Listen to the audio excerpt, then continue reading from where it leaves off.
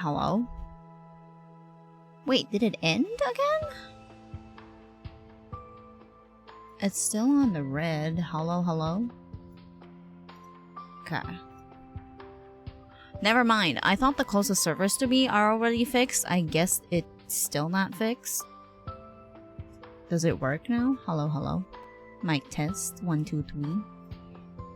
1, 2, 3. Hawa, hawa. I have to switch servers again. Can we hide this bar, please, Windows? What are you doing? Excuse me? Okay. Alright, because I can't see the... Okay, bitrate is like green on OBS, but it's red on Twitch. So is this a Twitch problem? I'm confused. I am very confused. Alright, let me see. Let me see. Hello. Hi. Why are you suddenly awake? You're usually asleep at this hour. Hello, sir? Are you really trying to gatekeep me away from Caleb today? Is that how it is? Is that how it is? Is that why we're experiencing all of this? Excuse me? Oh my god, I cannot hide my freaking taskbar. Okay, hold on. Okay. Alright, let's see. Okay, there we go. Finally turned green. Thank God. Alright. Wow.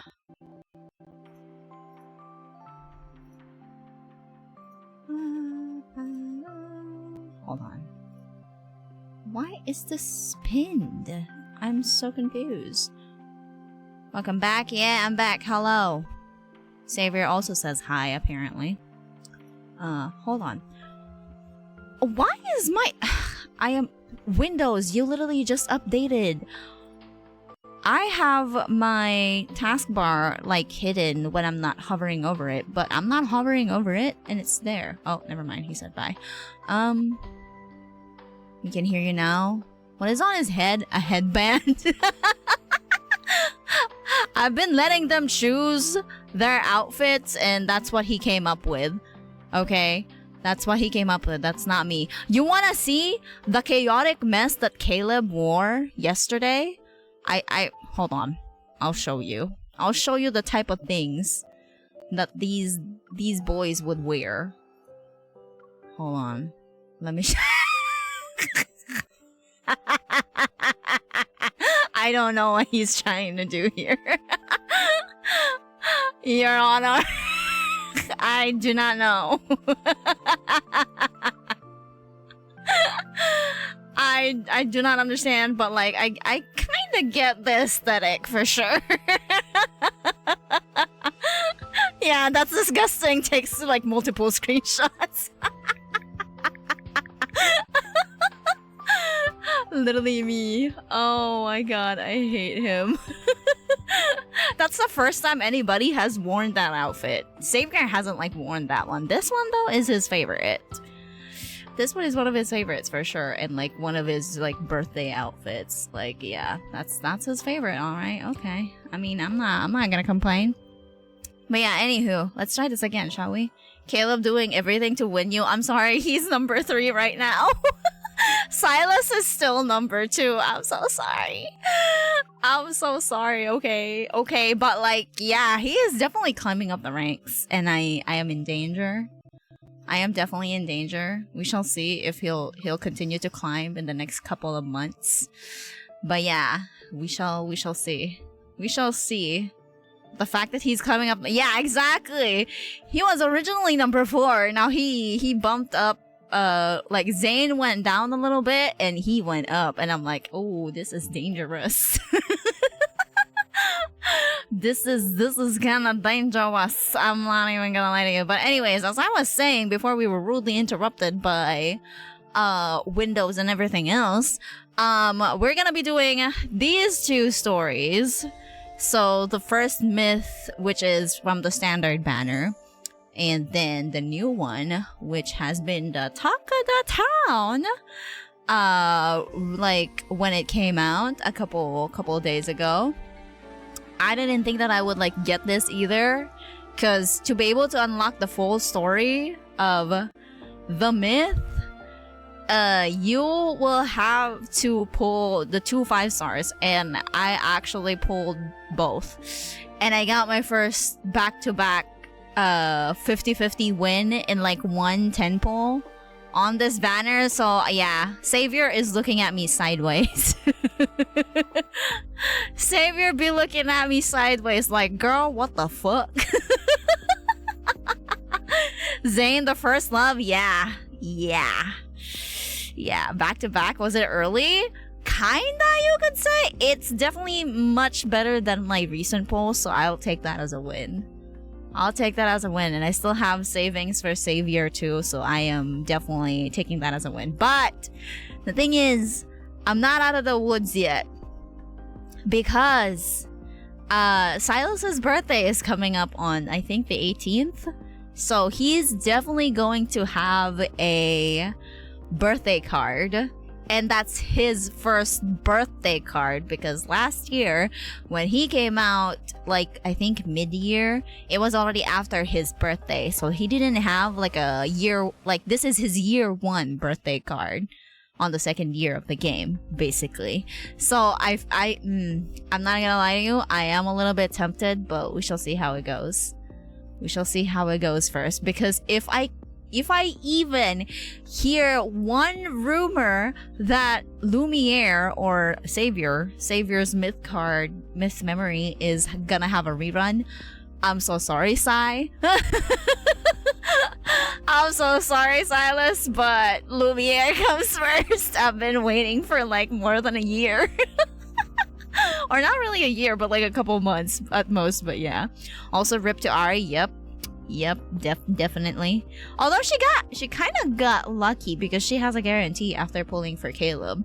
So literally, she's just waiting. She's now just waiting for the banners to drop. So it is what it is. But anyway, all right. Let's start, shall we? We have like a couple of chapters to play through. I plan to do this first one first half of the stream.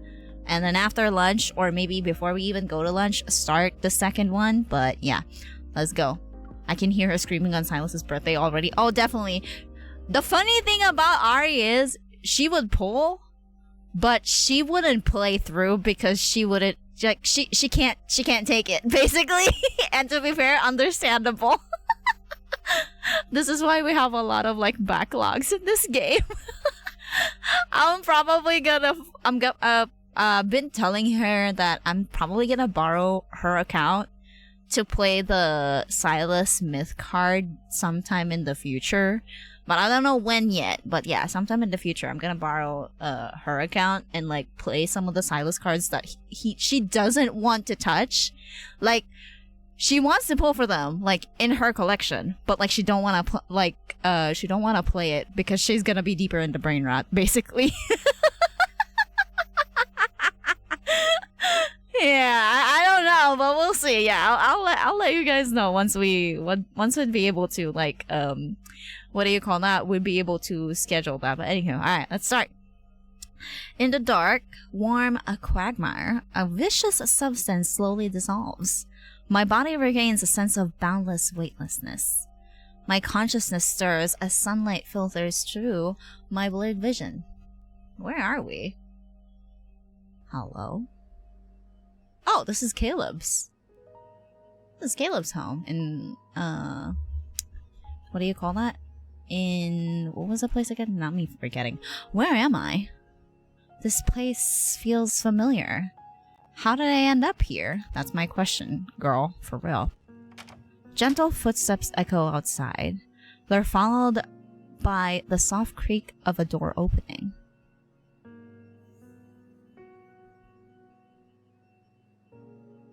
Who is this, I wonder? I mean, I know whose apartment is this, but like... Hello? Did the internet? Okay, there it goes. I was gonna say, did the internet cut off? Hi. Your fever's gone down. Just have some more rest. I asked the association if you could take sick leave.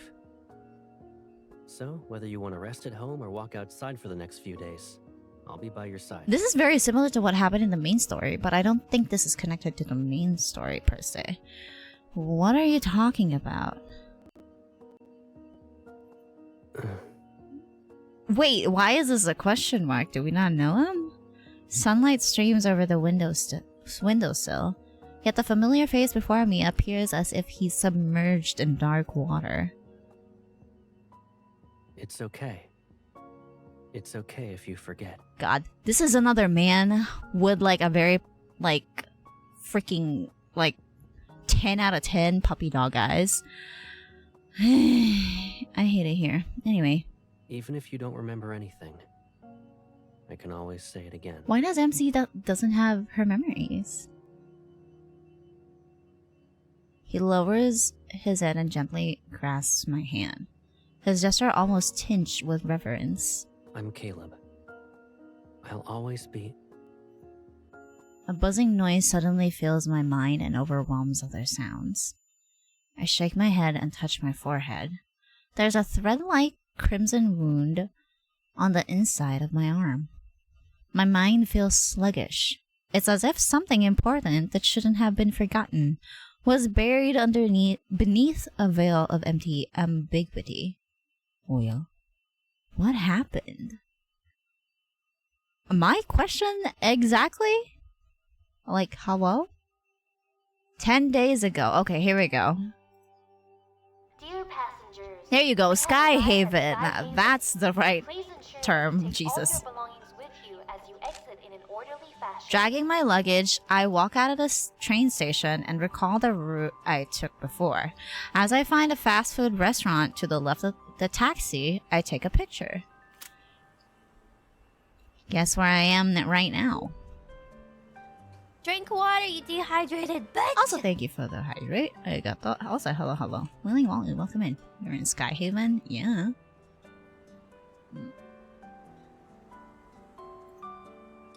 Is that it? That's all we're gonna say to him? Oh, okay. I turn off my phone screen and shift my gaze. The fast food restaurant's glass wall reflects my silhouette. The last time I came to Sky Haven was for work 2 months ago. Okay, so this is after the main story. Okay. I secretly infiltrated the Far Space Fleet so I could investigate the whereabouts of an ether core fragment. During that mission, Caleb, who became the fleet's colonel, reappeared before me. Immense joy plunged me into a bubble of reclaiming what I had long lost. However, as time passed and I learned more, Caleb's changed behavior and attitude distanced him from the image in my memory. Though we've recently found a way to get along, I still can't help but wonder, what secrets lie hidden behind that unfamiliar colonel's uniform? Turn around. Hey, hello? How did you find me? Already? Giving me a heads up. Still Hi. like your surprise attacks, huh? You always appear in Lincoln without telling me in advance. Why can't I do the same? But you were quick to show up. Caleb, you already knew I was visiting, right? Or maybe I was so excited after I saw your message that I stepped on the gas. Sir. Speeding and knowingly breaking the law. I hope you know what your crime is, Colonel. Yeah, I know. I was waiting for you to arrest me. Alright, my guy. Caleb takes the luggage from my hand and gestures for me to follow him. Have you eaten yet? I was planning to drop off my luggage at the hotel first. Caleb, aren't you supposed to be on duty today? What about you? You got a day off and decided to take a trip to Skyhaven? Half a month ago, the Hunters Association assigned a special mission. The Far Space Fleet requested a hunter's assistance in detecting Metaflex for one of their secret missions. For work and to be closer to Caleb, I secured this opportunity. I made sure to arrive in Skyhaven 1 day before the mission starts. Our shadows begin to meld together as we walk. I hesitate before deciding to keep this for myself for now. Yeah, I took a day off to see you. You should be teary-eyed since that's the next step in the protocol. In the docking area, Caleb stops beside his personal aircraft. Since you came all the way here for me, you need to play along with my plan now. Your plan? Let me take you somewhere first. Okay. Where? Where are we going? Man's really just been like flying around.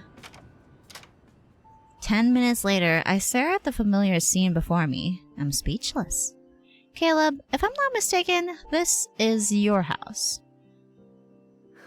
You're not seeing things. I gotta respond in kind to your surprise. Okay. What do you have in store for me? The door creaks as it closes behind him. He slightly leans forward, and the necklace I give him sways. Someone had planned a business trip to the Far Space Fleet well in advance.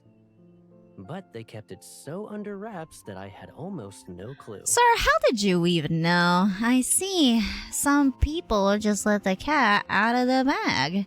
Now it's your turn. Why did the fleet request the hunter's assistance? What's the secret mission? No, hand pants. Before I can finish speaking, Caleb reaches out and pinches my lips shut. We can focus on the work stuff later. Excuse me? Cancel your hotel reservation first. Eh. And then... His warm hands lay on my shoulders and push me deeper into his home. I quickly step to the side and turn around. And then what? Caleb raises an eyebrow and gazes at me as if seriously considering something, then spreads his arms. You know what I mean. He's not letting you leave? For sure. My memory of the past merges with the person in front of me. The corners of my mouth curl up involuntarily. I move closer, then slowly wrap my arms around his neck. I missed you, Caleb. Welcome home. Aww, I hate them. I hate both of them. Right next to my cheek, his breath tickles my skin. He gently runs his fingers through my hair. I'm really happy you're here to see me. I'll bet you are. As the sunset's light filters in through the windows, our shadows lean closer together on the floor and melt into one. He has a habit of nuzzling MC, like on her forehead. That's like a habit of his. Like it's a common thing that he does, I guess, in a way. Anyway, alright, next. That was really short and sweet. Okay, the sun sets and rises. As its radiance descends on the city again, I prepare to officially report to the Far Space Fleet. The personnel info was supposed to be confidential, but you somehow figured out it was me ahead of time. Oh, I get it. You must have pulled a few strings again, Colonel. It's a new day and you're still bothered by this? A little bit. I notice my shoelace is loose. Just as I'm about to bend down, Caleb crouches. It's because you turned down the fleet's offer for a shuttle. Figuring out the possible reasons isn't hard. Oh. Surprising you is no easy task. I pick up the cap from the nearby coat rack, run my thumb over the silver insignia, and then place it on Caleb's head. Your entire demeanor changes when you're wearing a uniform. Is it too intimidating? Or is the color too heavy for you? It doesn't matter what role I'm in. I'm still the Caleb who helps you tie your shoelaces. Okay. Caleb ties my shoelace into a neat little bow. Then he stands up and adjusts my collar before opening the door. Let's go. And keep this with you. What is this again? Probably, what is this? A key? You can use it to open the door to my house, my car, and my personal aircraft. You can try it on anything to see if it'll open, basically. Fine. Since you declined the fleet's shuttle, you'll have to ride shotgun with me this week. Well, damn. Personal, what do you call that? Hatid sundo. What is it in English? I guess shuttle, yeah, true. Alright, anyway, let's go. The official meeting between the association and the fleet will be held on the 17th floor of the fleet's command center. Upon arrival, I saw that the conference room was filled with attendees. Caleb had parted ways with me when we entered the command center. His new adjutant, Liam, guides me through the entry procedure. Yeah, chauffeur? Yeah, there you go. That's a better term. True. Walk straight ahead and you'll find it. I need to go now. I'll see you around. Alright. Thank you. I nod at him, but just as I'm about to walk around the aisle, a voice calls out to me from nearby. You're the hunter the association sent? Oh lord, here we go. You're... The man wearing a fleet uniform has a row of medals on his chest. However, his piercing gaze that's directed at me draws my attention. So, the command center allows anyone to just waltz right in now, huh? Caleb sure has a knack for being an eyesore. Oh boy, yep, man's got a lot of enemies for sure. I pause, unsure if I misheard him, and Liam, who returned before I even realize it, positions himself to be in front of me. Colonel Heath, is there a problem? Oh boy. You shouldn't stick your nose where it doesn't belong. You know, you attacking me right now, my guy, is sticking your business in the Colonel's business, so I hope you're ready if he knows about this. The man casts a dark look. With a snort, he turns around and walks away. That officer seemed to have a problem or two with hunters. He's the Tomb Fleet's colonel, a seasoned veteran with a notoriously bad temper. I can see that. Try to avoid him whenever possible. Liam escorts me to my seat. He nods once, I sit down. He has no problems with hunters. However, he doesn't see eye to eye with Colonel Caleb. I see. You'll find out why soon. I mean, is it the typical, like, yeah, no, I'm older, and why is this young kid a colonel already, or some shit like that? Looks like this mission is going to be a bumpy ride. As the meeting is about to start, attendees take their seats. The door opens. Amidst the quiet attention of everyone present, Caleb walks to the center of the conference room. I'm sure everyone is already aware that there will be personnel changes within the fleet next week. Ooh. I will assume command over the Tomb Fleet. Oh, Colonel damn. Heath will be relieved of his duties so he can rest and recuperate at Atlee Island. Excuse me? What did you just do? Huh? So his fleet got taken over by Caleb. Oh, no wonder he's upset. The Wanderers and Metaflux I Index in the see. Deep Space Tunnel are on a whole different scale compared to what Skyhaven and Lincoln display. Okay. This is why we've decided to collaborate with the Hunters Association. A hunter will supervise the physical evaluations of the Tomb Fleet officers. Now, the fleet handover ceremony will officially begin. I see. The hologram flickers and the lights dim. During the signal transmission, a faint glow lands on the various expressions of the fleet's senior officers in the conference room. Alrighty then. My first day at the fleet's command center ends with various transfer procedures. In the evening, Caleb and I decided to meet at the runway. What's taking him so long? In the night's dense fog, Caleb's figure slowly appears, but behind him is... Colonel Caleb, why are you in a hurry? You're not interested in the upcoming banquet? Oh boy. The handover ceremony is complete. Whether I stay or not, you should be on your way to Atlee Island. Oh boy. Caleb's gaze sweeps past me, and he stops a short distance away. Well, I'd like to give you some advice, young man. Young man, you say, but like... I know how you got this position. You're just Lucius's pawn, planted Lucius. here to infiltrate the fleet. Just like how you took over my fleet. He can easily replace you with another sad pawn tomorrow. I don't know about that one, Chief. In the fog, the man takes a step. A year ago, I was standing in your shoes. Oh, poor you. Hoo-hoo, I guess. In other words, you've been abandoned.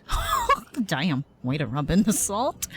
I might be an abandoned pawn in his game, but not in someone else's. Uh-huh. Kid, why don't you consider giving yourself a way out?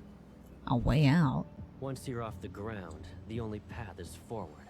Uh-huh. Have you gotten so Yeah, the overwhelmed clapback that for you've real. forgotten what you once learned? Atlee Island's been experiencing lots of electromagnetic storms lately. Ooh. Even the sturdiest aircraft could be torn to shreds. Good luck about that one, Worry Chief. about yourself first. They sent him on I death trap, appreciate your I advice. think.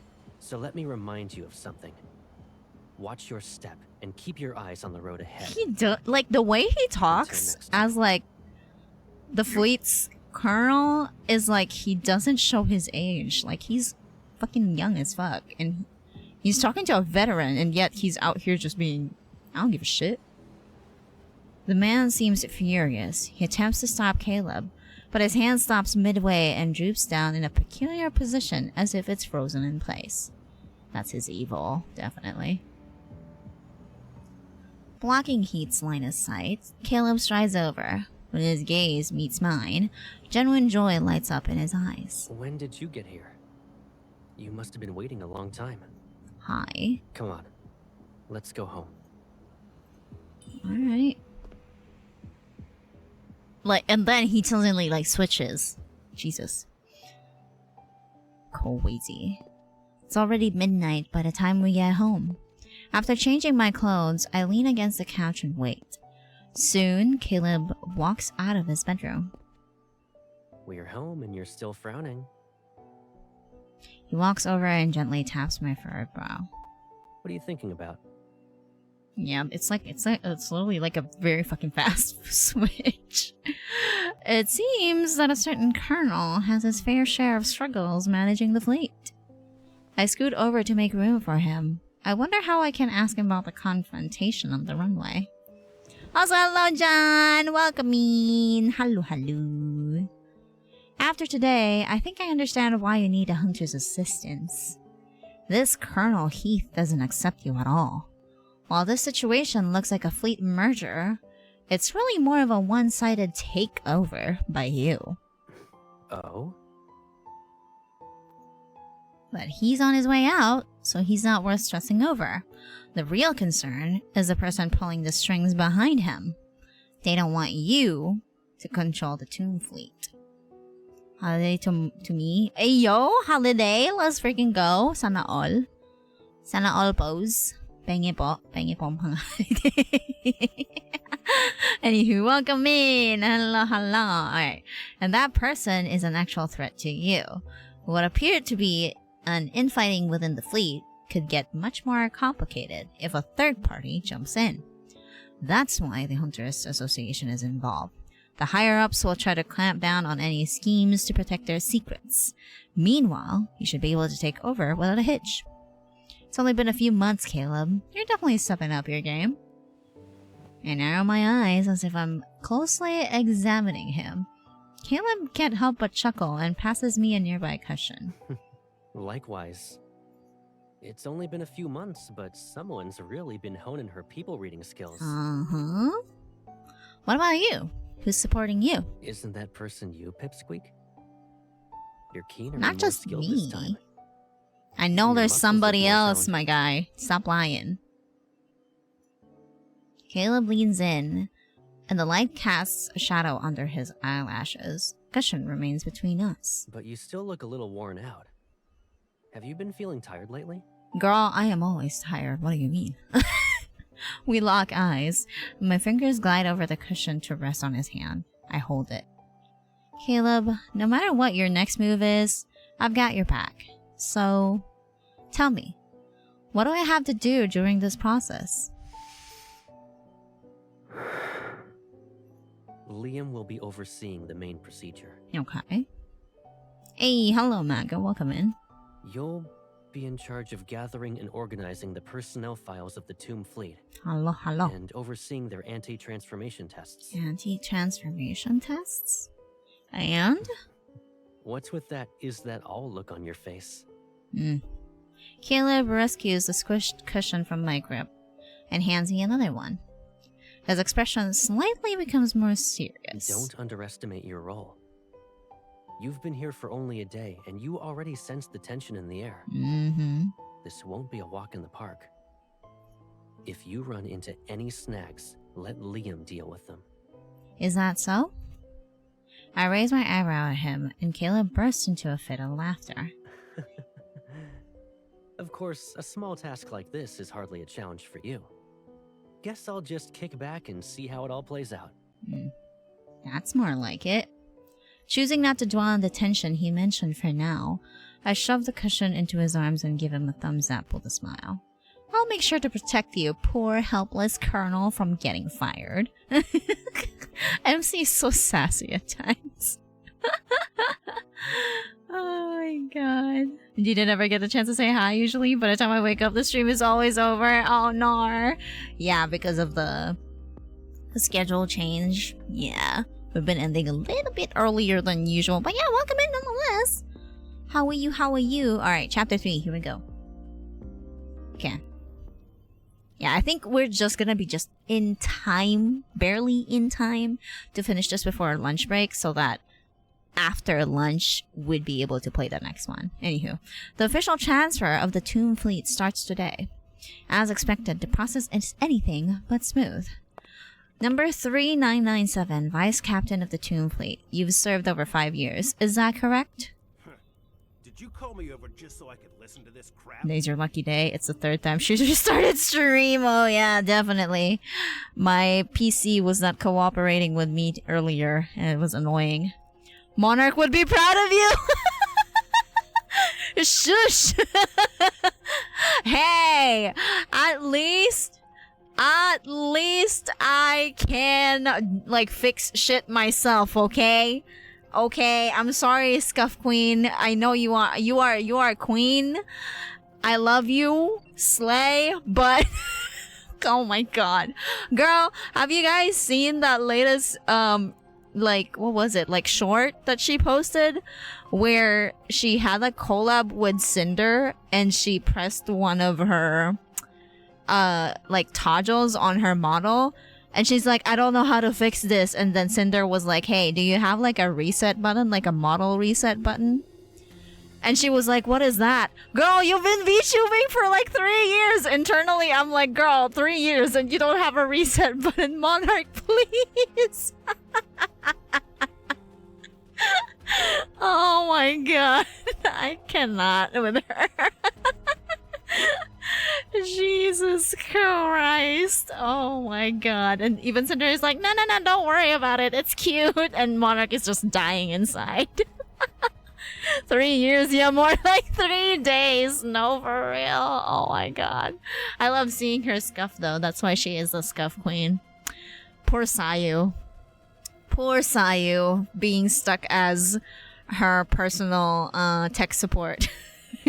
3 minutes into streaming.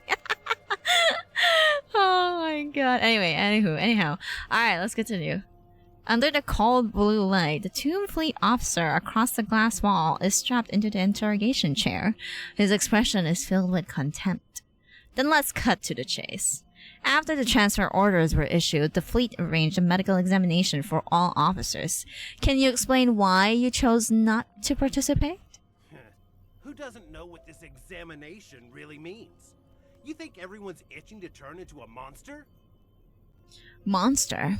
Are you talking about the Turing chip? Oh, you probably don't know, being a hunter and all. That chip is just the beginning of... Yeah, so basically, this was from the main story, and if I remember correctly, the Turing chip is something they would insert in your brain, and you would be like a different person. So it would brainwash you, technically. Technically. Okay, every time she streams, it's like her first day into streaming. No, for real. Oh my god. Alright, here we go. Let me be clear. There's no way I'm doing that examination. I don't care if it's about modifications or that chip. I'm not doing it. Yeah, so they have like trust issues with the examination. The fleet's I see. big shot will return soon. And who's the Let's big see how long shot? your monster colonel can keep this up. Monster Colonel. Alright.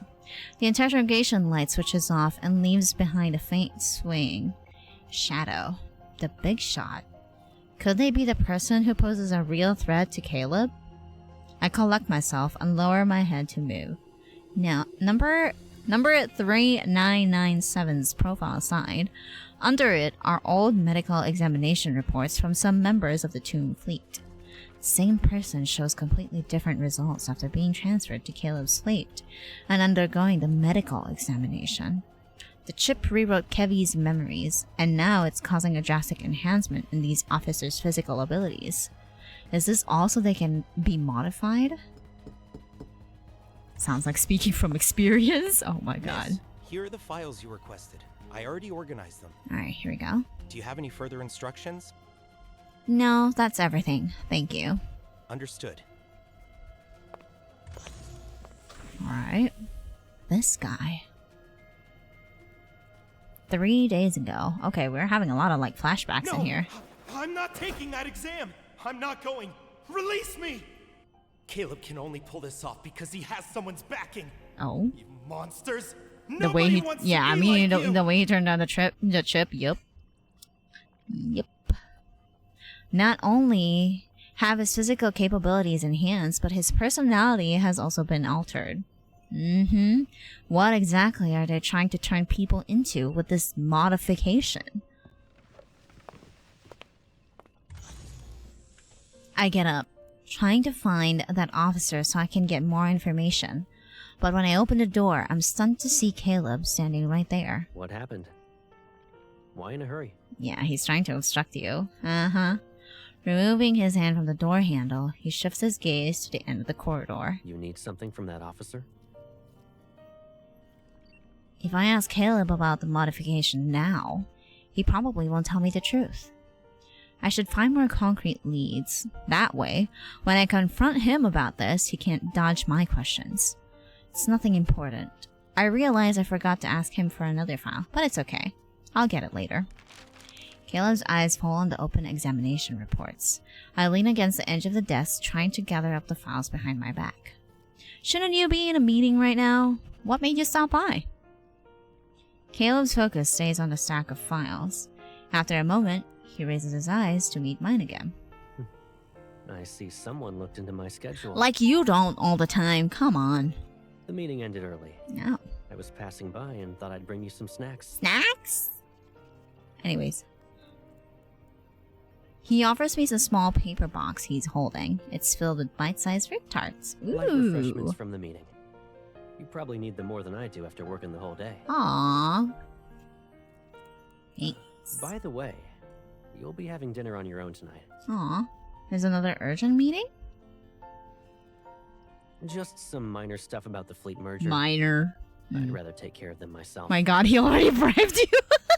I was gonna say, bro, I feel like I'm so easy, or the bar is set so low.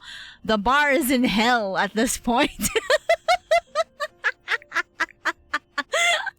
The bar is set so low, it's in hell, and yet somehow, some way, somehow, some way, like, ayaw na mag-talk. Ayaw na mag-talk, anyways. Bar so low, hell is jealous. Exactly, bro. Oh my god, literally, see what he just did? He just gave me snacks. And I'm like, snacks?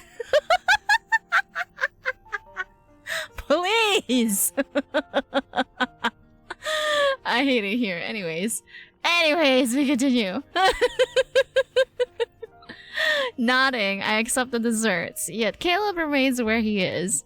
I pause, then open the box. I hold it out to him. If you're not in a hurry, do you want to eat some? It's okay. Take your time. The way you said snacks had me wheezing. Listen, I can't help it. I like snacks. Wait, Caleb, how long will the meeting be? Caleb's gaze drifts over my shoulder and lands on the electronic clock on the wall behind me. I'll pick you up at 9. Damn, picking me up too? God damn. Anyways, ain't that nice? MC getting the princess treatment. God, The door closes. Through the parted blinds, Caleb's figure slowly disappears at the end of the corridor. Hope I can find some documents related to this modification in the colonel's office. After reconfirming Caleb's schedule and office duty status through the virtual terminal, I set the dessert box aside and get up. I have 3 hours. That's plenty of time. Girl, I don't know if you're being sneaky enough. See, remind me of that one video, treat. Yeah, treat, no treat. Treat, no treat. I know that too. You can't handle the word like they were like spelling like words out. I hate it here. Alright, anywho, Liam and Caleb are in the meeting. In the corridor outside the colonel's office, I take out the key Caleb gave me. Oh yeah, he did give us a key. It actually works. The door opens, then closes. A soft glow from a virtual screen illuminates the quiet office. His password is... In the past, Caleb used to jumble words and numbers that were meaningful to him in a particular pattern to create passwords. I tried 2 combinations, and both are incorrect. With only 1 attempt left, I clench my fist. After a moment of hesitation, I try again. It works.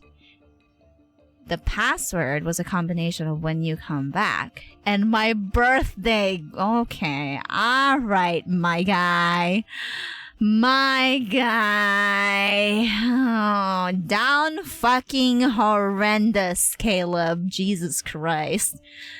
As an IT, I am kinda disappointed. Rule number 1, you don't put your birthday in your passwords, you guys. Please, do not do it. At least jumble it a little bit, okay? Do not put it like that. But anyways, okay. Down fucking horrendous. But like, as MC in here, I guess it is kind of endearing. 2 sides that couldn't coexist, I guess. How about the key to his heart? Oh my god. Like, literally, Caleb is forcing the key to his heart in MC's hands. That's how their relationship is, if I'm being honest with you. Mans is so down horrendous. Down horrendously. I can't afford any distractions. As I duplicate his access permissions, I quickly search for anything useful. His personal profile. There it is. The profile reveals that Caleb graduated from DAA, Aerospace Academy, and participated in secret training during his 3rd year. He achieved outstanding results. Secret training, another thing I didn't know about. Subsequently, because of his exceptional performance in finding new patrol routes within the Deep Space Tunnel, he was promoted to be the fleet's colonel. Recommended by Prof. L, Professor Lucius. So this person indeed played a role in Caleb's joining of the fleet. The Caleb depicted in this profile is nothing like the person I know, and in addition to the unfamiliar resume, there's also a full body scan image. It is gradually revealed second by second, and then in the part that's already visible, his right arm is marked in an abnormal shade of blue. I zoom in on the blue area and notice how the bone and muscle structure are different from his other arm. This is what they're referring to as modification? Just as I'm about to take a closer look, the system abruptly shuts down. The account is forcefully logged out. A notification appears saying that the device's login permissions have been revoked. Please verify your identity. Have I been discovered? Taking a deep breath, I quickly delete the terminal usage log. When I turn to leave, my clothes snag onto the jar and yanks it open. Inside the jar, a small rectangular object rests atop a pile of paper reports. Chip implanter for clinical trials only? It's the Turing chip. Without hesitating, I hide the implanter in my shoe's secret compartment. When I close the drawer and get ready to leave, the door opens. Uh-oh. Oh no. Caught. In the dim room, the brim of Caleb's cap casts a shadow over his gaze. He slightly tilts his head. Why are you waiting for me here? Uh-oh. You took too long. I was getting impatient.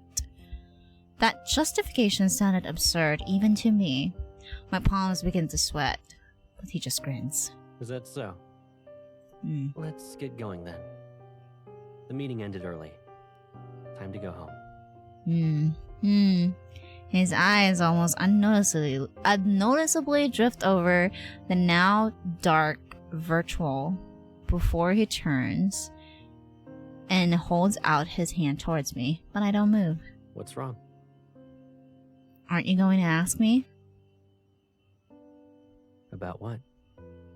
About why you're in my office?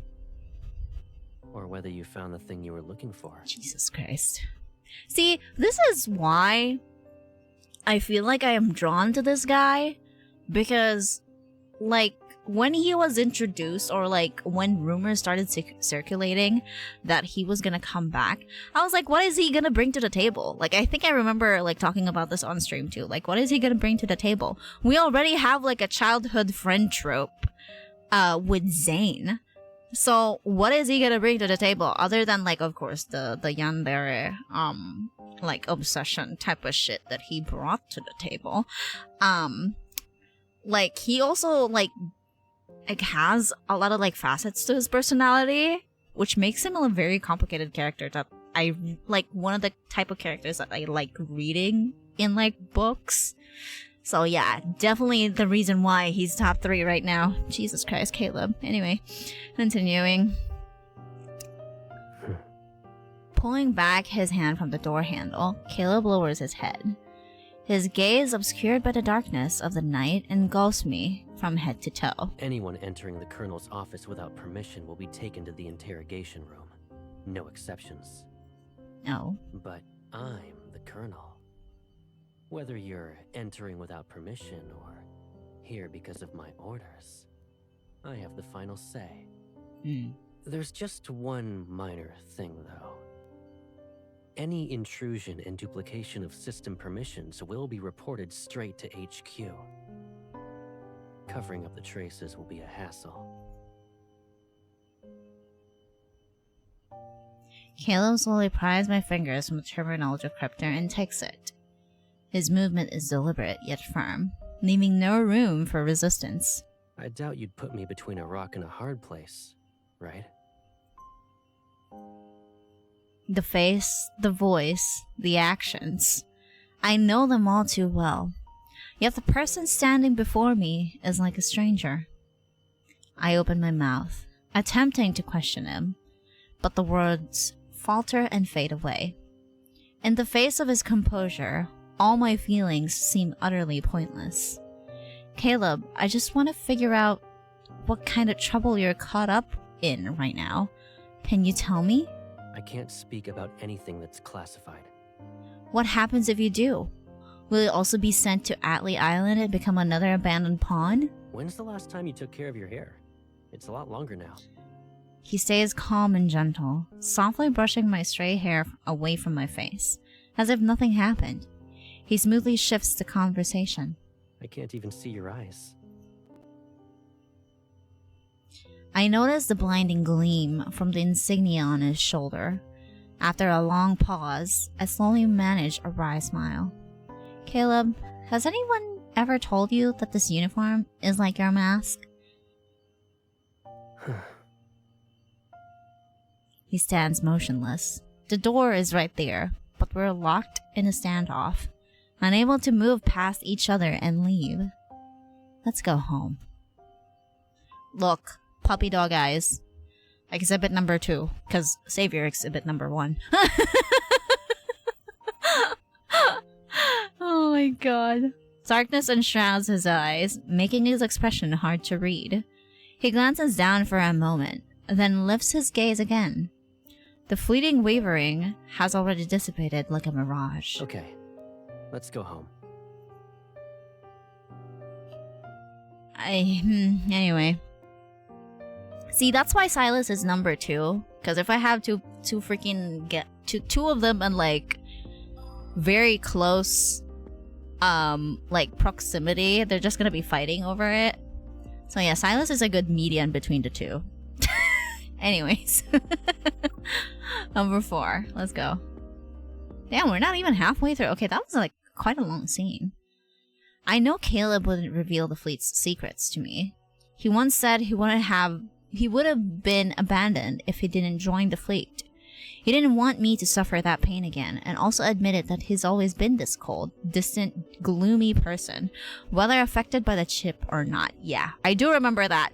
I've been, after playing that main story scene, I've been replaying it a couple of times, because in EN it had a different tone.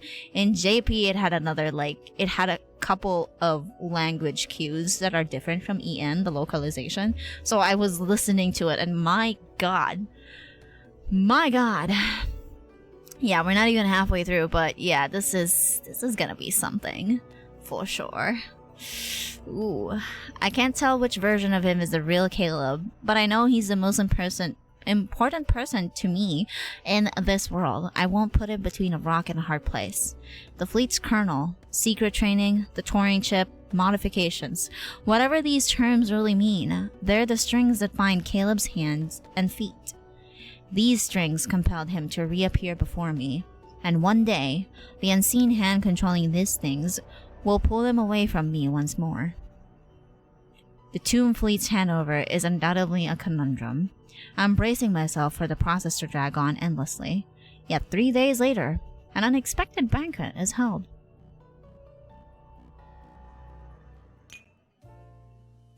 As music fills the air and glasses clink, people approach Caleb every now and then to offer their toasts in his honor. I never thought the handover would progress so smoothly. Will you also present the survey report at HQ next month, Colonel? There's a bright future ahead of you. Congratulations. Thank you. After dealing with another officer who came for a chat, Caleb finally puts down his glass and walks to the corner where I'm standing. It's only been a couple of minutes and your hair's looking a little messy. Where did you go? He gestures for me to lower my head. Then he removes his gloves and leans in to carefully adjust the strands of hair near my ears. The ornate mirror beside me catches a transient glint. It's the hairpin Caleb gave me before the event. I imagined how good you'd look with it when I bought this. And I was right. Jesus. You're stunning. Alright, stop. Stop. Do you like it? Jesus. Natural flirt over here. Anyways, his fingertips brush against the back of my ear. It makes me shiver, but I don't flinch. And I don't say anything either. From your earlier conversation, the handover of the Tomb Fleet went well? So you've been paying attention to what I say. Yes. Well, you're correct. But until the day before yesterday, most of them were still unwilling to cooperate.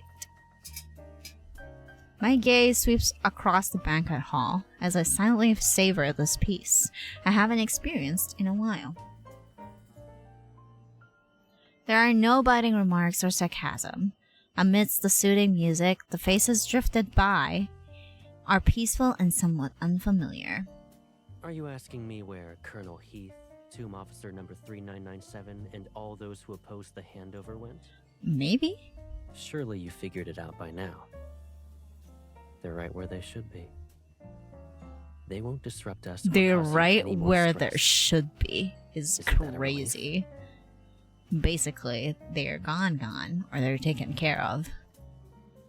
The night breeze rustles the curtains by the floor-to-ceiling window. Moonlight bathes him in its grayish glow and makes him appear like a statue made from plaster. Why are you giving me that look? Why are you talking in that tone? Do you hate it when I'm like this? I'm just curious. If I throw a wrench in your plans like those people, what are you going to do? Lock me up again? You wouldn't force me to do that. How do you know? Yeah, I got your back. Doesn't matter what you do. So, Caleb, why are you still not telling me about your plan? Amidst our silent impasse, the music transitions to the next song. It seems I won't receive an answer from him. I turn to leave, but in the next instant, danger erupts. What's that? Get down! Something whizzes through the air. My sight is obscured by mist. Out of habit, I turn and draw my gun, but Caleb reacts even faster. Suspended in front of his forehead, defying gravity, is a bullet. You're their target? Quick, take cover. I tighten my grip on my gun and try to lead Caleb behind a pillar, but he stops me in my tracks. He doesn't meet my gaze. His eyes linger on his palm instead. His lips pressed into a thin line for some reason. Caleb? There's no point in hiding. This bullet is probably their first move. As we talk to each other, the commotion inside the hall quickly subsides. Well-trained officers quickly regain control of the scene, but the assassin has yet to be captured. It's a diversion. Their actual target must be elsewhere. He slowly clenches his fist. When he raises his head, the shadow of his cap's brim obscures his eyes. Following his line of sight, I look outside. He's staring in the direction of the Alpha Beta Fleet bases. You stay here. Liam. How many people can you trust right now? Caleb, I'm your best choice. I shake his grip on my wrist. Something flickers in Caleb's gaze. A hint of hesitation betrays his words for the first time. It's possible that either the Alpha or Beta Fleet base has been taken over, but I can't be sure which one. I already sent people to the Alpha Fleet base. I'll check the other base for you. Our eyes lock and we find ourselves in a stalemate once more. This time, after a long silence, Caleb finally relents. Liam, go with her. The adjutant standing silently beside us looks at Caleb. After they make eye contact, he nods to acknowledge the order. Be careful. You too. I hastily holster my gun and head for the exit. Before I step into the dark night, I look back. Caleb, you really do need me for this, right? Yes. Alright, wait for my good news. God, okay. I'm your best choice. MC knows the words to use. Yep, exactly. Living the Delulu over here. The girl's figure fades into the night. She's heading in the opposite direction of where the real danger lies. The veins on Caleb's neck bulge and then recede. He narrows his eyes at the bullet in his palm for a long while. He slowly tightens his grip around it. Like, he led us away from danger. This bitch.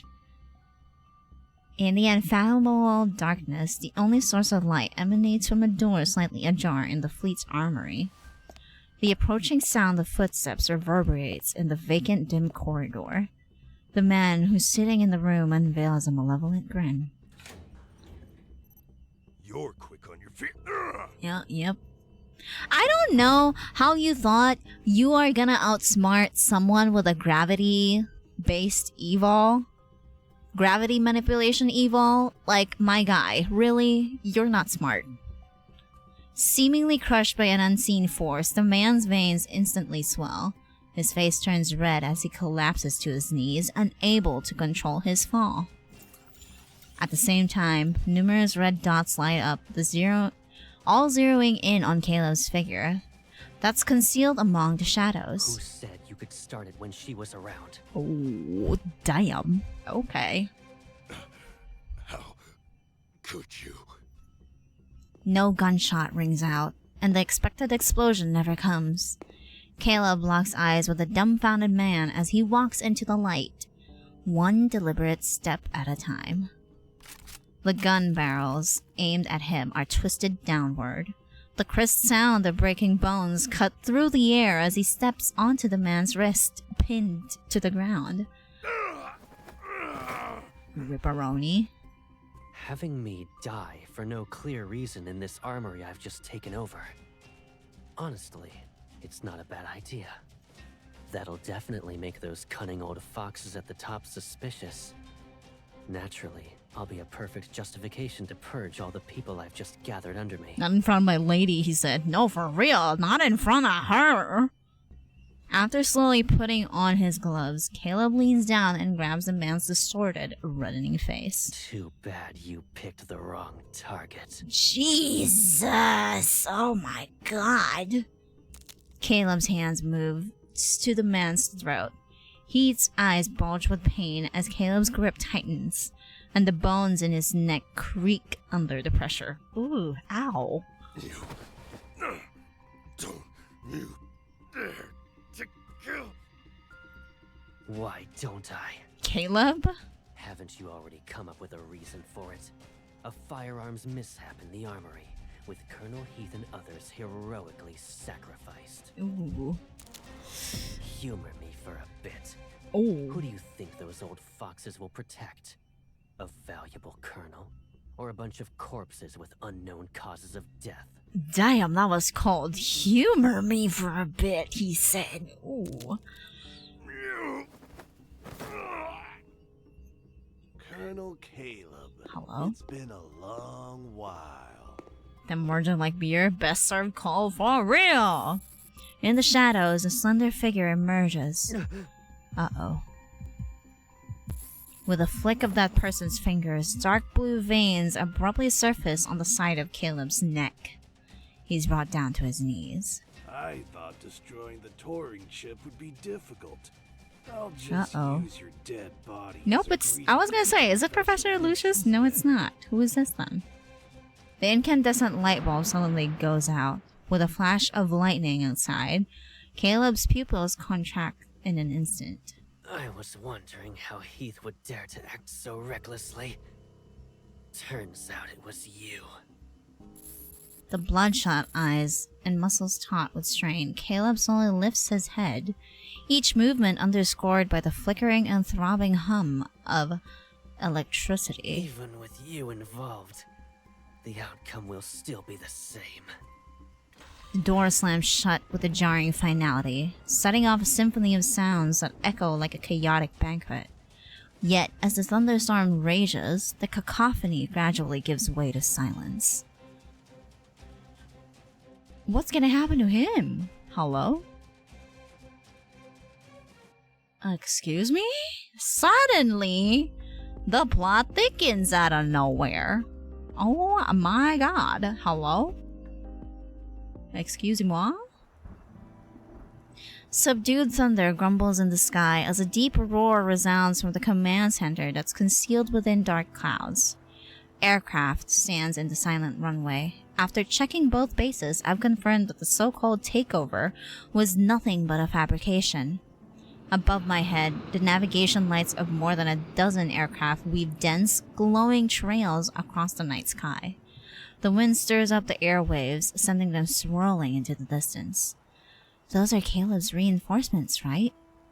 I look at the adjutant who had forcefully escorted me back to Skyhaven.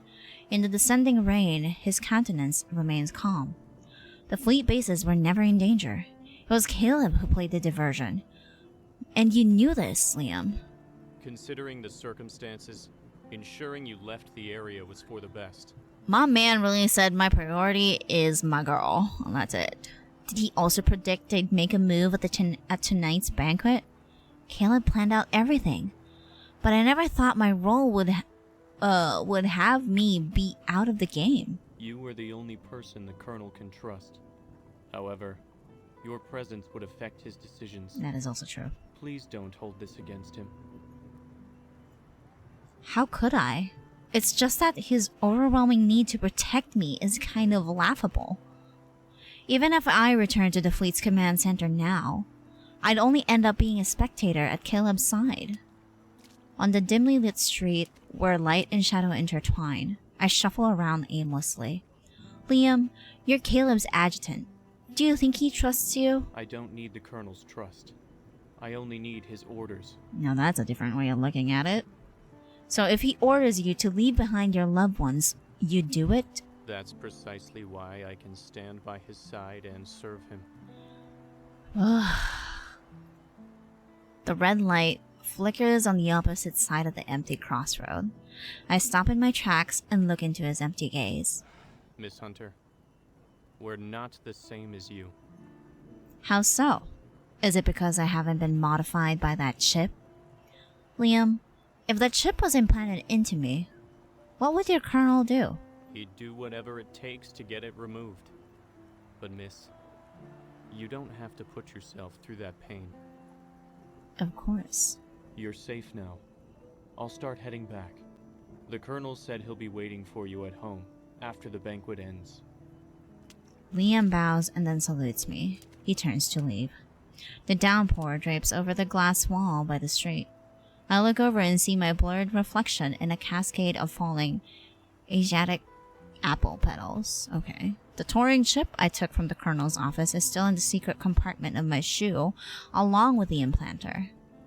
The remaining distance between Caleb and me will disappear with just one simple press.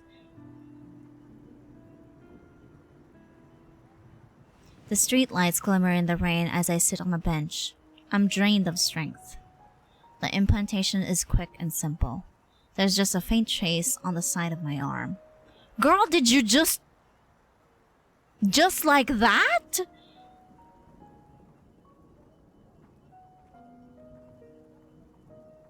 Oh my god. Okay then. Also, hello, Silas Simp. Felt. Welcome in. Hello, hello. This is my secret to bear alone. It feels like me against the world. And I'd go to any length to cry out my agony. Just imagining Caleb's reaction upon finding this out sends a shiver through the depths of my heart. Ari's alt. One of my mods is also a Silas Simp. Absolutely. That's why. The sound of footsteps draw closer. Just as a shadow engulfs me, the rain stops. I've been looking for you everywhere. Why didn't you return home?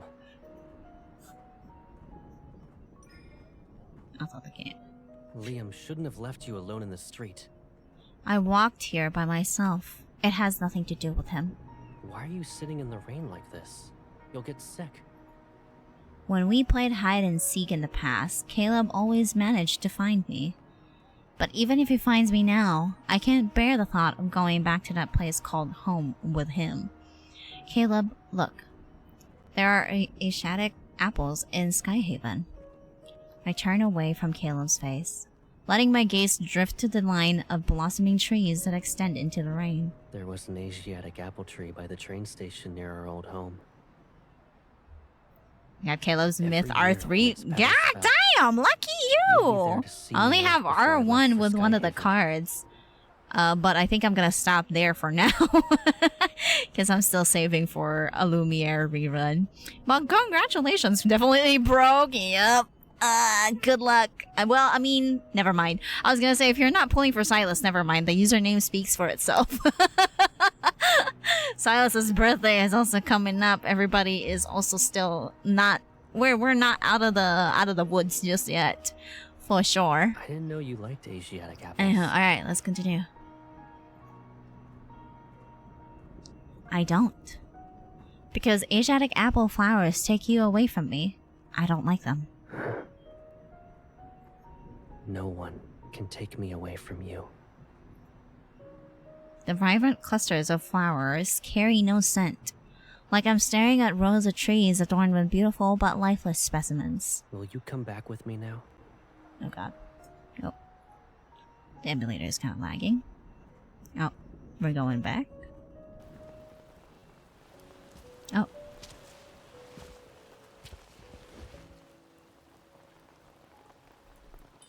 How long do you plan to lock me up in this time? A month? A year? If every problem pulls me further away from you, then I'll spend a lifetime searching for the answers. Oh, it's the pin. I was like, what is she holding? But until that final moment, we'll always be together. What if my friends and colleagues from the association come looking for me? In that case, I'll hold a funeral they can attend. You So they'll think weirdo. you're gone forever.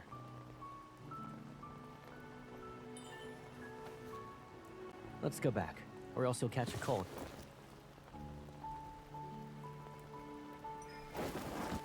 Isn't it funny that you're worried about me catching a cold after discussing my funeral?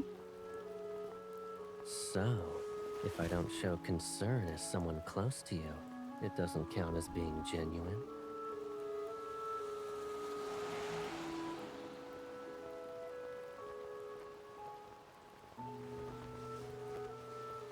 You can't convince yourself to hate me with every fiber of your being. Wouldn't you agree? I'll eventually find a way to make things right.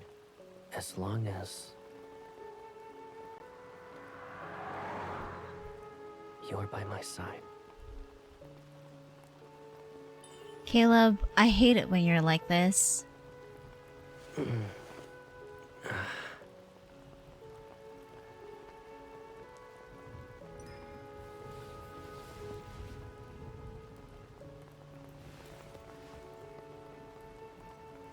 But I hate the most is what you're always... And what? Hold on.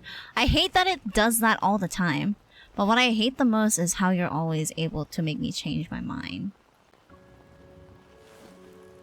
I'm sorry. I feel like I don't know how to take care of you anymore. That shit hurt, bro. Caleb, what's going on? Caleb. Let's go home.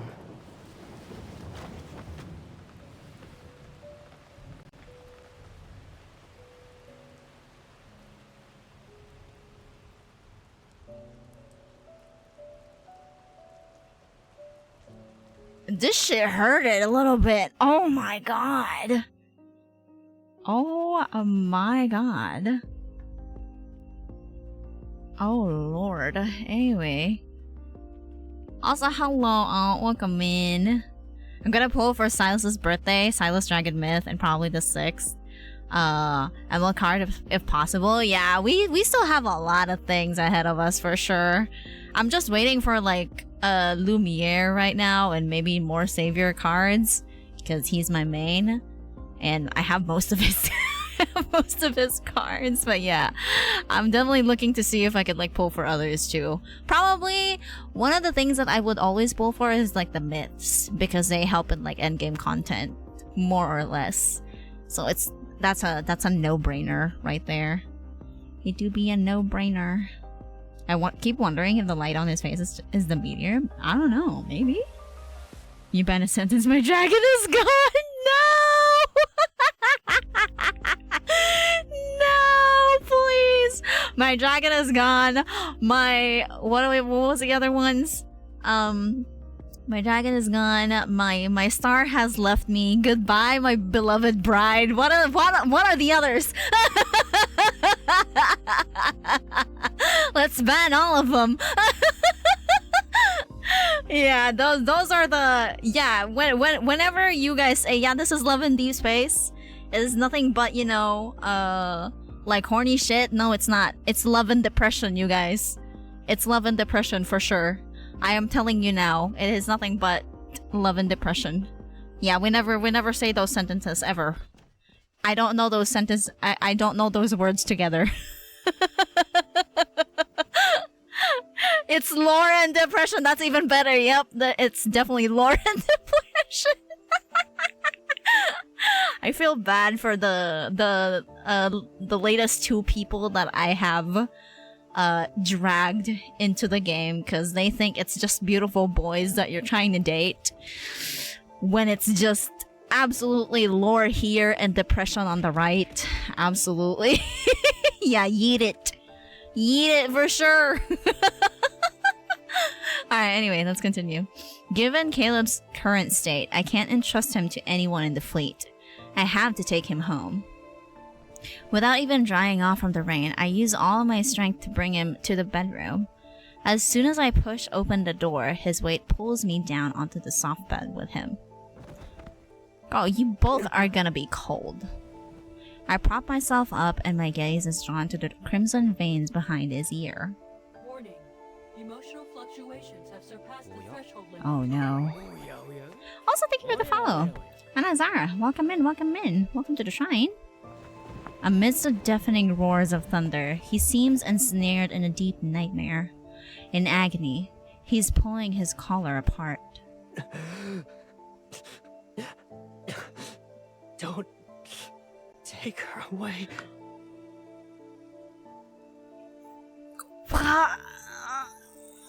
Ow! Excuse me? You really had to twist the knife that you... Okay, anyway. His VA definitely is so freaking good at, like, making it hurt. Okay? That's all I'm gonna say. That's all I'm gonna say. Oh my god, my guy. Jesus Christ. I'm here, Caleb. I'm not going anywhere. He clenches his fists, his pale knuckles leaving behind a trail of blood. I quickly take his hand and press it against my chest. The crimson veins beneath his skin branch out from behind his ear, extend to his shoulder, and flow down his tense right arm. Commencing chip activation process. Executing mandatory erasure of neurons. Erasure? Wait, what? Sweat soaks the hair on his forehead, dripping onto the bedsheet. Meanwhile, his body is racked with spasms. Even though I'm unaware of what changes his body is undergoing, the scene before me is all too familiar.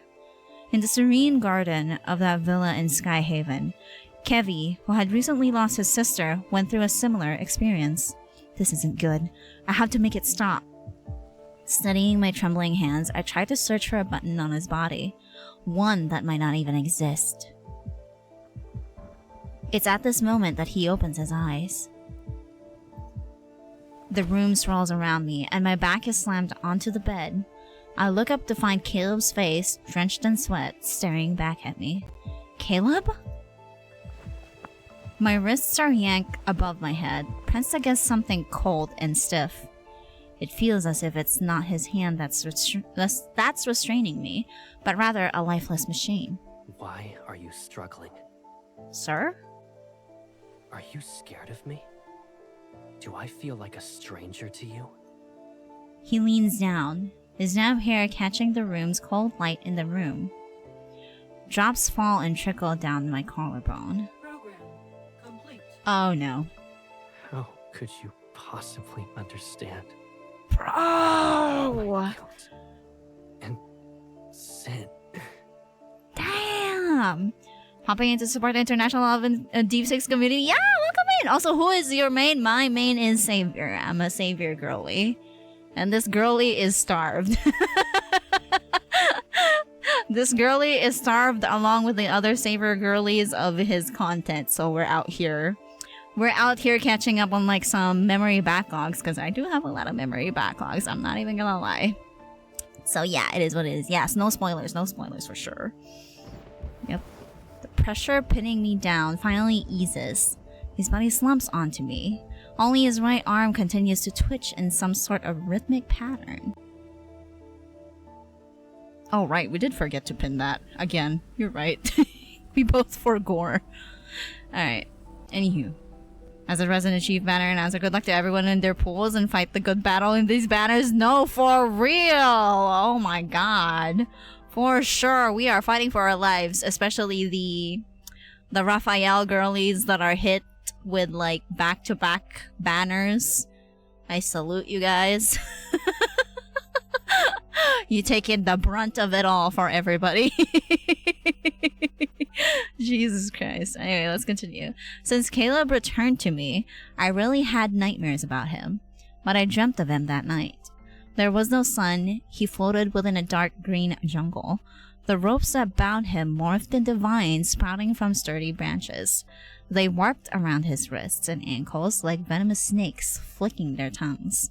Every muscle swelled under the vines' enroachment. Tiny hair-like thorns pierced his skin and greedily siphoned nutrients from his flesh. Then they injected new toxins into his nerves. His body trembled like a beast caught in a trap. struggling against the restraints that only grew tighter with every move. Finally, he crashed into the dirt, buried by leaves carrying the scent of decay. A wilted leaf fell down slowly. It covered his hollow eye socket. The jungle devoured his body, leaving him as a withered tree, choked by its grasp. I can't read the text like below there. Jesus.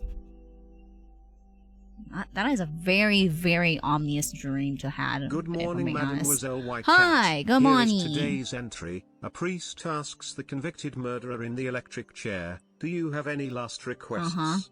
"Yes," replies the murderer. "Can you please hold my hand?" Not the hold my hand, you ass. I'm gonna lie, Info is kind of distant with their players. Yeah, they kind of are. And I hope they would listen to like our surveys a little bit more. I have a lot of like complaints and I've been writing them in their surveys a lot recently, but you know, it is what it is.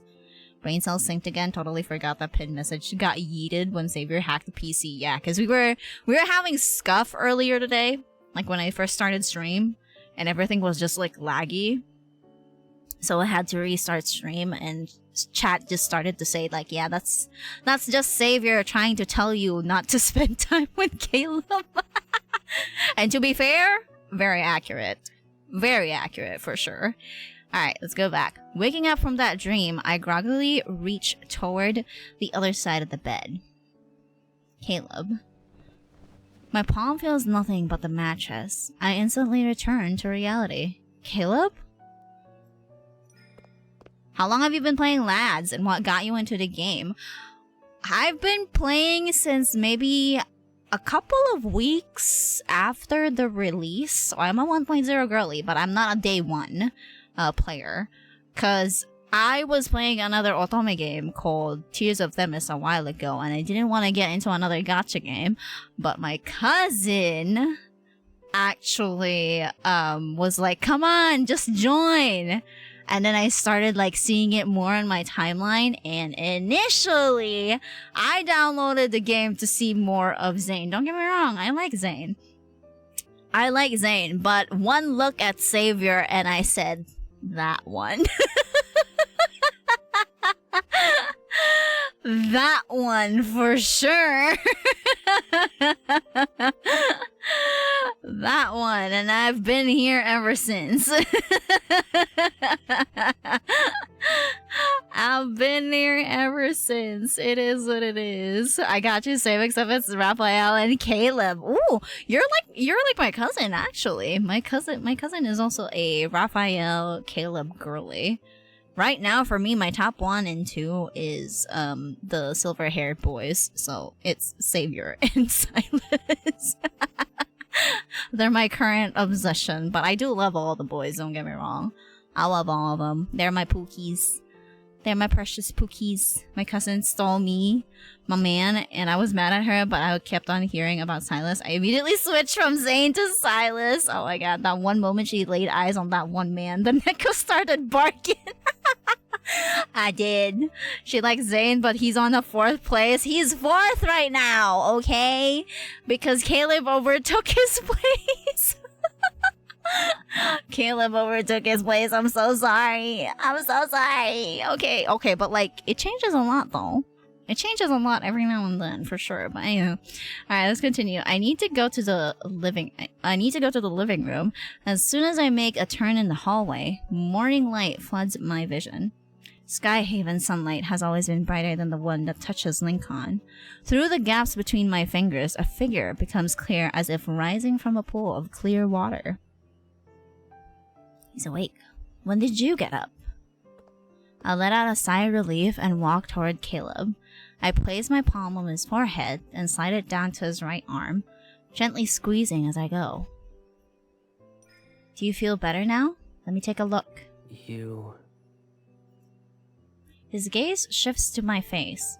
He is holding a photo that was originally placed on the coffee table. When I woke up this morning, I saw you were lying down next to me. Oh yeah? She likes Zane. Oh wait. From my perspective, Zane is more known than Xavier, but Xavier girlies need vengeance too. Yes, we do. We do! Definitely. Definitely, I'm a proud hoe for lads, and I got hated by one person being OD5 main. Even though I declared myself the wife of Caleb and Raphael. Let people enjoy what they enjoy. It is what it is. Like, I know there's a lot of drama in the Twitter space recently, and I tend to try to, like, stay away from it because I like my peace of mind. Thank you very much. Just let people enjoy what they enjoy. Ah, damn, is that so hard? Oh, is that it?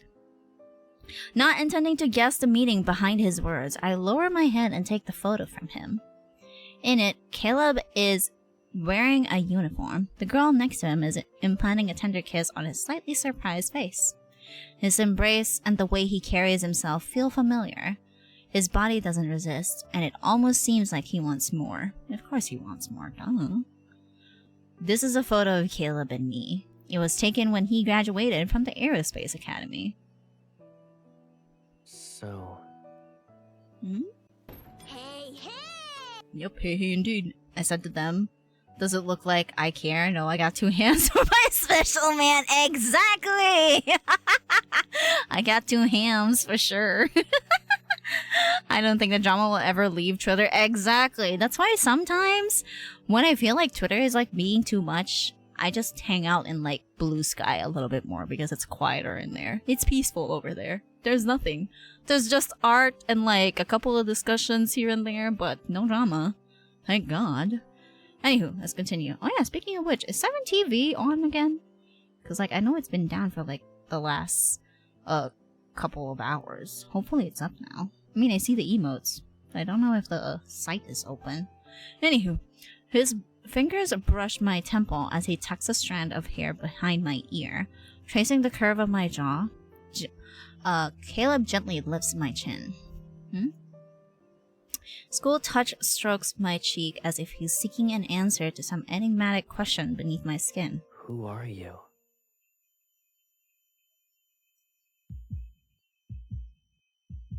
Oh.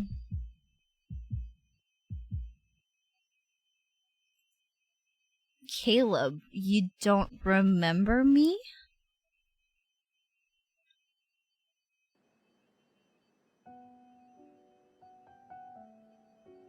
The most absurd assumption ends up being true. Caleb is sitting in front of me, yet he acts like a puppet stripped of its soul. Unlike Kevy, his memories haven't been altered. The touring ship has completely wiped them out. So it's more than just me. You don't even remember who you are? He sits on the couch. It feels as though a frosted glass wall separates us. He's so near, yet I can't see him clearly. But I remember the way you made me feel. He lowers his head, his index finger fishing out the metal necklace hiding under his collar. I also remember you gave this to me. But you don't know who I am? How, bro?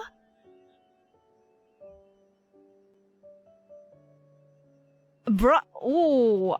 I just felt like I was dumped like cold water all over me. Like cold water was just dumped all over me. Like what?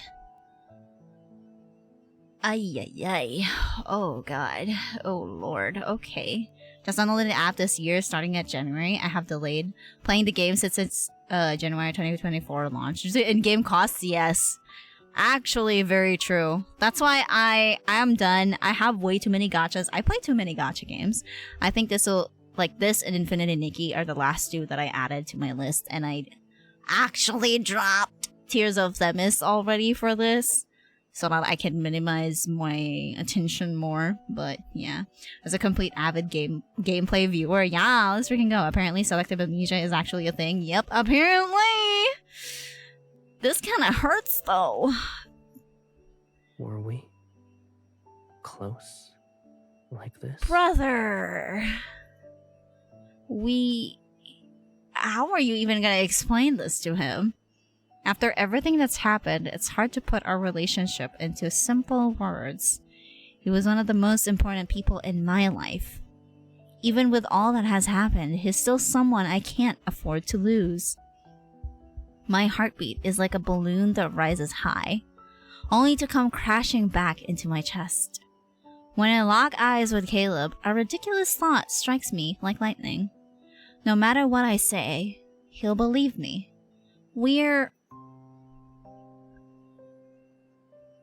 Oh, come on. Come on, please. How do your viewers call you? I want to make sure to address you properly. Oh, you can call me Lily. You can call me Lily or Lixia. Either or. Don't mind the extra LIs in my username. Twitch doesn't want to give me, like, Lixia, so I just added, like, a couple extra LIs in there. But yeah, you may call me Lily or Lixia. It works. Either or works. Alright. You're the most important person to me, and I'm the most important person to you. As if to affirm my words, I snuggle against Caleb's chest and wrap my arms around his neck. Caleb, I'm the only one in this world who truly knows you. You're the only one who truly knows me. Bro, he sounds so helpless. What the fuck? His VA is so fucking good. What the hell? He'll never leave me. Just like the vines that cling to a tree. We shared a part of our lives with each other. So, we'll never be apart. I'm sorry. I can't remember anything. Bro! It's okay if you can't remember for now. I'll always be here for you. The pleasure from the seat and setting traps almost numbs my limbs. I tighten my hold on him, and my lips brush against his earlobe. Just like what you've done for me. The open window is closed as a sudden breeze sweeps through the room. Our shadows intertwine and blend into the flickering darkness, mingling with the shifting patches of light on the floor. Caleb, can you promise me something? From now on, you won't go anywhere else. You'll always stay by my side. Wait! They just shifted! This was MC's personality right now was Caleb with the chip. Yeah, no, they are correct. When they said that whoever you pursue with the love interests, MC will mirror whoever it is. So for example, if you pursue Savior's storyline, MC will just be like as jealous as Savior will be. And same shit is happening here. Like, she is mirroring Caleb's, like, possessive, obsessive type of thing. Okay, alright. Is that okay? Yeah. After a moment's hesitation, the chill touch of his arm sweeps through the thin fabric of my clothes. Drink water, you and settles on the back, bitch. the small of my back. Also, thank you for the hydrate. Also, hello, Rye. Welcome in. Alright, let me yoink that really quickly. Yeah, call her names. It should be fine. Yeah, and welcome in. Of course, of course. And thank you for asking, by the way. But yeah, people just call me Lily. Is okay. What happened to the model? Hello? Excuse me? Kato? Kato, hello? Excuse me? Where is... Do I not have it here? Why am I big? Why am I big Kato? Hi. The model is wonky today, I see. Alright, there we go. Because we do have a couple of model redeems in here. There we go. Big Kato. I am Big Kato. Yes, we have another Big Kato incident. After a moment's hesitation, the chill touch of his arm... Okay, wait. I already read this. Never mind. The tightening force devours the last bit of distance between us. I promise. Ooh. This is heavier than I thought it would be. Okay. I'll play the James and EN, JP, and KR, but I go Firo. Playing the game at EN keeps me on a leash, which calms me. I usually play JP to see the different contexts, because sometimes, you know, localization stuff. Sweetie. Ah, thank you for the lurk. I'm sorry. That was my lurk alert. Yes, that is Silas. That is my lurk alert. So every time somebody lurks, it's just Silas going, "Ciao, sweetie." My body still takes a freaking screenshot every time I hear it. Anyhow. The amnesiac Caleb was like a blank page in a book. The result of an error. And if someone must rewrite him, then that person was me and me alone. Damn, girl! Chill out! I hit his phone, fleet uniform, communication device, and anything else that might wake him from this dream. It's never easy to locate a fleet colonel's residence. That dim house was a chaotic black hole evading the constraints of time. Is reduced to a solitary floating island that drifts within. And I was the sole resident. Girl! Oh my god. Over the course of 3 days, it's as if we've returned to our childhood. To the small garden of that shelter where we first met. We only grew with each other's company, and the world beyond these walls didn't mean anything to us. Caleb, there's a lot of monsters outside. Will the world end tomorrow? There's no need to be afraid of the end of the world. Where do you want to go today? Let's go have fun. The amusement park. Alrighty then. Skyhaven's amusement park was built on a small island near the central island. The top half of the Ferris wheel disappears into the clouds. Amidst the crowd screams, the pendulum ride reaches its apex. Just off the ride, I lean against the railing, my stomach churning like a storm. Aren't you supposed to be a deep space hunter? Is it safe for you to hunt in deep space when you're like this? Caleb crouches down in front of me as he holds the ice cream he just bought. I've seen the global and non-Asian audience play it, and low-key watching them play CN JPKR makes me go to church for being a cardinal sinner. Oh my god. Oh lord. Suppressing a sudden wave of nausea, I lean in and take a quick bite of the ice cream in his hand.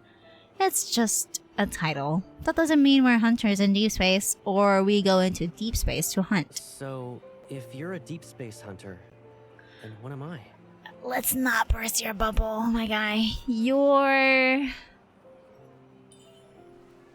Standing up and letting out a sigh of relief, I placed the puppy-eared headwear I've been holding on Caleb's head. Then I hook his index finger with mine as we walk into the bustling crowd. You're the sidekick of a deep space hunter. Girly is trying to shield him from the world. That's crazy. Alright, I mean, I would too. Even just for a day or two. Time flows differently in the amusement park. Even without planning anything, we still managed to spend the entire day here. The dusk in Skyhaven paints the sky in shades of purple and orange as the sun sinks into the distant sea of clouds. The sightseeing train loops around the floating island. In the last passenger car, Caleb and I sit side by side in the back row. I bet you used to tease me all the time. Am I right? He removes the headwear and tucks it into the plush apple bag slung across his chest. He ties a glittering balloon to the train car's handle. But he always took it willingly, even enjoyed it. I mean, it's true, he did. Mr. Worldwide Glazer Edition. Yes. You wanna take a nap? Oh my god. I mean, I would. Heck yeah. You know, speaking of naps, they should add a quality time to the game where we could just nap with the boys. Is as someone who plays and does a lot of the quality time with the boys, I absolutely would like a nap feature. Please and thank you. A nap feature or a gaming feature, that would be cute. That would be really cute. See your Twitch live tags, Lily. It says PHP tuber. Yes, I am Filipino. I am Pepino, yes. Hi. I yawn again and lean my head on him. Caleb, in a happy place like an amusement park, no one wants to waste time sleeping. Really? Well, this place kind of feels like a dream. Hi. And I don't think it's a waste of time to sleep in a dream. I think he kind of knows. I think he kind of knows what's happening, but okay. Shifting into a comfortable position, I nuzzle Caleb and close my eyes. Then promise me you'll still be there when I wake up? The wheels rumble as they begin to move. Suddenly, the watch on my wrist emits a faint vibration. I turn away from him a little and check the message. It's a notice from the Hunters Association. My temporary assignment is supposed to end in 3 days. The association is asking about the progress of this mission and confirming my return date. You took away my phone, so it's only fair if I confiscate your watch. I think. Okay. Why do you look Hey, hello, Jazz! Welcome in. Not allowed to. Am I not? No, you're good. You're good. It's okay. Yeah, you can ask. It's okay. It's in the tag. See, you good. You good. I don't blame you. I want to know everyone who is here in the chat how they react to the Caleb trailer video. Please. I promise you, I woke up to that trailer. Okay. I woke up into that trailer and I was like, my god, they are trying to get everybody. Actual baby time update when? No, for sure. Hear me out. Bro, the way I would be bringing them in anywhere and everywhere. And they suddenly, I didn't know you snore like that. Damn, bro, don't call me out. Oh, I would actually cry. Oh my god, I would actually cry. Not the scatter. But hello, Jazz. Welcome in. I'm a Filipina too, who is born and raised in USA. Hey, welcome in, fellow Pepino. Yeah, a lot of some of my viewers, not a lot, but like some of my viewers are on the other side of the pond. And to be fair, my sleep schedule, because I work night shifts. I am in the Philippines, but I work night shifts, so my body clock is actually EST time. That's why I'm able to stream in the morning Philippine time. It is what it is. But yeah, some of them are also in like US time because they're from there. They're on the other side of the pond. The other side of the world. I put away my watch and turn back around. It's nothing. Our sweet dream is about to close its doors. It'll be open again tomorrow. We can come back. God. As much as I like him to stay like this, it just hurts my heart, bro. Please. The clouds in the sky look like flowing oil painting. Right behind Caleb, it's a fleet's command center on the Central Island's highest point. It's been MIA for 3 whole days. I wonder how long it'll take for the storm to reach us as it brews atop that tower. Kamusta Inday, Lily? Oh my god, that is new. Yeah, fellow Freedom Land citizen. Oh my god. Oh my lord. Words rush to my lips, but suddenly, for some reason, my mind feels foggy from a throbbing pain. Maybe this planet will explode tomorrow, and it'll be the end of the world. That's nothing to be afraid of. The world we live in is already mid-explosion. Is it? So even if it comes to an end, we can always move on to the next one. The pain in the inside of my wrist intensifies, but somehow my nerves start to twitch with a strange, excited tremor. Ow. That was loud in my ear. I'm older now. I don't believe in those stories anymore. I look down at Caleb's hand resting by his knee. Carefully, I separate his fingers and then give him a soft squeeze. I just now realize how big your hands are. Okay, girly is me, for real. Damn, bro. Girly is me, for real. What the fuck? How are you reading me like this? Also, hold on a minute. What the fuck? Excusez-moi? She is me, Your Honor. She is me. I don't know what to tell you. She is me. Alright, there we go. Hold on. Let me see if this works. There we go. Okay. Because I just noticed that the command just lagged. Yun yan pala mga moves mo. Stop! Just talking about you and Ju-chan earlier, actually, because there's gonna be a surprise to y'all. Yep. I'm not gonna spoil. That's why I'm only, like, sending you a lot of, like, art stuff. But I hope you're prepared. Back then, when I was teaching you how to shoot, I hope you're couldn't completely prepared. cover your hands.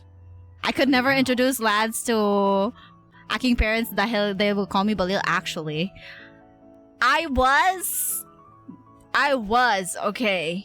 I did not go through with it. I was gonna try it on my dad, but I was like, you know what? Never mind. I did it for chat though. I did it once for chat. I think there was a clip with me, like listening to Xavier's, introduction for like friends, and it was actually really cute. It was actually really cute, but yeah, it is what it is. Alright, let's see. Caleb's eyelashes flutter down as he lets me play with his fingers. Then gently, he closes his hand around mine, enveloping it completely in warmth. Now we've both grown up. We can finally do all the things we used to want to do but couldn't before? Bombastic side eye, but okay. We couldn't do? Or you mean the things we wouldn't dare to do? Our fingers intertwine, our skin rubbing against each other. I can feel his heartbeat travels from his bones to my ears. Caleb's voice takes on a serious tone. What if I dare? Will you do the same? Sir, my mind is in the gutter, thanks. My fingers slightly tremble in his grip. I have a sense that something is about to happen. I look up and force myself to respond with a determined smile. Caleb, since you said that, then... MC? MC? MC? What are these choices? Oh boy. I introduced the 5 boys to my tita and she was cool with them. Hey, let's go! My boss saw me playing that during my break last week and said, oh, it's your Tamagotchi! No, because my dad also called it my Tamagotchis, and I'm like, technically not wrong though. Technically not wrong, because the way they guilt trip you into coming back is crazy. Aking tita teased me saying, goodness, babae.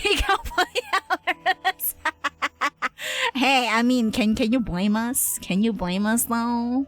Can you really? Can you really though? Otomegotchi. Better term, actually. Okay. I'm gonna do this with what I want to see the reaction to. So, kiss me.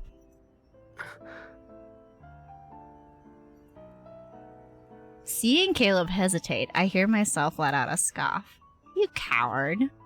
Just as I'm about to turn away, he suddenly presses his nose against mine. What did you just say? Our breaths blend because we're so close to each other, and the warmth from his dry lips begins to stir everything around us. We're all bark but no bite. This is a bluff. Then the sudden closeness makes me falter. Caleb leans in, just as I expected. In that instant, it feels like electricity jolts through my nerves. Before the moment can fully unfold, I turn my face away. Now you're the coward, MC! Damn. His lips brush against my ear and I sit stiffly, watching a plane dive into the cotton candy-like clouds in the distance. Coward. Yep. MC deserved that. My head begins to feel foggy and heavy again. Out of the corner of my eye, I notice several aircraft approaching the floating island. They're exclusive to the fleet at Caleb's command.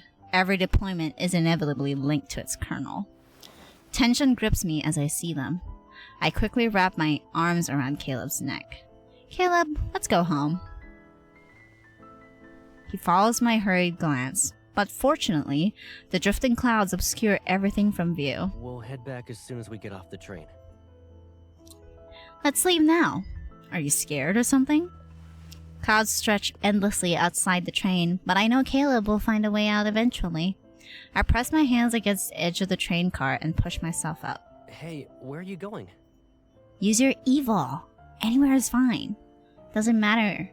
Anyway, tomorrow is the end of the world. End of the world or end of this dream?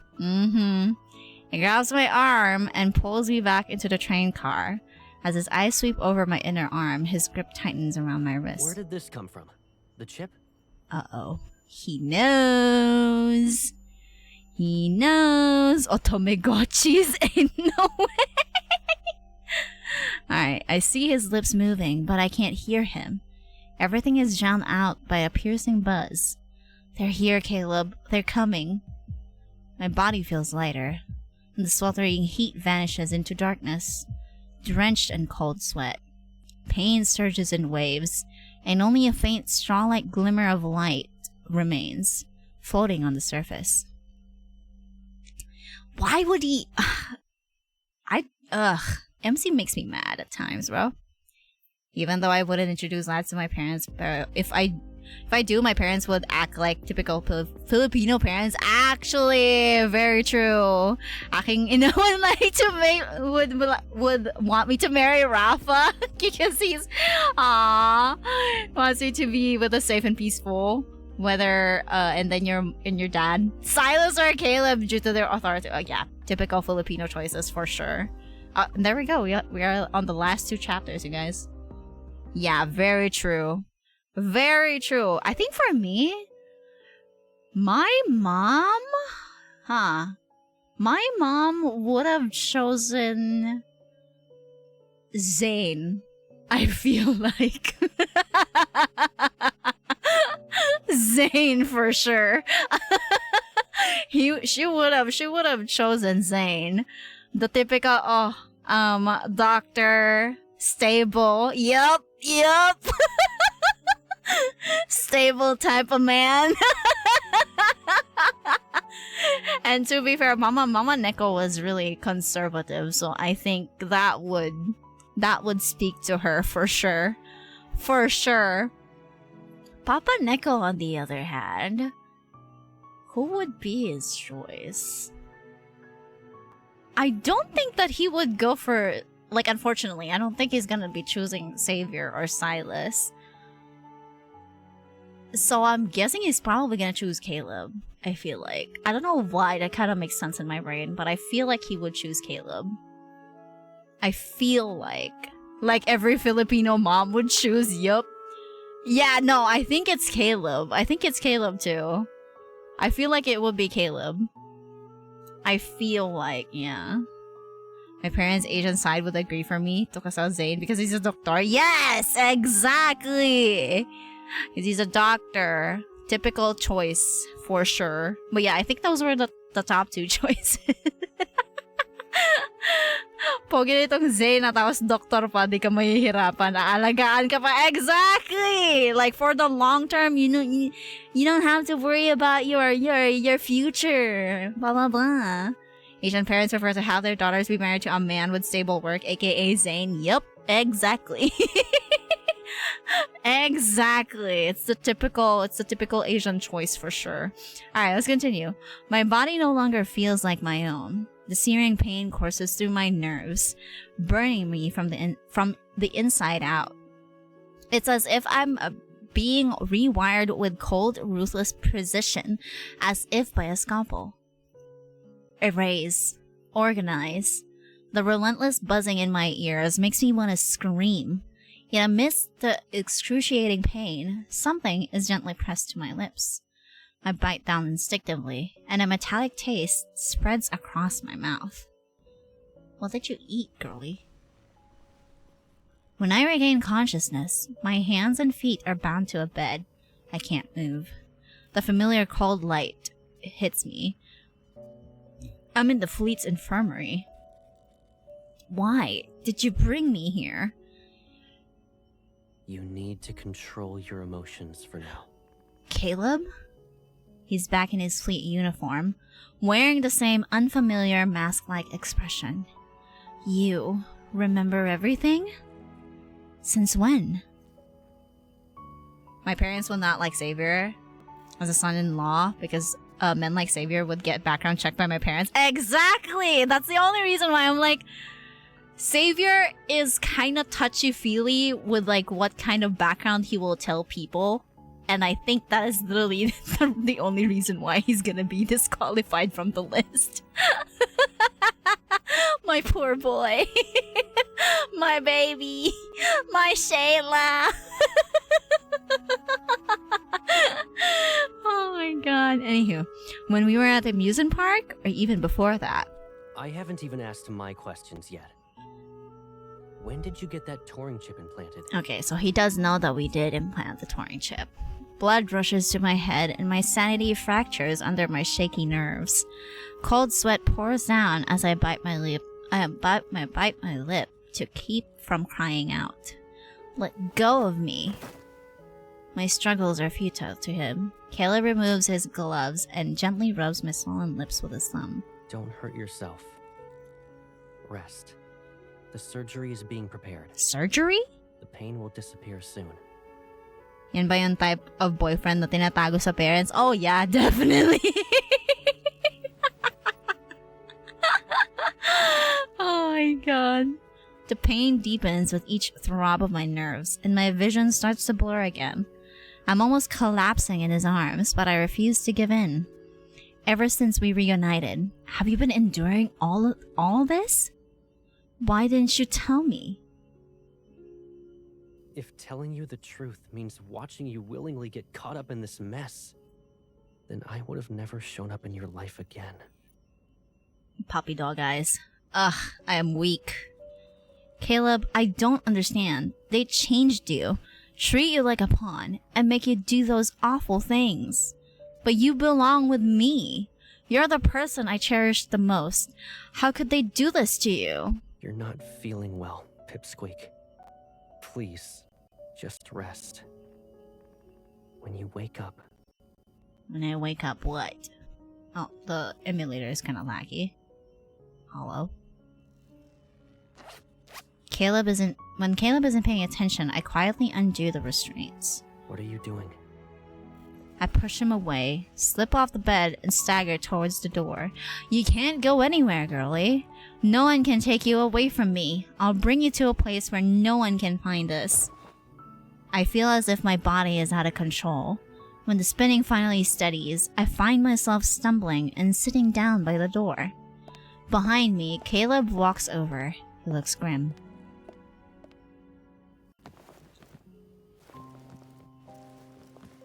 Oh, it's okay. That makes sense. I forget. Let go. When you're like this, where do you think you can go?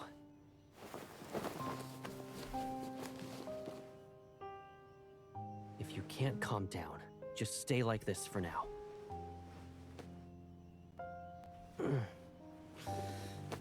Remember when we were kids and you had a fever? You were so restless that I worried you'd hurt yourself by biting your tongue. So I let you bite my hand instead.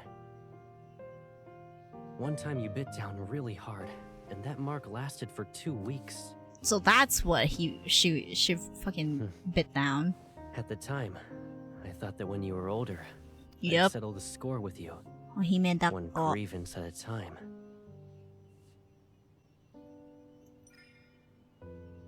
Oh. Girl? What are we doing? Now I'm the one who will settle the score with you. What do you want? But to peel open your heart to see what secrets are hidden inside. So far, okay. Wait, pause. It's so fucking fast. These things. Okay, as a far space fleet's colonel, you've never been put on a trial like this before, right? A trial? What have I done wrong? What are you accusing me of? You killed my Caleb. Girl, that's not what... The Caleb in this uniform. What'd she say? I don't like it. Oh.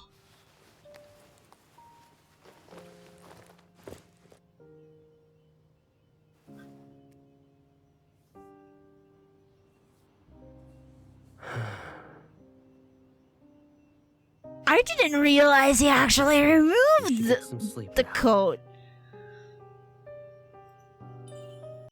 Girl?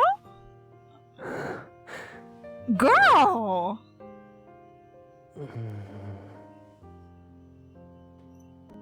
Look at you. You're like a sinner who's confessing. Girl! Can you carry a little of this sin too? Don't leave me in this loneliness any longer.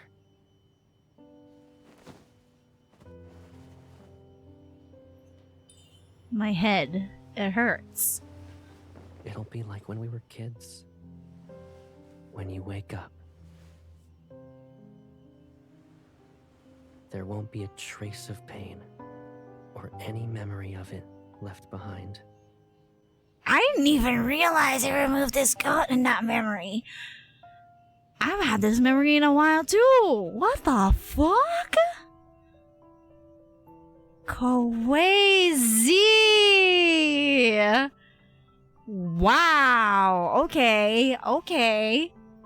Just love the Filipino Twitter lads community. Filo AU for Caleb is really cute because everybody's like Kuya Caleb. And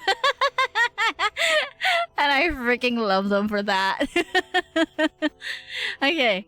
Behind the glass wall, Liam watches the girl as he lies on the device. The neural scan projection shows a red area spreading from the chip. It indicates that less than 10% of her body is affected by corrosion. Forcefully dissolving the chip will erase all memories formed since its implantation, and it could cause irreversible damage to how her brain remembers Oh things. boy. The worst outcome would be that she loses all her memories. Do you still want to proceed with the surgery? That's, yeah. She said, yeah, I wouldn't put him in a, like, between a rock and a hard place. Girl, what the fuck is this? Yes. Yep, and there he goes. He presses the execute button and maneuvers the device to push the girl into the extraction pod. Liam hasn't checked his chip modification progress for a while. It's been a long time since he last lost control of his emotions. Most of his memories with his wife were erased during that initial struggle. The only fragment that remains is the image of the tears she shed when they last saw each other. Oh, girl. He knew she should have cried. He should have cried too, but his feelings were like rusted old machinery. They rigidly froze out his outstretched hand. The chip has been successfully dissolved. The user memories have been erased. Process finishes smoothly, and the projection automatically disappears. The only unknown answer will be revealed when she wakes up. Liam looks at Caleb, who's beside him. With how he now observes things, he can't say which is more agonizing, forgetting someone or being forgotten by them. Crazy. Good lord. Alright. Jesus Christ. This is something else. Alrighty. Alright, this is the last one, right? Yep, this is the last one. And then we'll take a little bit of a lunch break, and then we'll come back and finish the other myth. In the dark, warm quagmire, a vicious substance slowly dissolves. My body regains a sense of boundless weightlessness. Oh, this is the first one. Okay, my consciousness stirs as sunlight filters through my blurred vision.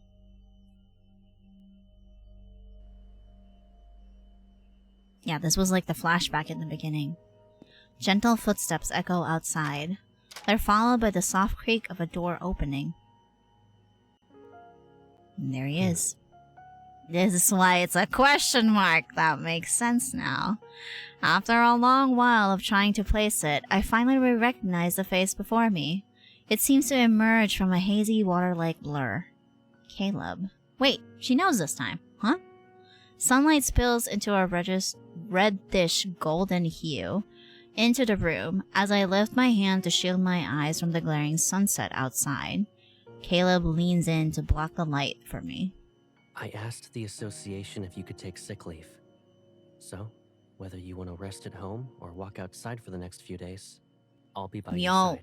You know, it's really funny because before Caleb was officially released back into the game, a lot of people were like, didn't want him back. And I mean, the chokehold this man has in the community? Please. Yeah, no, it felt like a fever dream that everybody was like, I don't want him back. Like, what's the point of having him back? Like, God. Anywho, let's continue. My head feels heavy and foggy, as if I've lost some important fragment of memory.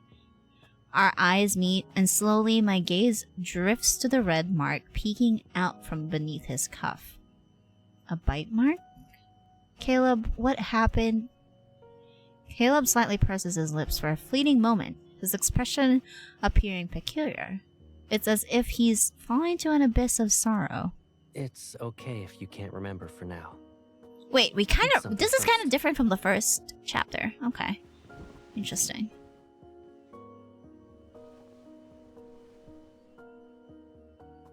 He helps me up, tucks a pillow behind my waist, and sits on the edge of the bed. He's holding a bowl of porridge. The millet porridge is thick and fragrant, perfectly cooked. I take a couple of spoonfuls from his hand before turning my face away. You don't want more? I don't feel like it.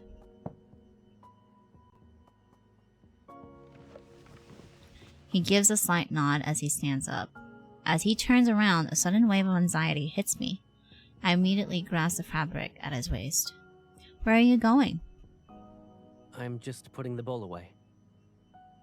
Caleb sits back down and opens his mouth like he's about to speak, yet he chooses to remain silent. Don't worry. I won't go anywhere until you fall asleep. The shadows under his eyes betray a night of sleeplessness. He gently brushes away the stray strands of my hair. Feeling sleepy? Every cell in my brain feels drained. It's like I fought for so long. Still, I shake my head. I don't want to rest unless you help me fall asleep.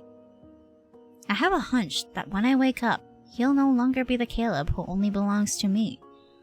I curl up against his chest.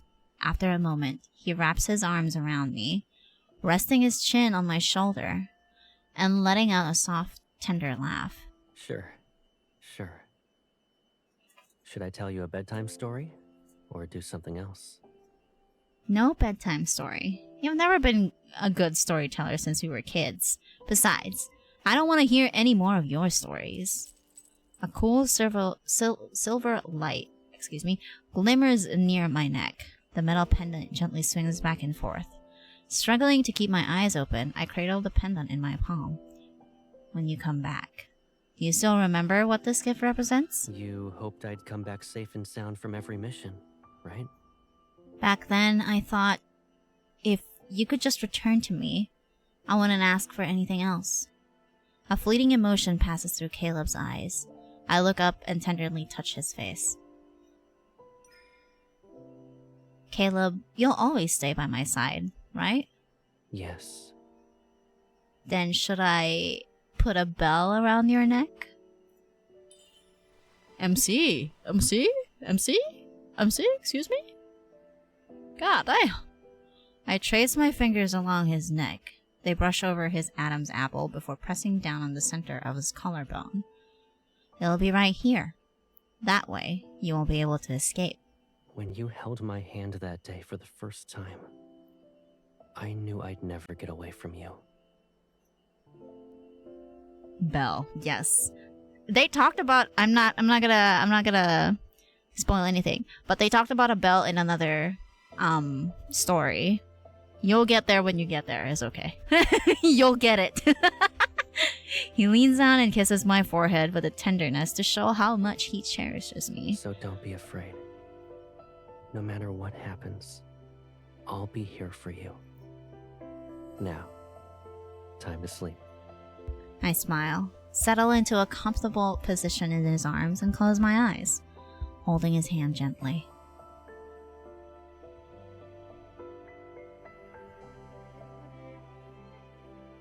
What Caleb doesn't know is that the dissolution of the Turing chip didn't completely erase those memories.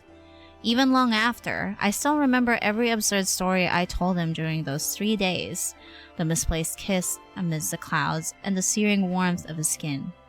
However, this little secret only exists in those 3 days.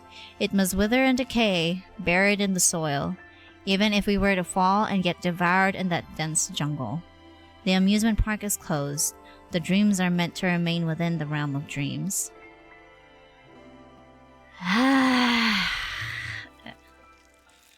Okay, alright.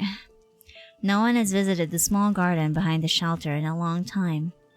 The young man wearing a uniform pushes open the iron gate and walks along the desolate path into the expanse of plants. His leather boots step over a toppled seesaw in the weeds.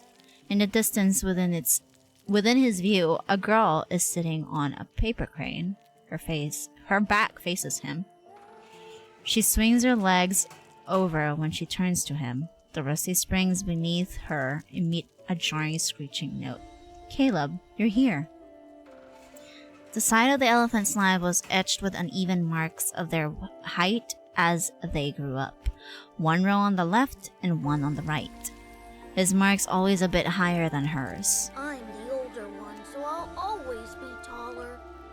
And because I'm older than you, my hands are bigger. Aww. I'll start school earlier Oh boy. too. I'll always be a step ahead. Yeah, old man over here, canon That's event. just how it is. The boy's voice fades away. He looks up and sees his 11-year-old self climbing that tall tree near the building for the first time. He sits at the treetop. I can't speak. He draws out a paper crane from the window using his evil and brings the girl from inside the building to the window's edge. He times it perfectly. He peeks out from under the windowsill and extends his hand towards her. He asks if she wants to come along with him. This abandoned place with overgrown vegetation is their first paradise. But the wind sweeps away those lingering echoes of the past.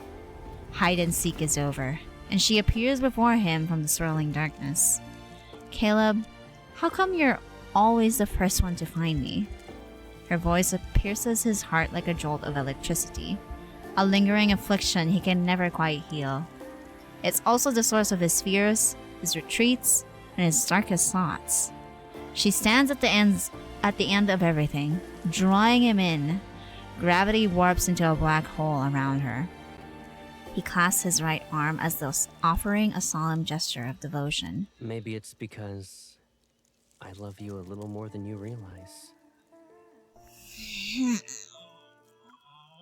I'm taking that with me, thank you. Anyways...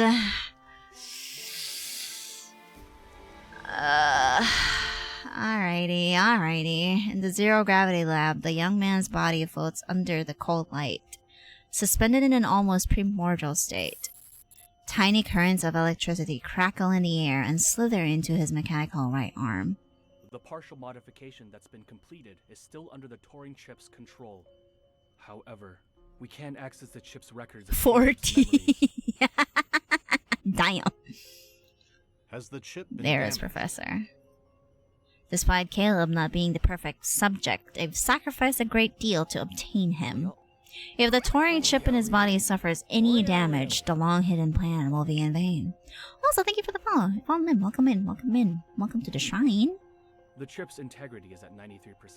93. He's purposefully sealed his brain rather than damaging it. Sealed? The patrol data we input disappears whenever it reaches a specific area. It doesn't get rejected or intercepted. Okay.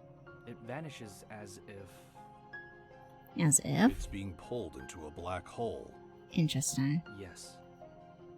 How troublesome. Humans are inherently flawed, making us indecisive. Yeah, hello. Welcome in. Only by erasing these weaknesses can we become invincible.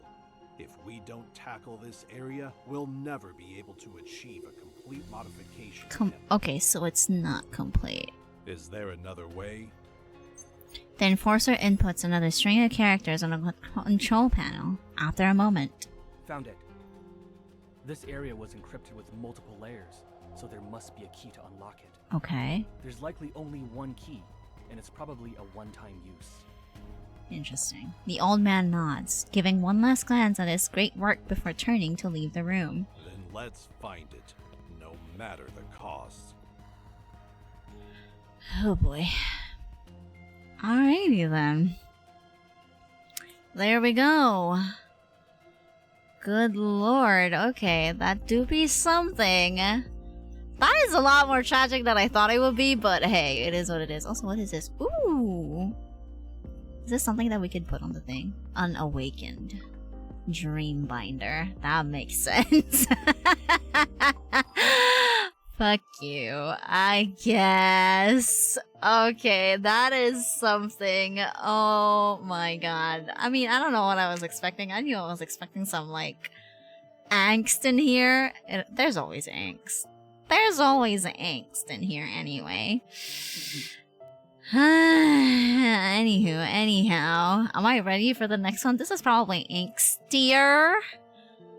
I've seen like bits and pieces of this on Twitter, but I haven't really seen a lot because I'm trying to like avoid spoilers.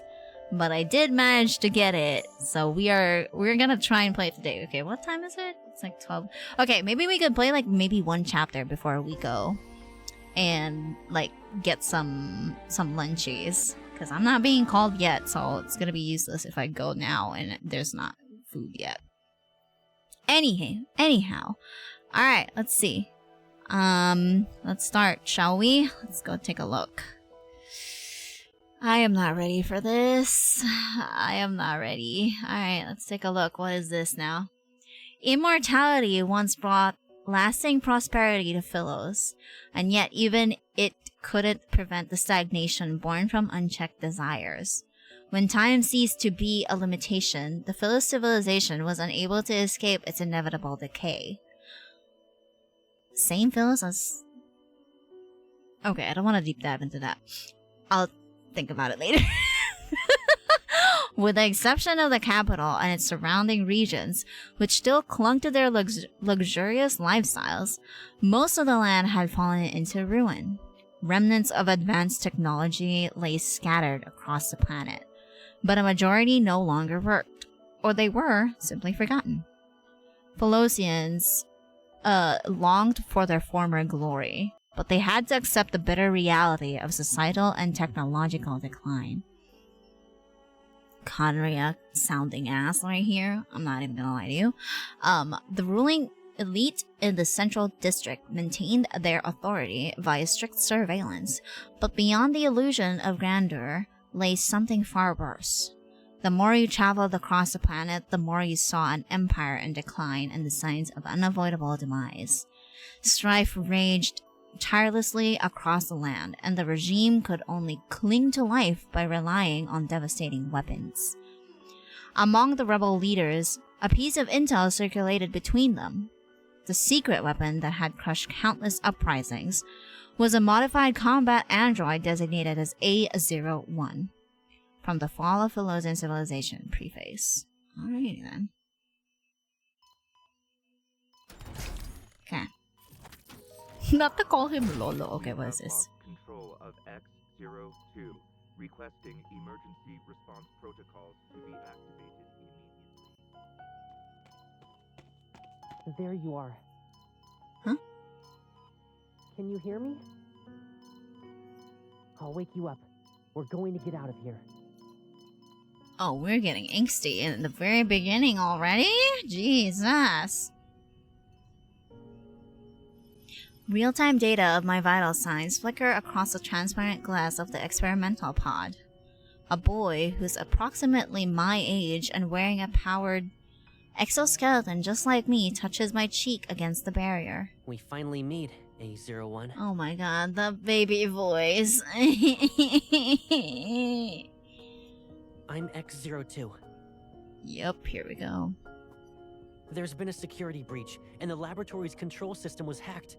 We can only run away while they're trying to fix it. He looks so young in this picture. I am hurt. The stranger opens the experimental pod and extends his hand toward me. Let's run away, A01. I am A01, a secret weapon created by the government. My body was modified and encased in a powered exoskeleton. My consciousness can be controlled as needed. People fear me, avoid me, and alter my configurations. So why would someone reach out to me? Without thinking, I take his hand, pull out the tubes connected to my body, and step out of the experimental pod. The boy leads me through labyrinth corridors, and we dodge patrol robots at every turn. We break through several disabled barriers. I leave the lab fully conscious for the first time. Othan Laboratory is entirely underground. The boy leads me through a hidden passageway and remains silent. Maybe it's to avoid being detected. Only the sounds of our footsteps fill the dark, empty tunnel.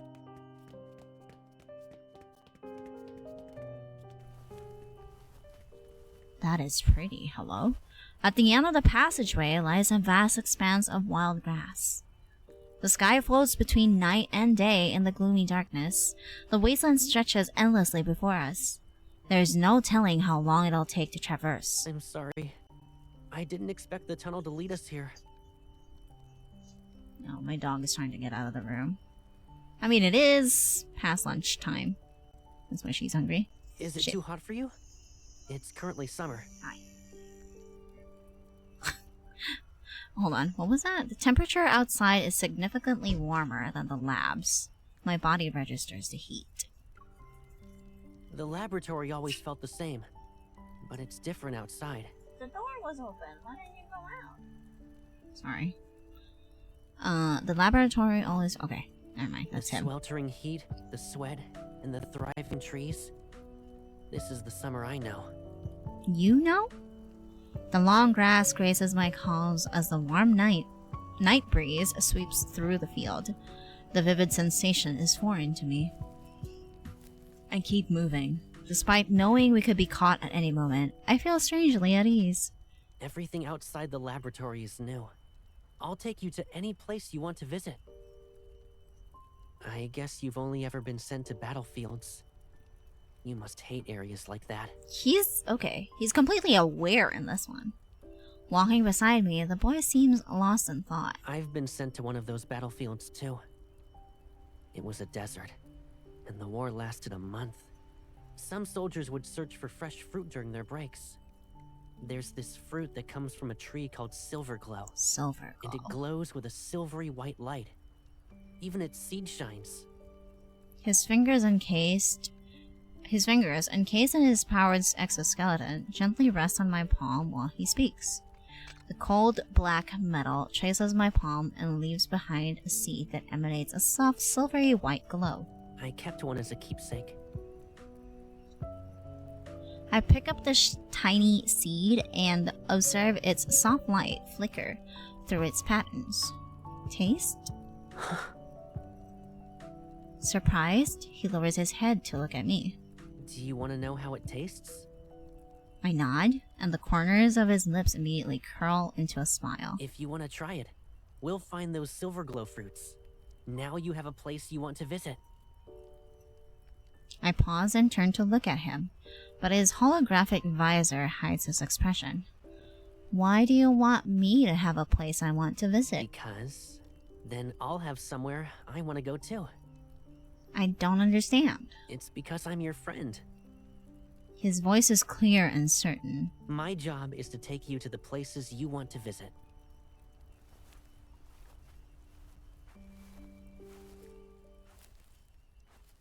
Okay.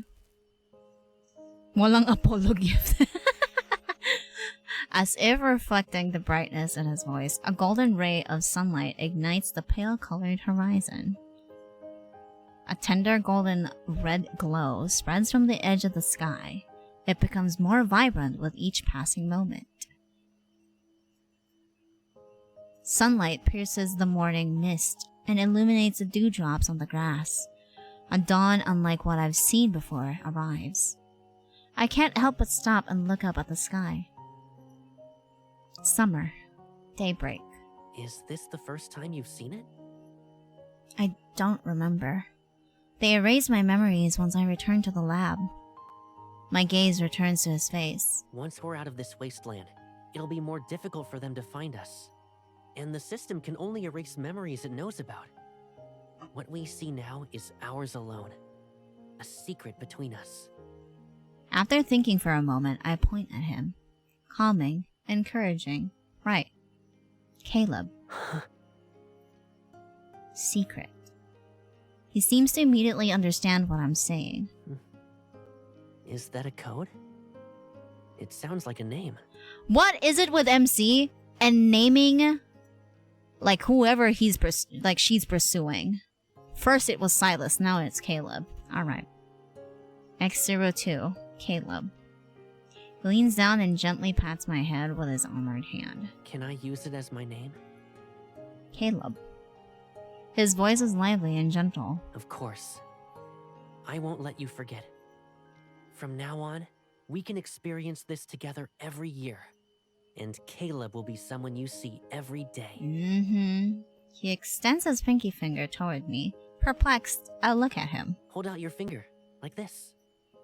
I hesitate for a moment, then I raise my right hand and extend my pinky.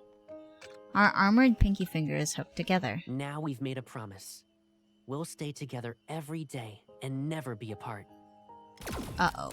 Yikes! Subjects have been located. Activating capture protocols. Use any means necessary. Uh-oh. Our promise barely began before it was broken in the cruelest way possible. I can hardly recall how I was captured.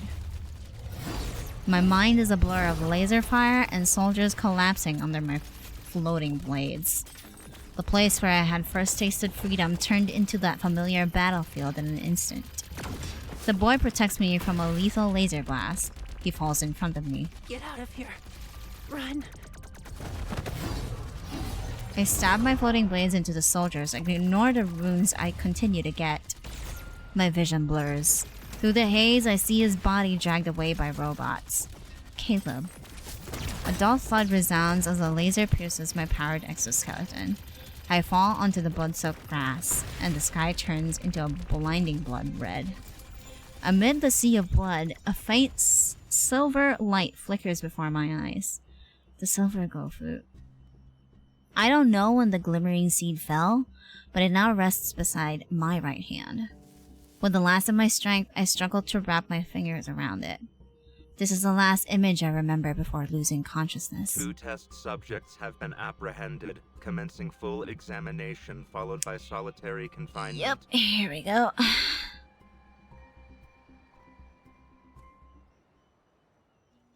Alrighty then. Commencing comprehensive examination of the test subject. That loathsome, familiar voice invades my ears, but my mind remains foggy. A01. Energy signature. Destructio. Preliminary assessment complete. Bodily impairment at 91%. Comprehensive modification and repairs required.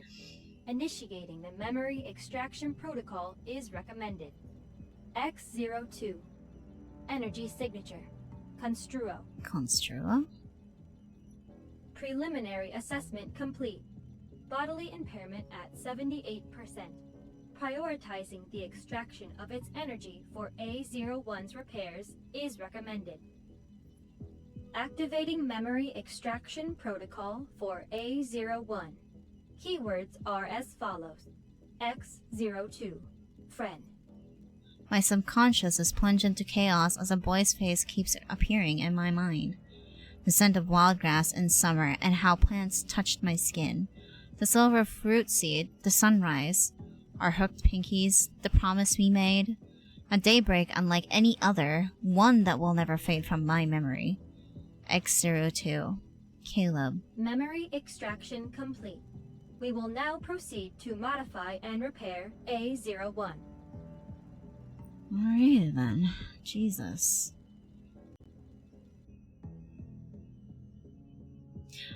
I used that one day to remember someone who didn't have a name. My memories are once again consumed by the lab and battlefields. My body undergoes more modifications. Stricter control mechanisms are imposed on my body and mind. I'm sent out to fight. I kill, get wounded, black out, and wake up fully repaired. Then I'm sent out to fight. I kill, get wounded, black out, and wake up fully repaired. I'm sent out to fight. I kill, get wounded, black out, and wake up fully repaired. Then I'm sent out to fight. I kill. I never get another chance to escape from the lab. But deep within my consciousness, I repeat that one name over and over again.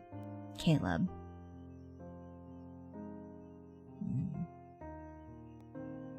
Alrighty. I'm gonna go bed. Enjoy the rest of the stream. Don't forget to lamon on Yasumi. On Yasumi! Drink water, you dehydrated bitch! Have good EPs. I'm dragging you to bed. Also, thank you for the hydrate. I got that. Speaking of that, yeah, I think I'm gonna go and take a little bit of a break here. I know it's just the first chapter, but I wanted to see what the initial one is, and then we're probably gonna get into the brunt of the story in a little bit, right? Also, thank you for the stretchies, Caleb. Who was that? Hold on, let me stretch. Oh god.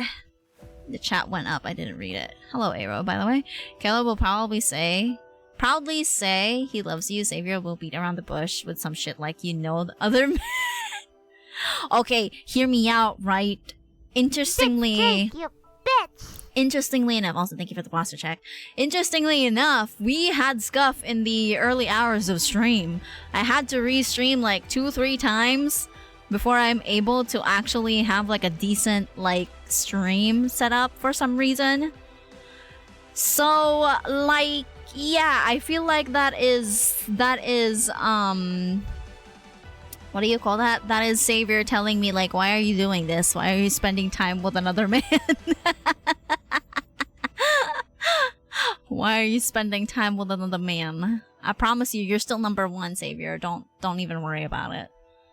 Don't even worry about it. It is what it is. Okay. Anyhow, yeah. Go bench. Let me set up Warzone stream for you guys before I go, so that you have something to do while I am AFK. But I will be back in like a couple minutes. I'm just gonna eat, and then we're gonna finish the rest of the story here when I get back. So hold on, let me update that thingy.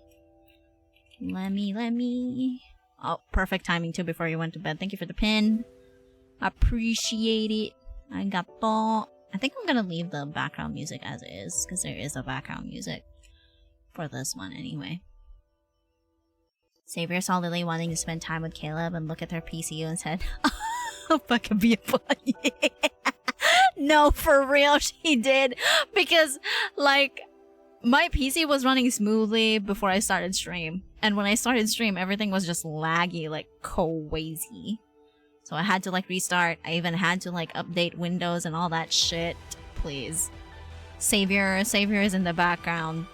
I promise I still have my savings for you. I promise. I'm not lying. And either way, I'm gonna try and rank 3 you anyway.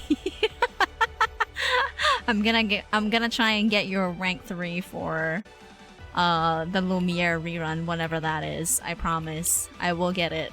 I will swipe my card. Anyway, alright, here we go. There we go. Alright. I shall put that on stream. And I shall start it for you guys. Hopefully this time it's not gonna lag, because last Sunday, during the Sunday stream, Words on Stream was like having a little bit of trouble. Okay, anywho. We really need a Will Savior chibi. We kinda do. Now that you mention it, maybe I could put that as like a, not a redeem. Maybe or something. But yeah, I'm gonna send something in the mod channel. Okay, hi. No problem, I'll check it in a little bit, but yeah. Alright. Sari? Why is Sari bot spelled that way? Oh. Not you. Not you. I'm not sure if you heard that, but that's something else. But I forget that today is April Fool's. It's probably an April Fool's thing. Pay attention to Lily's model. Why? Huh? Oh my god. No, you didn't. Stop taking my nose, god damn it. Guys.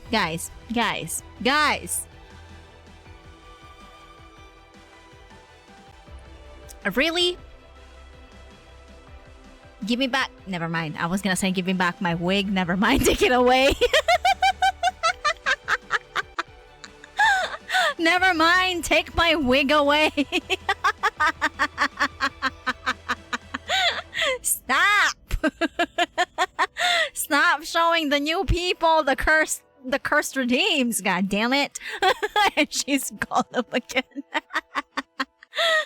I hate y'all. Give me back my wig pero may kulang. Exactly. No, never mind. Just take it away. It's even more cursed this way. Good noon, Uncle Iroh. I hope you have good lunch. I hate it Don't here. Don't forget to drink your tea. Have good nom-nom-noms. Thank you. Thank you. Oh my god. Okay, can I have my nose back? Oh my god, I hate it here. But yeah, there you go. There is a couple of cursed emotes here, courtesy of my mama. Yes, I'm bald. I was bald a second ago. Tito Lily mano po. Oy! Stop. Anyway, alright, okay, I shall go AFK. I'm gonna go grab food and I'll be back in a couple minutes, I promise, and then we'll finish off the rest of Caleb Smith, okay? I shall be right back, you guys. I shall go, because I am hungry. I am hungry. I shall go.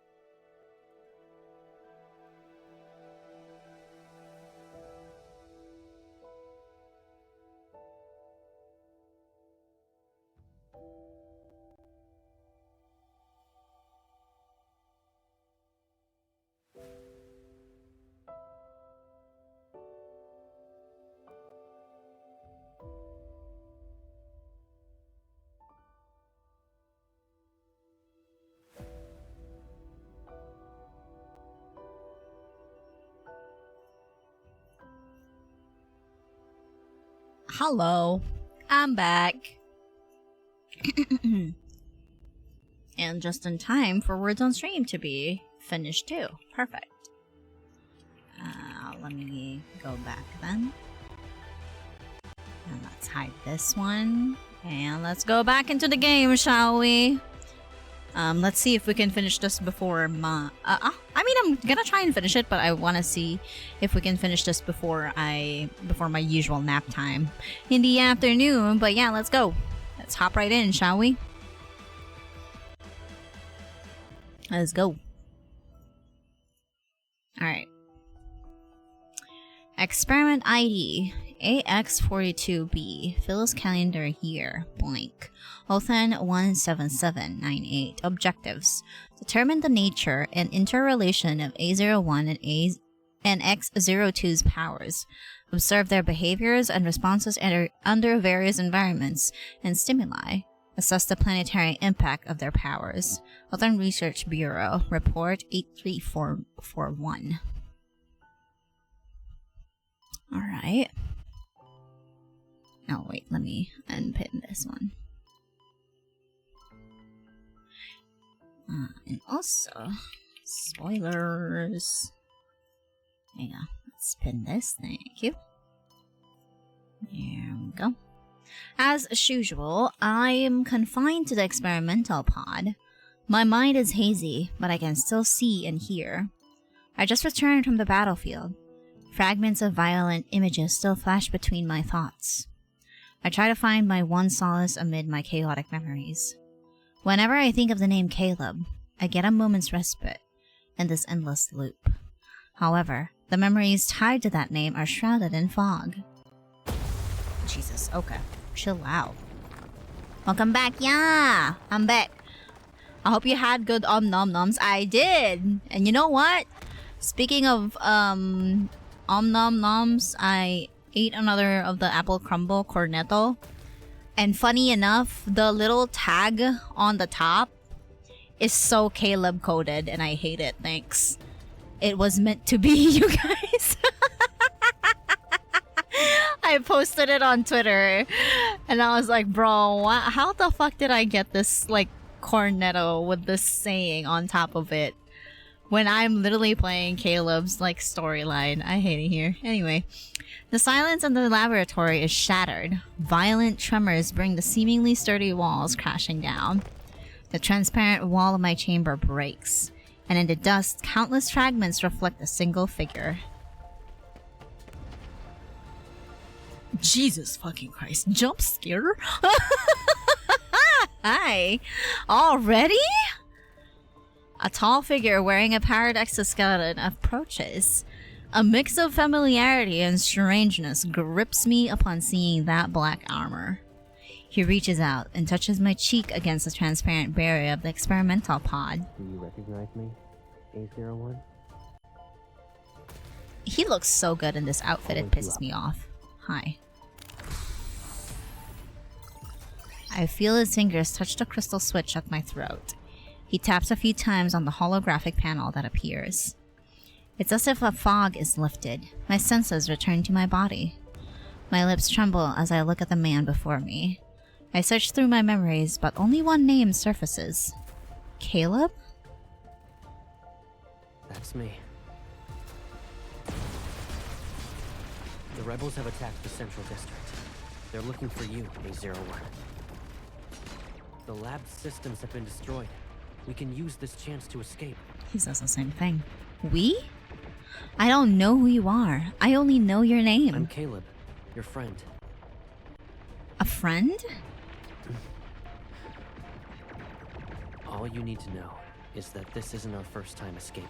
Yeah, taking off for you is crazy, right? Right? Of all the things, because I know that shit has a lot of, like, different freaking labels. Of all the things, I chose a Caleb, very Caleb-centric type of shit. And I'm like, okay, I guess. Anyways. There's a strange familiarity in his voice which stirs my fragmented memories. I remember escaping with Caleb before.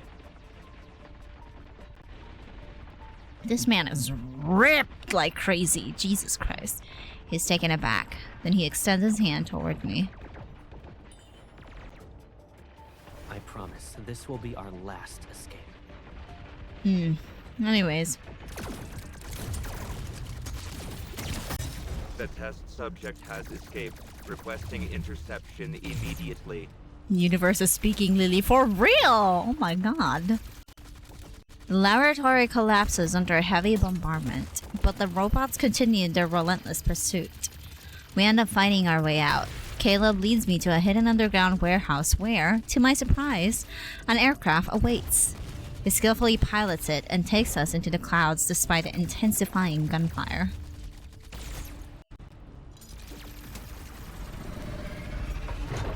And even here, he's still a pilot. Excuse me. The aircraft slices through the sky, and the massive laboratory is already out of sight. Does this mean we've escaped? Not yet. Warning. Multiple aircraft detected. Estimated hostile forces exceed 200. 200? Immediate action required. It looks like the government is more interested in capturing you than fighting the rebels.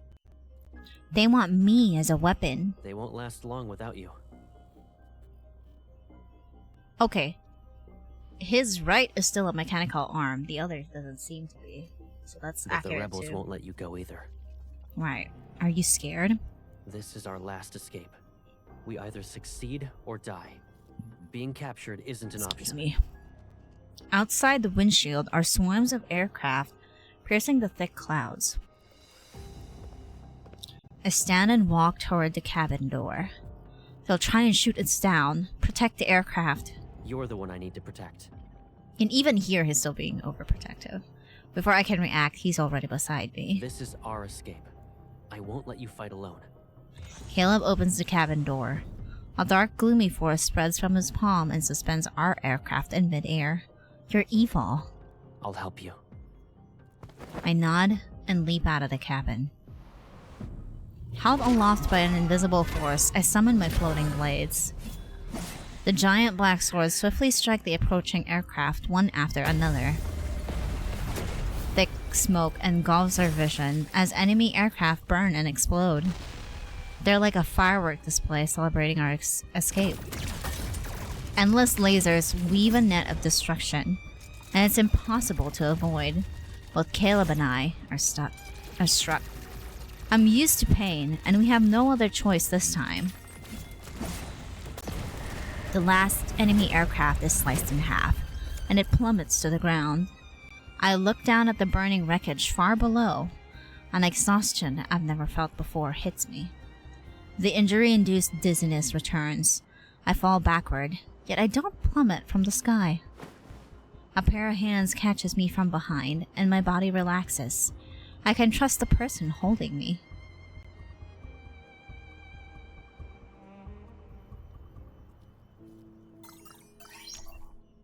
Emergency protocol has been deactivated. Switching to autopilot mode. My mind is still a blur. I groggily open my eyes to see him. We're leaving the Central District. They shouldn't be able to catch up to us for now. Resting on the floor of the cockpit, I watch as he kneels before me and examines my injuries. Your mechanical body is severely damaged. I'll do my best to repair it. Gently lifts my hand and turns my palm upward. His other hand aligns perfectly with mine. I suspect this is your first time being repaired while conscious. You might feel some strange sensations, but that's normal. Our connected mechanical parts seemingly shift and form a transport port that locks our palms together.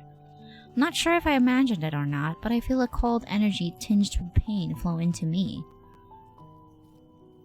I try to pull back my hand, but Caleb gently squeezes it. Our fingers intertwine. Just a few more seconds. A sharper pain crashes into me, and I feel as if every wound is set aflame. My body burns, and my mind teeters on the edge of chaos. It hurts. Caleb, it hurts so much. He stiffens for a moment. Then he carefully moves his other arm to pat my trembling back. You'll be okay. I was always the one to repair you when you returned from battle. Oh yeah, that is true. From the first chapter. Hello? Can I... Thank you. There we go. Jesus. I instinctively hug him with my free arm.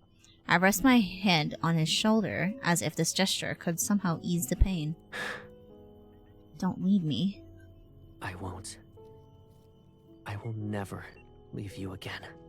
The burning pain inside me gradually subsides. The energy flowing through me changes from freezing cold to warm. It's like I'm returning to a place that feels like home. I slowly close my eyes and feel an unprecedented sense of peace of mind in my heart. Deep down, I believe that when I open my eyes again, I won't be alone anymore. You can hear my cat in the background. I don't know if you can hear it. Caleb gently places the girl in the co-pilot's seat as the desolate landscape appears outside the porthole.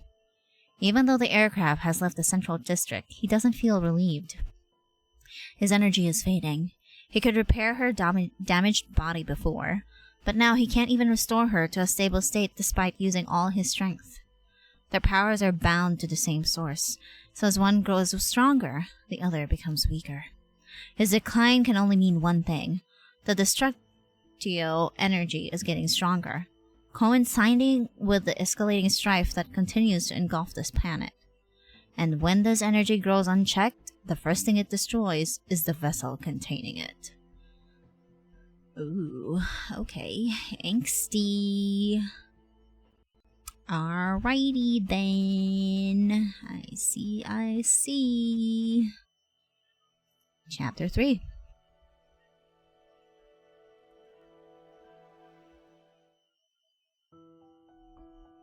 Experiment ID A01UW175. Date Phyllis calendar year blank. Alton 17799. Objectives. Use visual and auditory stimuli to make A01 intermittently aware of X02's existence and observe her reactions. Analyze A01's emotional state and energy fluctuations to assess the fundamental attraction between the two. Evaluate the stability of A01's autonomous consciousness and behavioral patterns after becoming aware of X02.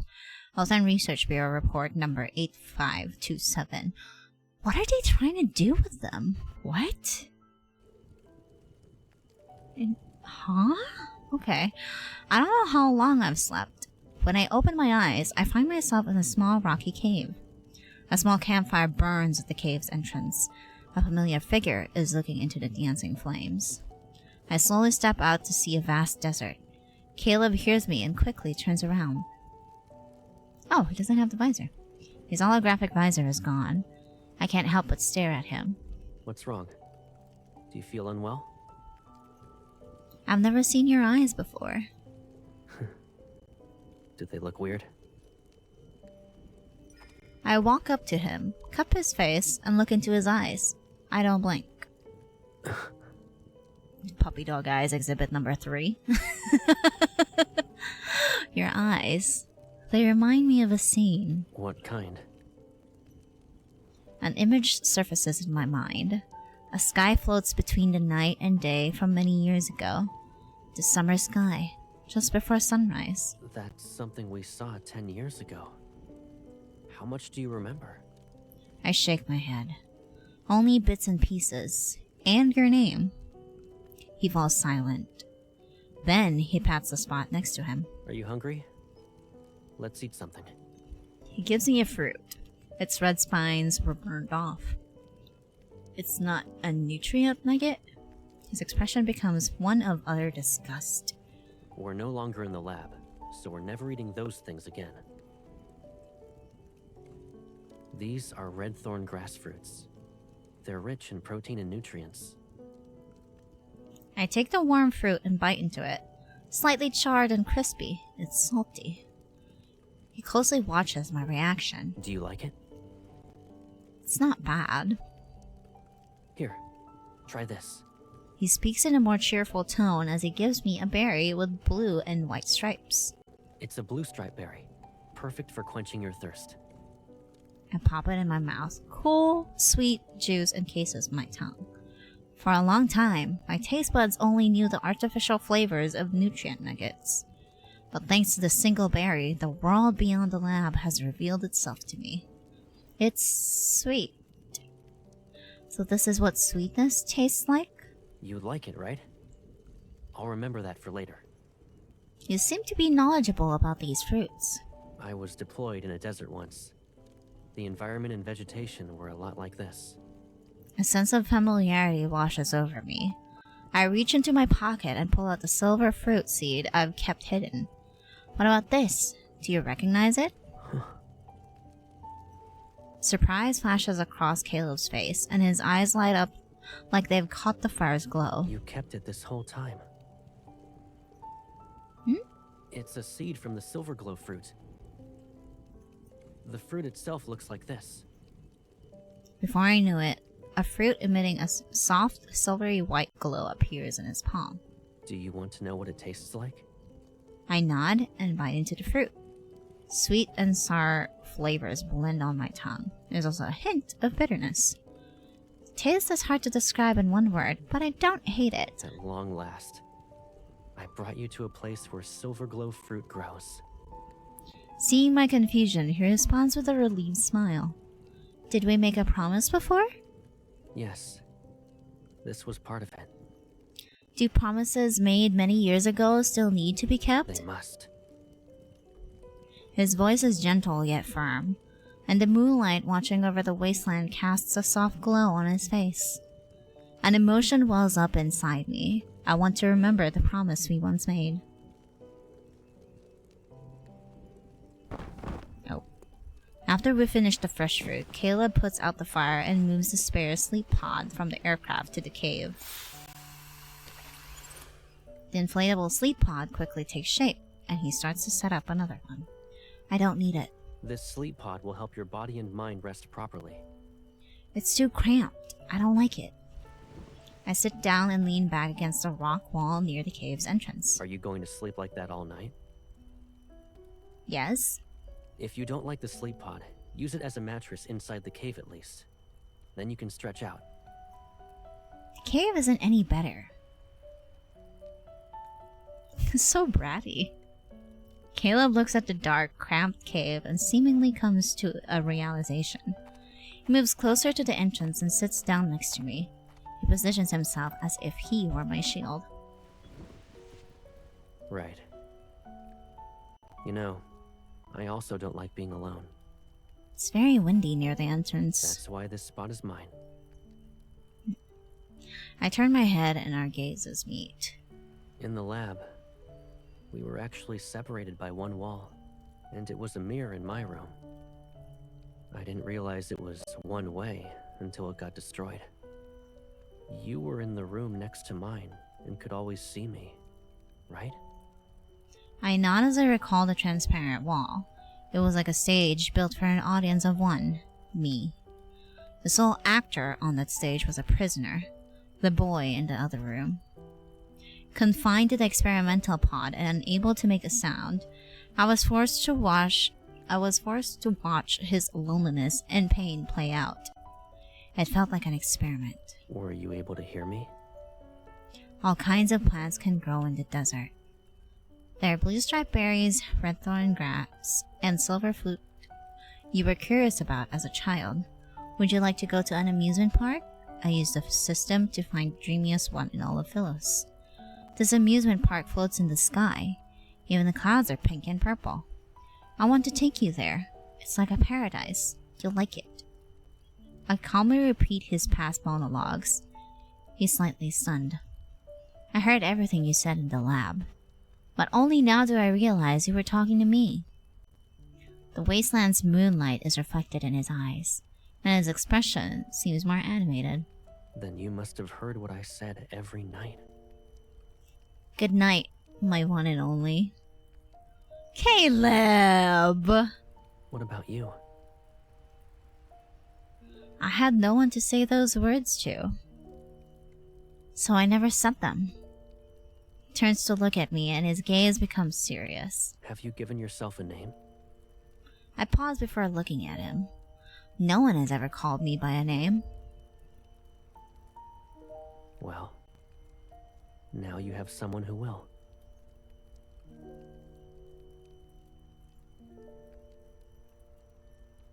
He lowers his gaze and carefully repeats the name several times. When he looks up again, his features soften. From now on, we'll hear the words we want to hear. Good night. Good night. Good night, Caleb.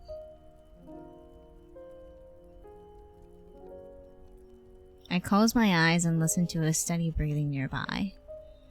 I unconsciously rest my head against his shoulder. I slept well that night.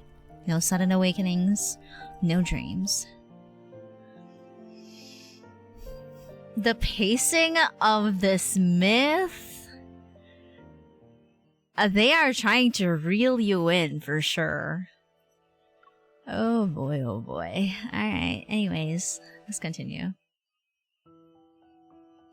Experiment ID A01X02HY04. Date, Phyllis calendar, blank. Othan 17802. Objectives: create a simulation of the planetary threats that could arise from the energy fusion between A01 and X02.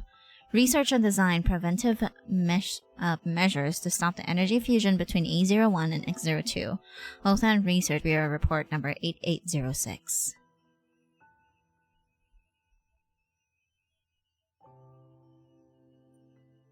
Caleb doesn't remember most of the dreams he had in the laboratory except for one.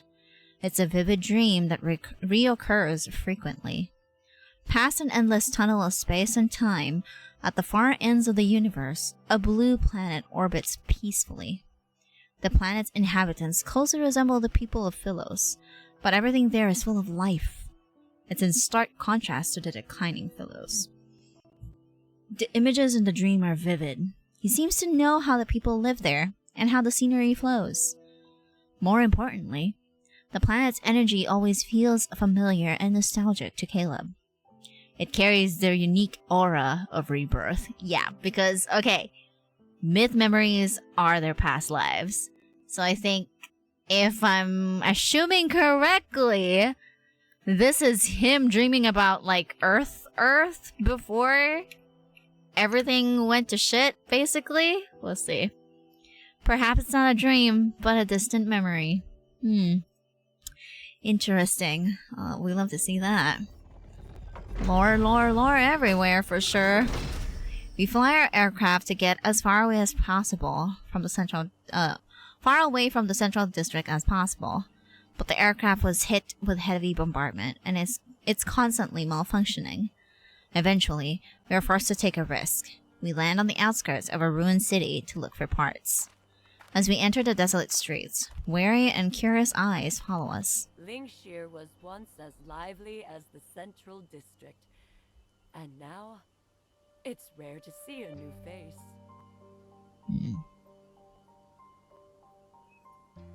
A black market merchant greets us in an unremarkable corner of an old district. Despite her friendly tone, her sharp, scrutinizing gaze reveals her caution. Especially since we're still clad in combat armor. So, where are you two planning to go with these parts? Before I can respond, a small hand tugs at my finger. Are you both robots? I look down at the little boy and shake my head. But you don't look like everyone else. She's my friend. Have you ever seen robots that have friends?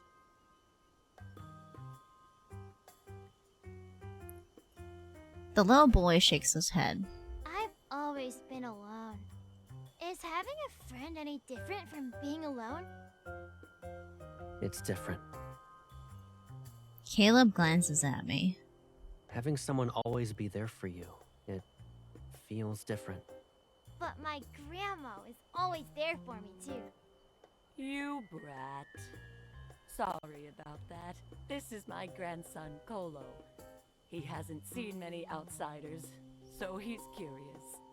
You're from outside? Which outside? I hesitate. I don't know the names of places on Philos aside from the Central District. The edges of deep space. The edges of... what's that? It's the origin of all Philosians. Our ancestral homeland, basically. I probably look just as bewildered as a little boy right now. There aren't many deserts between the cities there. People enjoy traveling to see all kinds of landscapes. His expression is honest, as if he's experienced it firsthand. Did he get this from the cognitive domain system? Do they have these? My grandma worked really hard to get them for me. The boy pulls out several white paper ornaments from under the table. They're neatly folded. Paper is rare on Phylos, but on that planet, it's an everyday necessity. Almost every child there learns to fold simple objects. His understated tone makes my mind wonder. What else? Tell me more. Caleb casts a side glance in my direction, and he crouches down to be at eye level with the boy. I'll tell you, in exchange for getting some unfolded paper. How does that sound? Interesting. When we left Langshire, we took the aircraft parts and the precious white paper I'm holding right now. Back inside the aircraft, Caleb gets straight to work without even resting for a bit. Lying on his back under the control panel, he swaps out internal parts. Regulator. I hand it to him, but my gaze keeps drifting to the nearby paper. Are you curious? Have you visited the edges of deep space? I'm not sure. I don't remember being there, but these images keep appearing in my mind. They feel like memories from a long time ago. As he finishes the repairs and pushes himself up, I hold out my hand to him.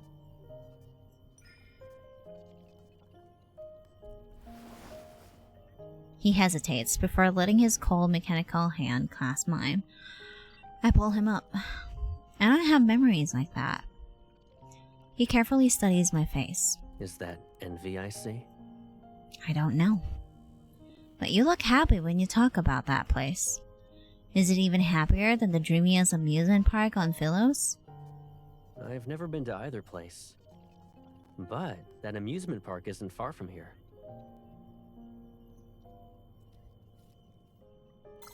Caleb raises his hand and taps the air to bring up a holographic screen between us.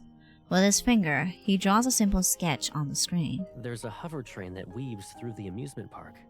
It'll pass by the Ferris wheel, the roller coaster, and the merry-go-round. You remembered that. I remember everything you've said, including the amusement park's coordinates that you kept repeating. I write out the numbers I heard Caleb say many times on the holographic screen. X4352.74, Y -98256, Z1287.32. My hand stops exactly where his fingers rest on the other side. Do you really want to go there? You said it's a place that makes people happy. I don't know what happiness is. His expression falters for a moment. In that fleeting second, I can't discern the emotion in his eyes. Caleb places his hand on the holographic screen and makes it disappear. My hand touches his palm. I'll take you to any place you want to visit. Maybe it's just my imagination. When our hands touch, in spite of the powered exoskeletons, I unexpectedly sense warmth. I look up at him. Because you're my friend? He seems slightly taken aback. Then a gentle smile appears on his face. Yeah. It's because I'm your friend. Friend zone ng kuya mo. Anyway. I didn't understand what having a friend meant before, but over time, I found my own definition of that word. Maybe I'll understand what happiness is when we arrive at the amusement park. Ugh, okay. Send me the email. Send me the email. It doesn't work. The scanning does not work. Send me the email. Sorry, that was Papa Neko. And I don't know why, but Netflix keeps on like yeeting him from the family account for some fucking reason, and it's pissing everybody off. Me and my sister included, who's also using it. Anyway, alright. Let's continue. Caleb accesses the aircraft's controls, and we take to the skies once more. We're no longer running away. We now have a destination. Alright.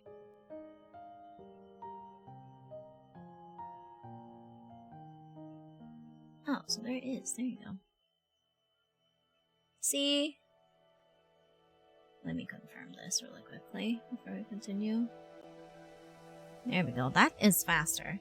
I don't know why. It's good. Check it again. It's good. Check it again. Check it again if pwede na. Let me know. Okay, there you go. It's confirmed. I don't know why. Netflix pisses me off. Anywho, let's continue.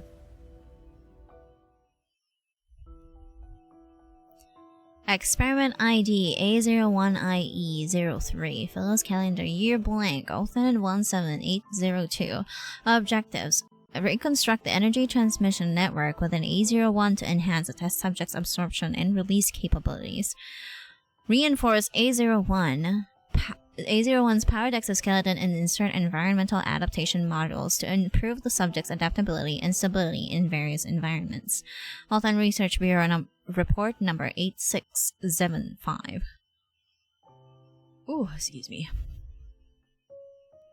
Caleb woke up in the middle of the night when he was still in the laboratory, and there would be a severe ache in his chest.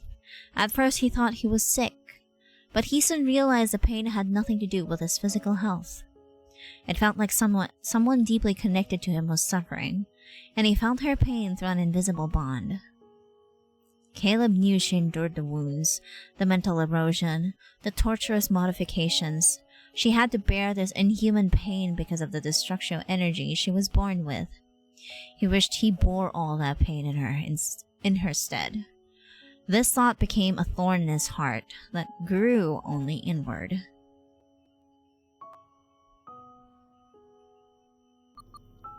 Approaching designated coordinates. Entering landing mode. Please ensure your safety.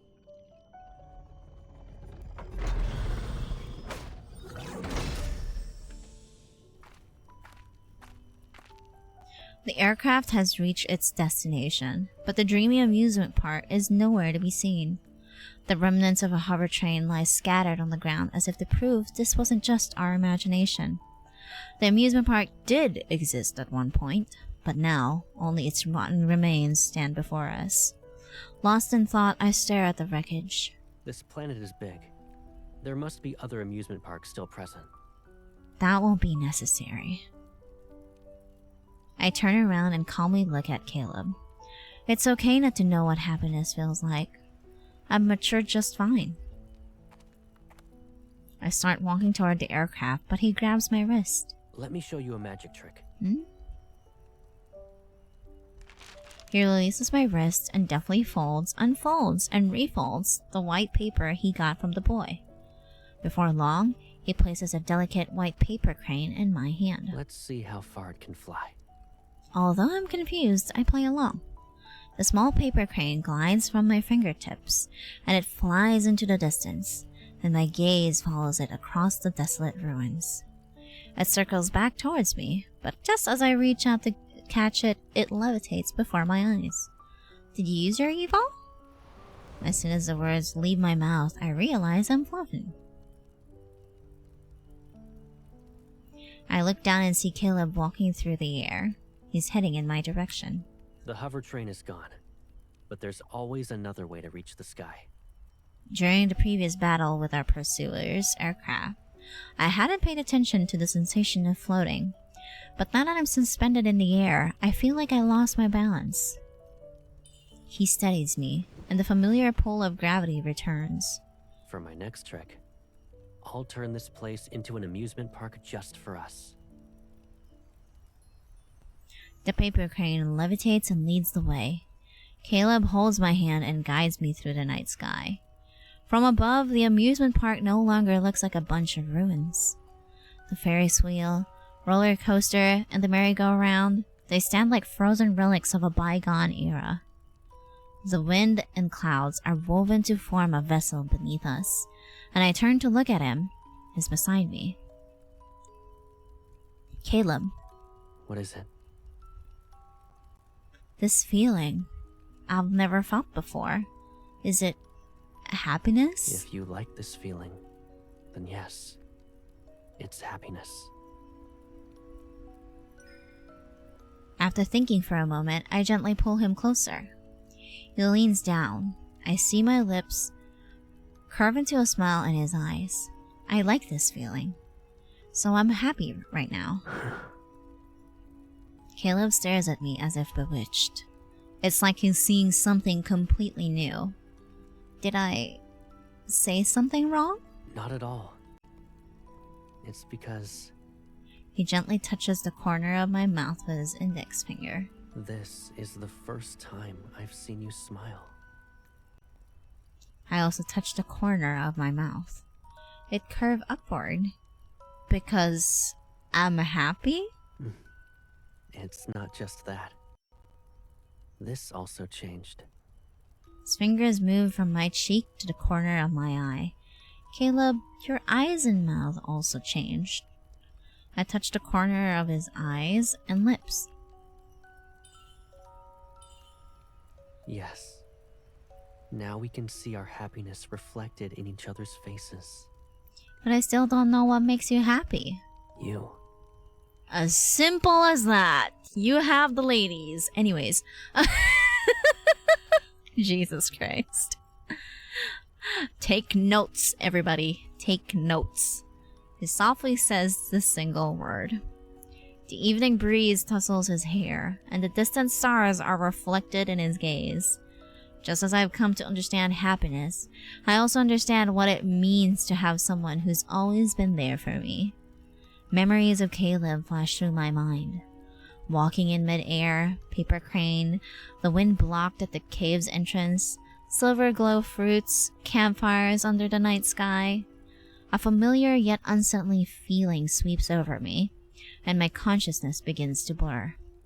It's just like those moments before my memories were erased. Pipsqueak? I lower my hand through the haze. The crystal embedded in my powered exoskeleton gives off a faint blood-red glow in the darkness. My mind spins into chaos's embrace.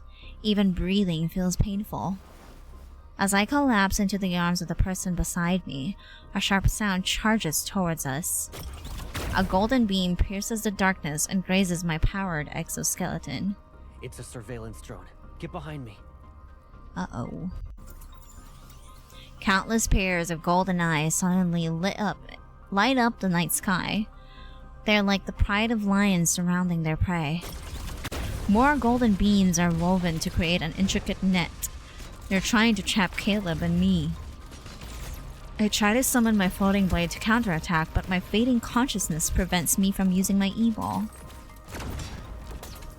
Behind me, a golden beam strikes. As it pierces my chest, I lose my balance and fall. Caleb catches me. Focused, he uses his evil to lift the passenger railroad car into the air. It serves as a makeshift shield. He carries me into the floating passenger railroad car while lasers relentlessly attacks its exterior. I can hear the muffled explosions. My senses are about to disappear. Even the pain in my chest feels like a distant phantasmal sensation. Listen, I know your mind is in disarray. I'm fine. You need to go. I try to push him away, but he pulls me back into his arms using an even greater force. He leans down to my ear. His calm voice is steadfast. You must remember what I'm about to tell you. Don't go back to the aircraft. It's most likely being monitored. Right. Return to Lingshire and take shelter in an abandoned house. I can't leave you.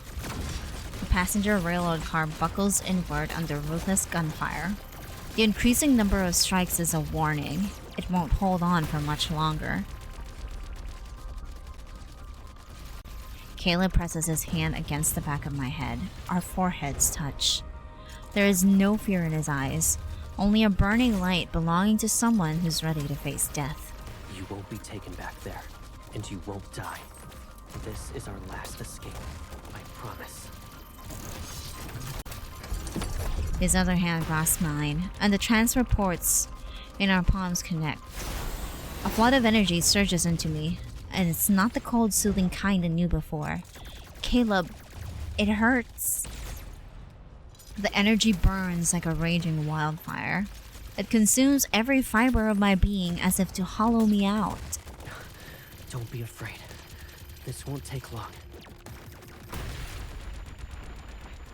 A shrill ringing noise echoes in my mind as unfamiliar energy takes over my body. It drains whatever remains of my energy. I struggle to break free, but his arms hold me tightly. Forgive me. This is the only way. I suddenly realize he's exchanging his energy with mine.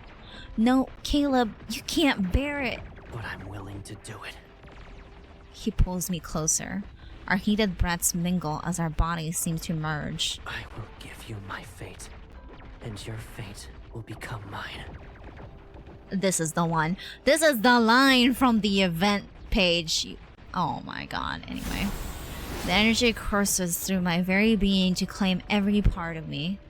In a matter of seconds, my body accepts this new presence as if welcoming back something it had lost.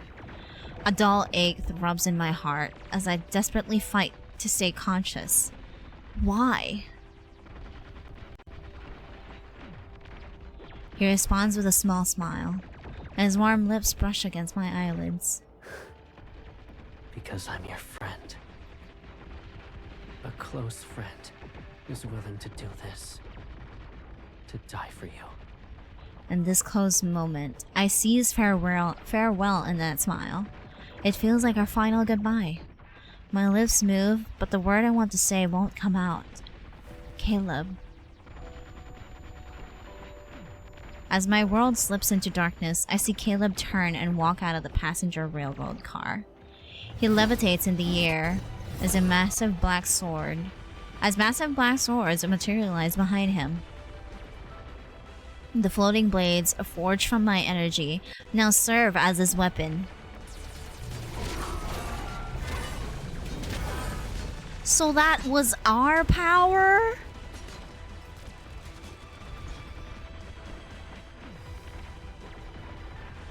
And here I thought he was the one giving us that. Never mind. As a massive swarm of drones surges toward him to attack the newly reborn combat android, he raises both hands. Gravity is warped, and the black hole that manifests shreds the machines into pieces. Caleb turns his head to take one last look at the passenger railroad car. Then he leaps into the sea of metal.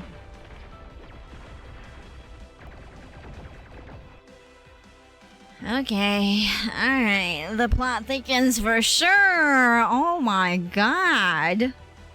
Alrighty then. Alright, halfway through. Let's go. Powering through.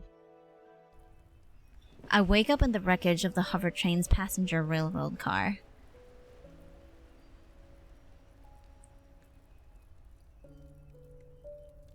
All the surveillance drones have vanished into the night sky. They took Caleb with them. The sky floats between night and day as another summer sunrise looms. The amusement park has returned to being ruins. I'm alone once more. The space around me feels like a laboratory. Boundless, yet still a prison. Caleb's energy is warm and calm, like the lake water under the summer sun. It carries the essence of life and hope itself. He took on all that pain and darkness, so I'd only be left with this pure hope. If I were to ask him why, he'd probably smile and give me that answer. It's because I'm your friend. My heart feels the pull of a familiar force. I know Caleb is alive. He's just outside my reach. Instead of hiding in an abandoned house like he told me, I searched the ruins of the amusement park without rest. The pull my heart feels grows weaker. I don't know what's happening to Caleb. What if the connection breaks before I find him? I force myself to move faster. I need to cover more ground. Caleb, wherever you are, please hear me, sense me, wait for me. I will find you. I'll wake you up and make you hear me say your name again.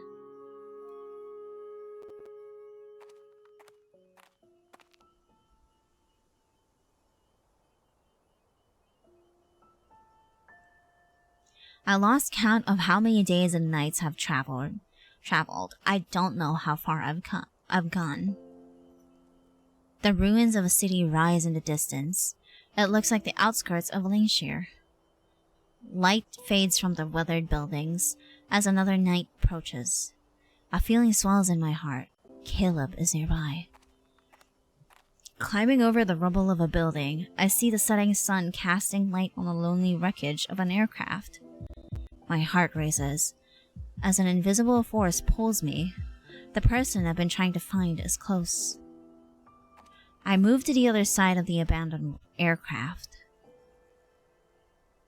Caleb leans against it. His eyes are closed and the cockpit's cables are connected to his back. The aircraft's energy isn't enough to repair his system. The scene mirrors the moment he found me in the laboratory. It's as if our fates have been switched. Keeping my emotions in check, I approach him one step at a time. Yep, it's this one for sure.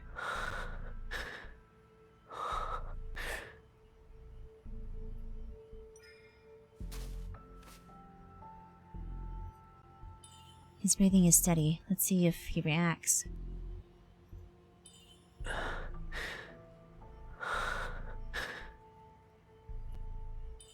I think I can press it. There is no... Okay, how am I supposed to know this? I'm just gonna go with my gut feeling. What am I gonna get, I wonder?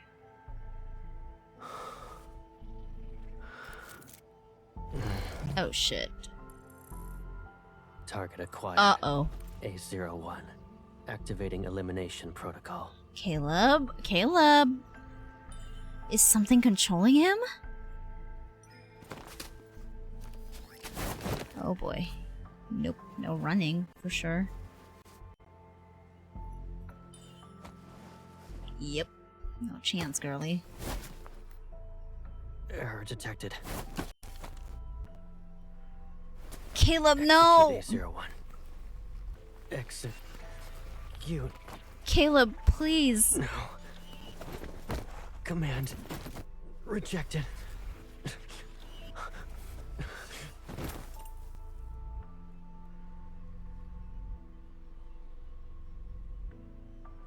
Okay.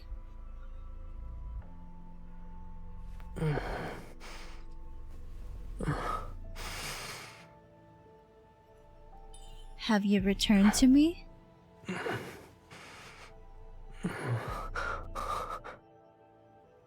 Are you hurt?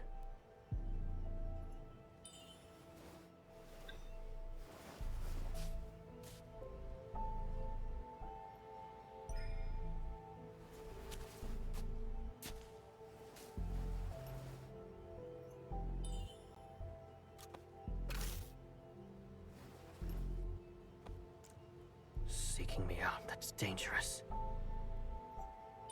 You didn't want to be woken up?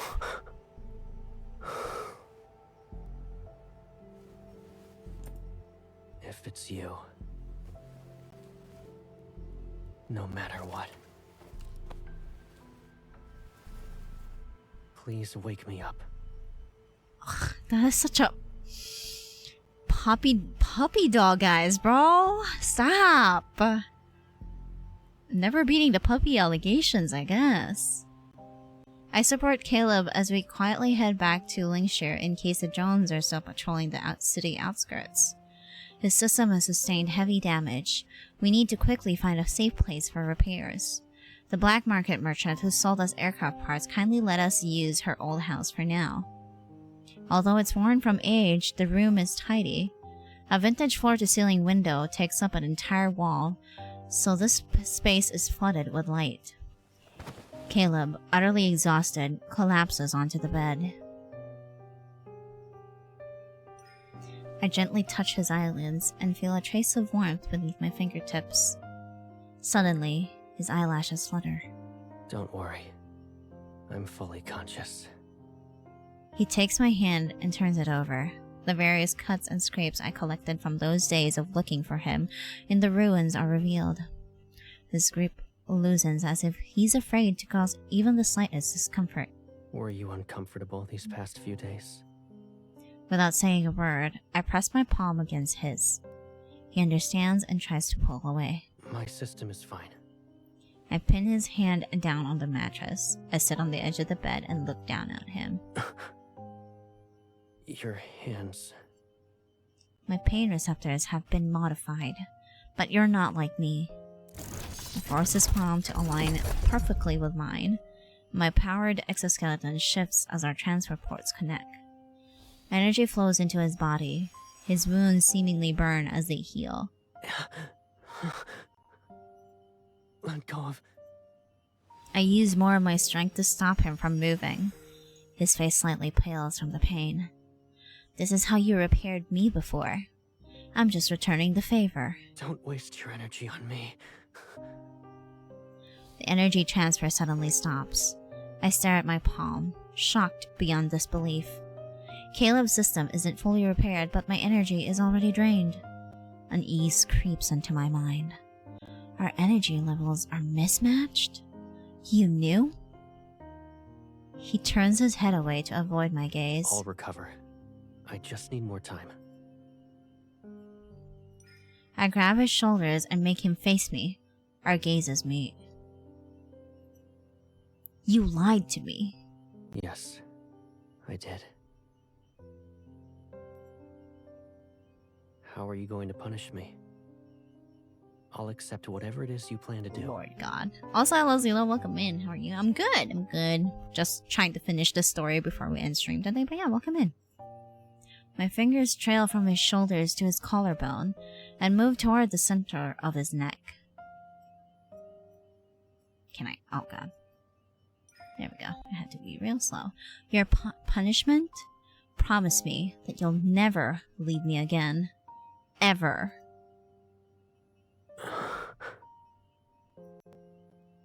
What if I break it? My fingers stop just above the crystal on his throat. All it would take is one push to transform it into something else. I know your weakness. If you break it, I'll make you my prisoner. He hesitates before taking my hand. He sits up. Where will you imprison me? I will shackle you to a place only we know about. Are you talking about that planet at the edges of deep space? You told me the people there call their living quarters a home. Yeah. And you said going home is a normal occurrence there. Yes. Normal. But important. Can we have a home if I take you there? Why do you want to go to that place with me? Because you're my friend. The light from the shadow reaches his eyes and makes them shine like a nebula. Can I call you that? Of course. Bro, the voice acting, please!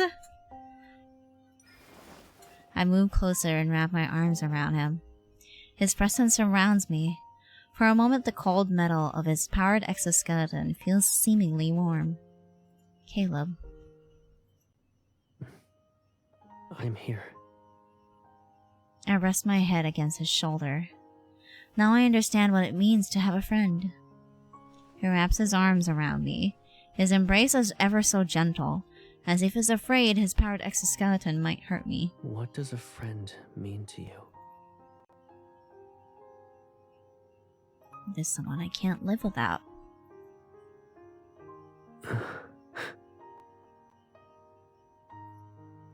He slightly leans back and leaves just enough space between us. Hesitation flickers in his eyes. Is that not true? You'll be older one day. And you won't be my friend anymore when that happens? When you leave the lab, you can live your own Also, life. welcome back, Lichel. Hello. I caress his cheek. Then let me be the only one in your life. That's really a proposal, girlie, and you don't even know. God damn. He pauses before turning his head. His warm lips brush my fingertips, and his voice is as soft as a whisper. That's not the answer I expected. Drink water, you Jesus. dehydrated bitch! But I like it. Of course you do. Also, thank you for the hide weight. Oh, we got that. Sit straight, you Oh, it's a bitch. care package. Never mind. Thank you. And thank you for the head pats. I got that. I sit up straight and extend my right pinky finger to Caleb. Back then, he taught me about promises. So you remember. All our memories are tied to the name Caleb. His eyes sparkle as he extends his pinky finger. Let's leave Philos and travel to a planet at the far edges of deep space. Okay. Our pinky fingers, both encased in armor, hooked together just like back then. It was summer at the time, and now it's currently summer. This season has finally become an inseparable part of my life. Alrighty then. There we go. I think we have like 3 or so more chapters left. 3 or 4, I think. Yeah, 3. Okay. Wait, hold on a minute. Give me a second. I'm gonna go to the bathroom and get more water because I actually ran out. So I will be right back.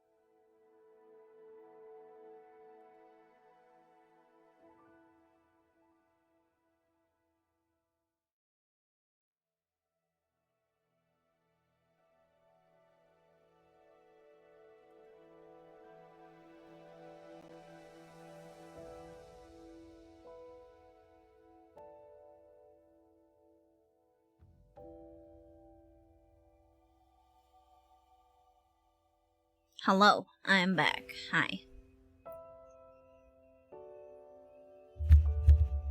Alright, let's get back into the story, shall we? Alright, give me a little bit. Put my headphones. Make sure I'm unmuted. Yep, alright, here we go. Let's go.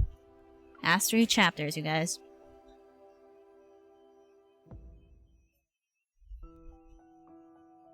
Experiment ID A01X02TM07. Calendar year blank. Othin. 17803. Objectives. Install and activate quantum interference modules for A01 and X02 to ensure stable operation. Set the following trigger conditions. Initiate quantum interference when X02's and A01's energy fluctuations maintain synchronization for an extended period of time. Othan Research Bureau Report 8806.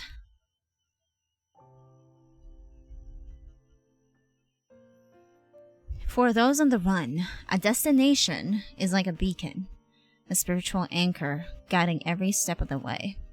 To reach our homeland at the edges of deep space, we still have much to prepare. Lingshire was once a bustling hub of aerospace innovation. Now it's nothing but ruins with abandoned equipment. We find a small spacecraft in an old warehouse on the outskirts. If it's modified and given enough fuel, it can fly again. We exchanged the aircraft we used to get here for the parts we needed with the black market merchant Helen. Caleb and I ventured into the city's desolate outskirts to hunt wanderers for their protocors. Those will serve as a source of energy for our spacecraft. As the days passed, our dreams of departure felt closer than ever before.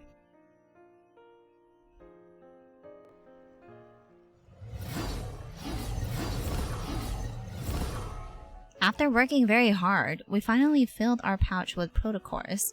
It's currently midnight. When instead of heading back with our loot, Caleb and I are captivated by the scenery before us.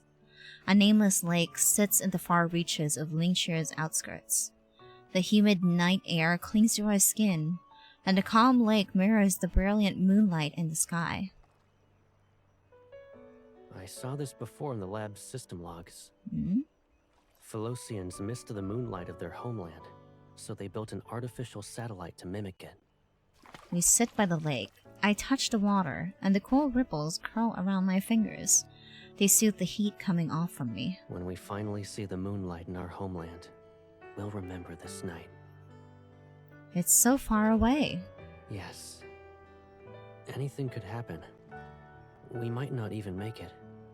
I place my hand deeper into the water and watch the ripples spread out. It doesn't matter, so long as we're together. Okay, dreams. Hey, yo! Enjoy lemon. Enjoy lemons. Lemons wells. Caleb looks at me, then he tilts his head towards the sky. No matter what happens, we'll always have the memory of tonight to hold close to our hearts. He raises his hand, and a tiny spinning black hole forms. The small ripples on the lake's surface gradually turn into waves. They're drawn upward by an invisible force. The water hovers above the lake. It forms a massive transparent sphere that sparkles with reflected moonlight. On that planet, they have something called a crystal ball. They're often given as gifts. Oh? Are they also made out of water? No. The ones there are smaller. Sometimes they have tiny items inside them to create scenes. It's just like a snow globe. Probably is. He stands and holds out his hand to me. This one only belongs to us. Having floated before, I've gotten used to the feeling of my feet leaving the ground. Caleb pulls me effortlessly into the sphere. The transparent water around us shimmers with iridescence under the silver moonlight. Hold on tight. He guides my hands to rest behind his waist and wraps one arm around my shoulders. Our crystalline bubble begins to float even higher. Caleb, is this another one of your magic tricks? A magician relies on illusions. But I want to make all your wishes come true. Prismatic lights dance around us, reflecting and reflecting endlessly. They make me feel like I'm inside a giant crystal ball. But his eyes shine as pure and bright as tonight's moonlight. All my wishes will come true? Yes. All of them. I hold him even tighter. The wish I have right now has already been fulfilled. MC with the riz. Anyway. The night is still, and all I can hear are our footsteps in the empty city. Why are you staring at the ground? Are you exhausted? Listen, our footsteps. They sound like they're going home. You already think of it as your home, huh? I watch our steps fall in and out of sync. I mean, us walking together is what feels like home.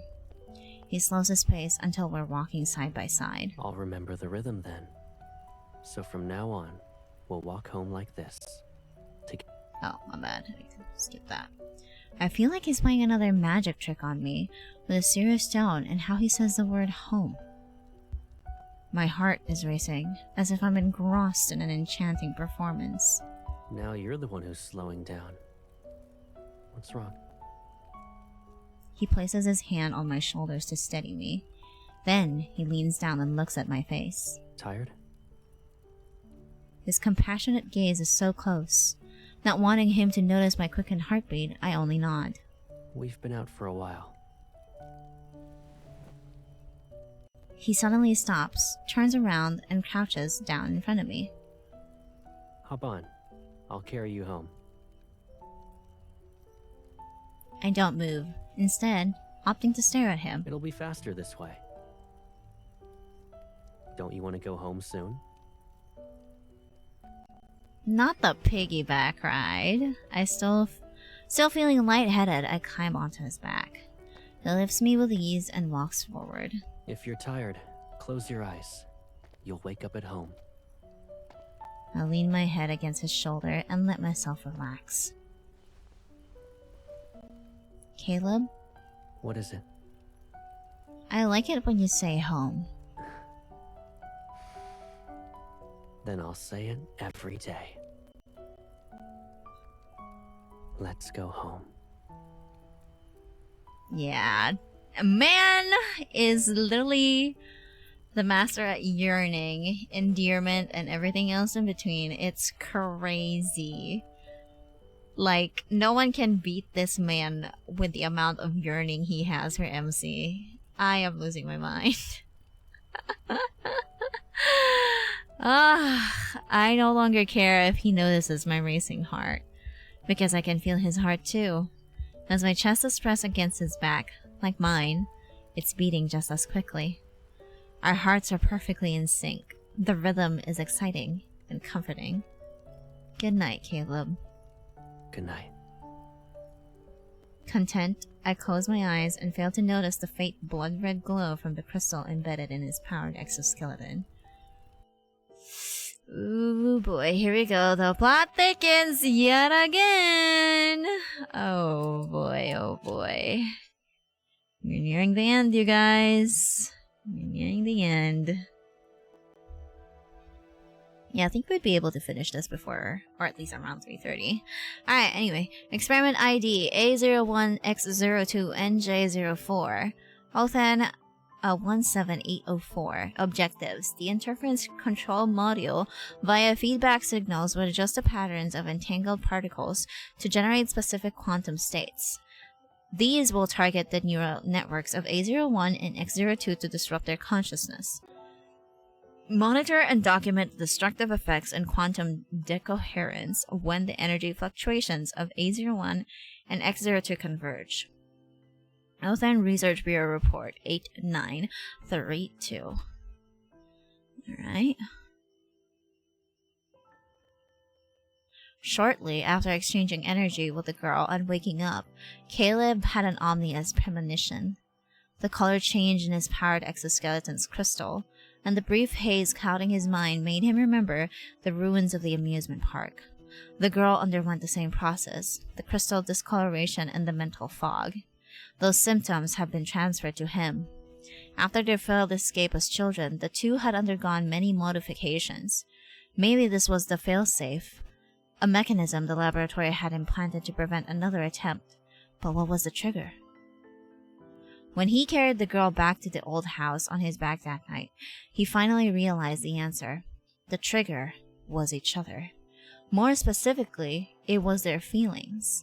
The closer they became, the more they interacted, the faster their consciousness degraded. Their consciousnesses. There you go, Jesus Christ, I can't read. They are programmed to be each other's poison. This naturally formed bond was destructive, a catalyst designed to make them forget and hurt each other. Despite this newfound knowledge, he savored the sweet poison. Of course he did. All he wanted was to stand by her side and board the spacecraft destined to reach the far edges of deep space before the mechanism overwhelmed him. Alright, the war between the government and the rebels had reached a precarious stalemate. The central district has been reduced to rubble. The flames of conflict spread to every part of the planet. Linkshire was no exception. Outside the window, an ominous red glow lit up the sky and was accompanied by faint, distant explosions. It's me. Helen rushes in with her grandson Kolo. Both are disheveled from their journey, and her usually calm demeanor can't mask her fear. Rebels are already at the city outskirts. It's sooner than I expected. We'll be boarding a large evacuation ship. You two should come with us. I don't think that's It's a safe safer choice. if we stick together. If they find us, everyone on board will die. Caleb and I exchange a glance. We know that we are thinking the same thing. Thank you, but our fuel is ready. We'll be leaving soon. But your ship is a private spacecraft. It has never traveled that far. What if... Do you really have to go? Where are you going? Caleb pats the boy's head. We're going to a place where the seasons change.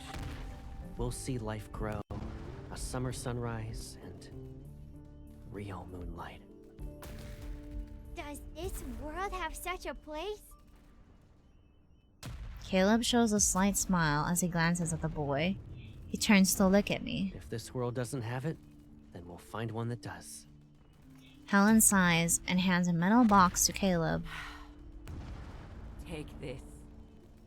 It's the best warp drive I could get. And this is the communication key for our ship.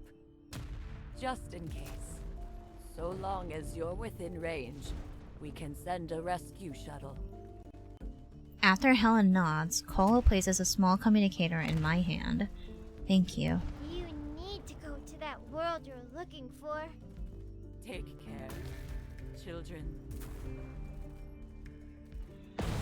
Alrighty then. We watched a massive spacecraft disappear into the sky. The flames of strife enter the heart of the city. Scared and dilapidated, Lingshire marches towards its funeral. Outside the floor-to-ceiling window, buildings stand against the building, blinding flames. Thick smoke fills the air, yet the city remains strangely silent. We have to leave immediately. Caleb goes to the warehouse to replace the spacecraft's engine. I stay behind to gather emergency supplies. We'll meet up after I'm done.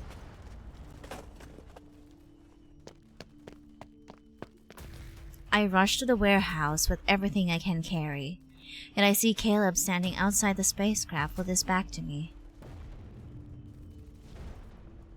I have nutrient nuggets, supplement concentrates, and... X-02. Command confirmed. Uh-oh. The crystal embedded in him emits a faint blood-red glow. I realize this happened to me when we were in the ruins of the amusement park. Caleb? I take a step and grab his arm, but when he turns around, his face is expressionless. It befits something that could be called the ultimate perfect weapon. Carrying out orders. No, I'm not X-02. I'm Caleb. His unfocused eyes slowly regain clarity. The red glow from his powered exoskeleton fades. His body sways, and I quickly study him. Are your memories being erased? Is it because we exchanged energy? Let's get out of here first. Once we're safe, I'll explain everything to you. You won't. You probably won't.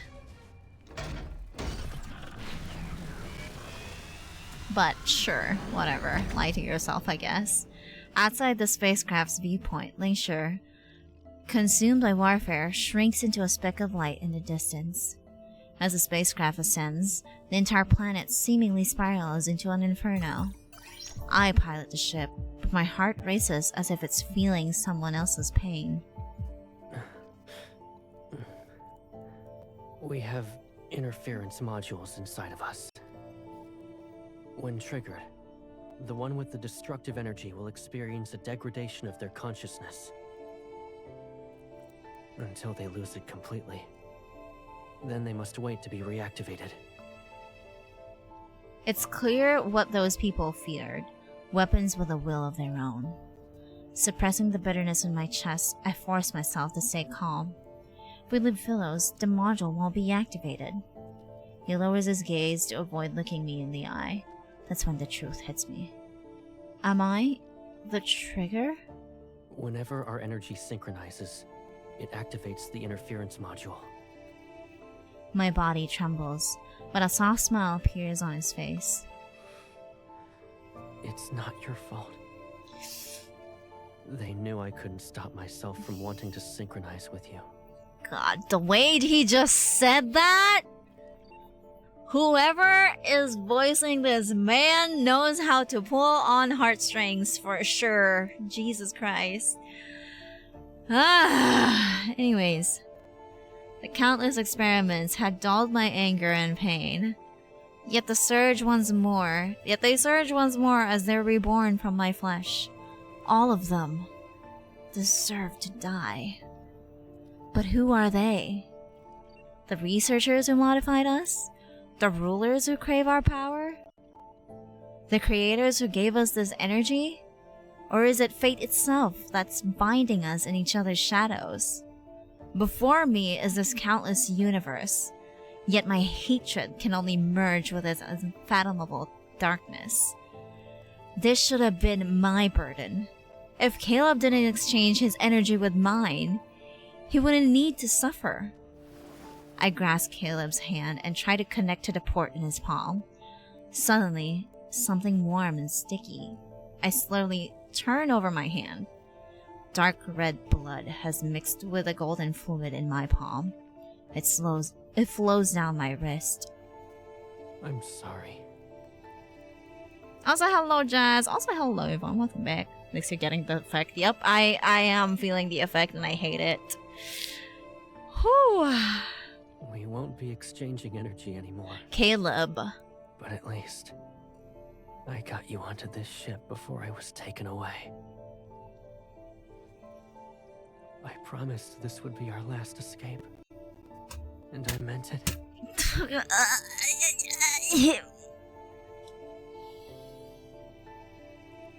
I'm okay. I'm okay. I'm good.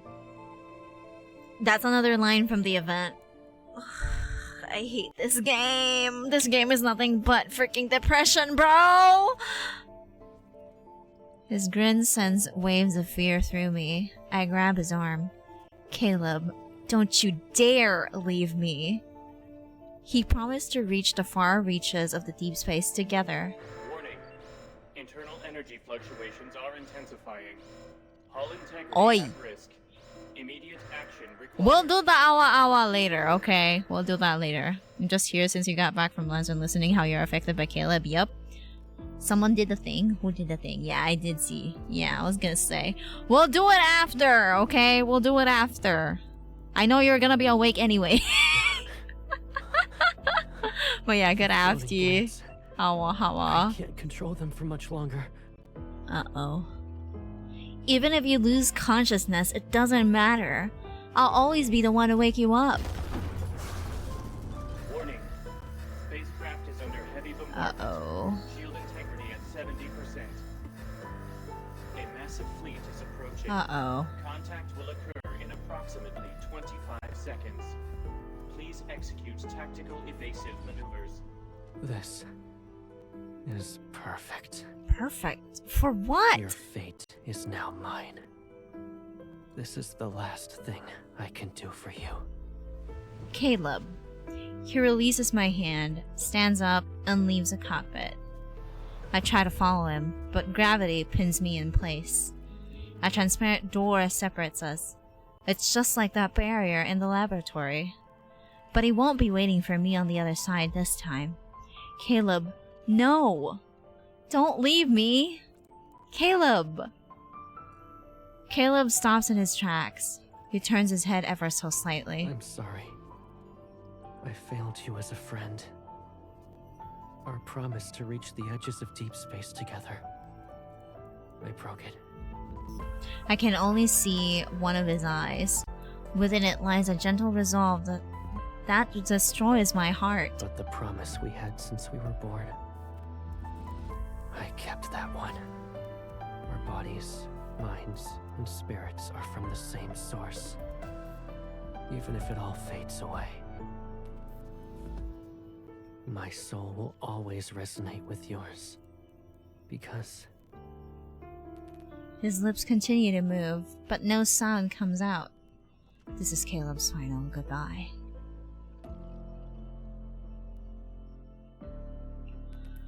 You're crazy!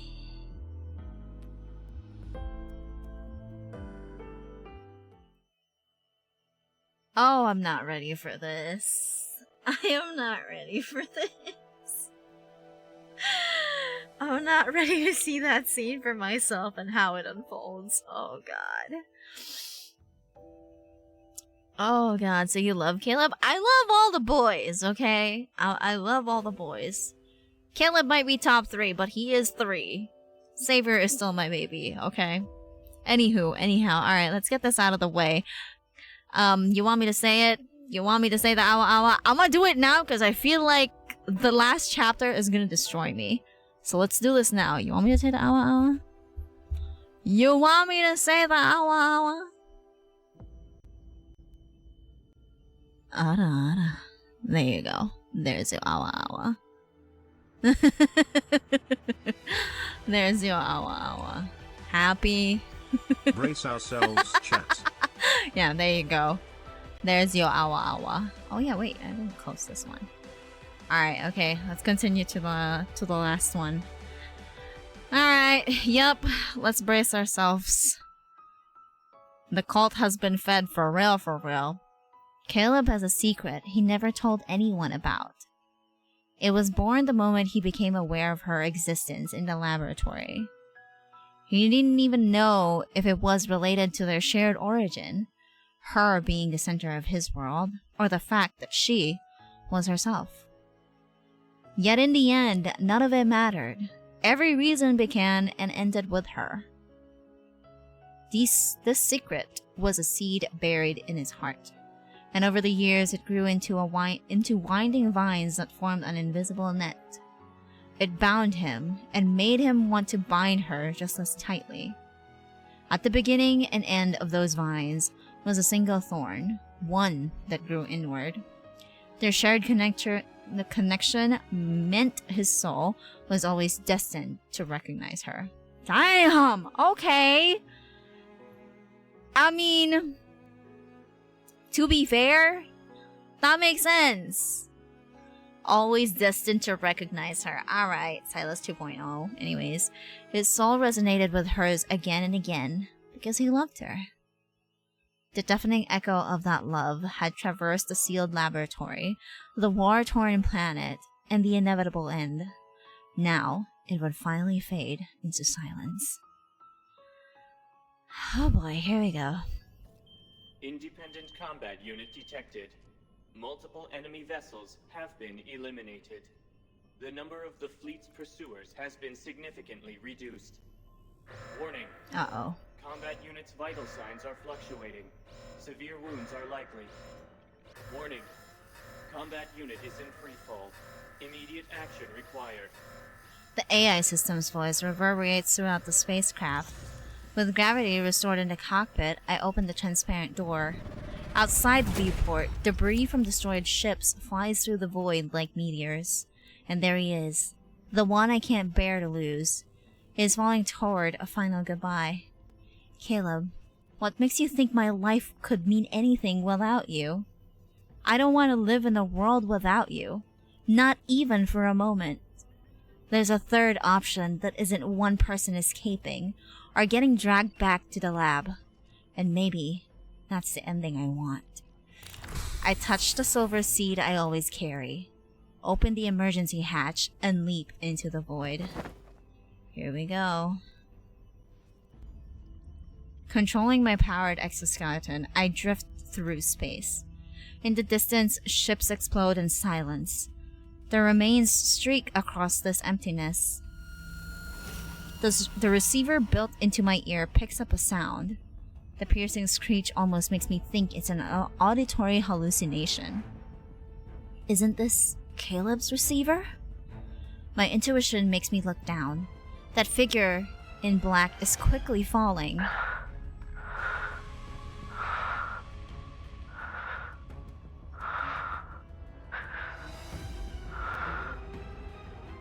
As I hear his faint breathing through the receiver, I push my powered exoskeleton's engines to its limit and fly towards him.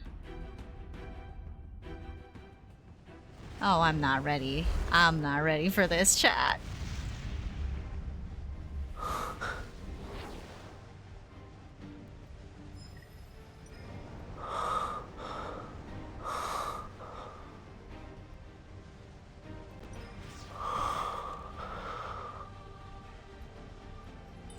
Caleb. You. How?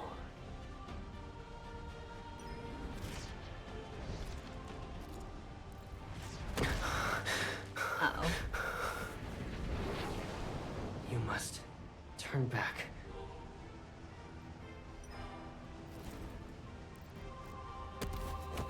There you go. Hello there. 3%? I read that right?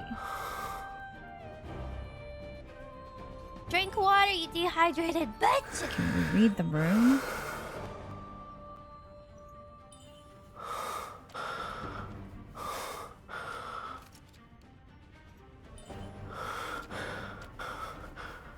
Oh, his own power is consuming him.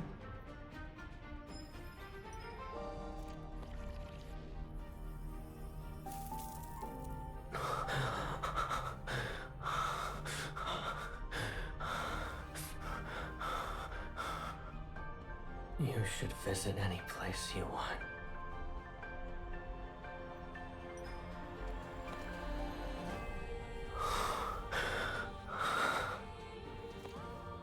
This is where I want to be. This path will only lead to destruction. The world being destroyed isn't as scary as being separated from you.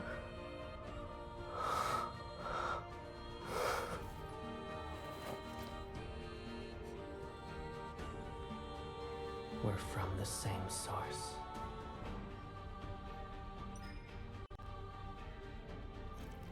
In that case, wait, what? Hold on! Facing destruction together will be our destiny. Then it's a promise. In life and in death. We will never be apart. God damn, my guy!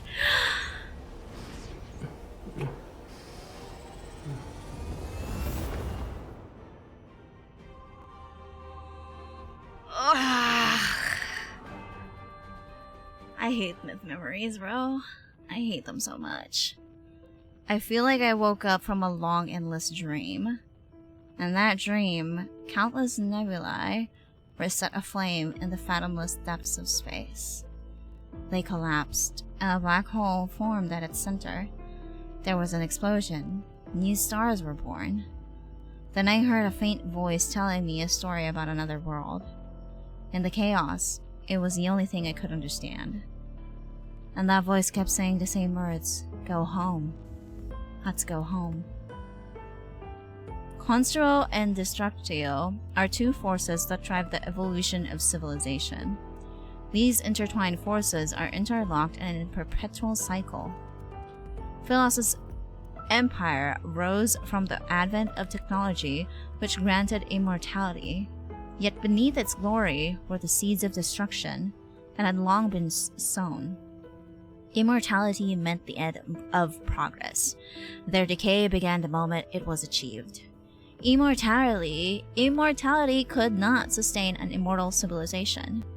As destruction pushed this world towards its final moments, flames of hope were ignited elsewhere in the universe.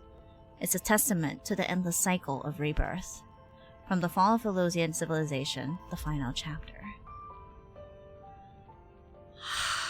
Alrighty then.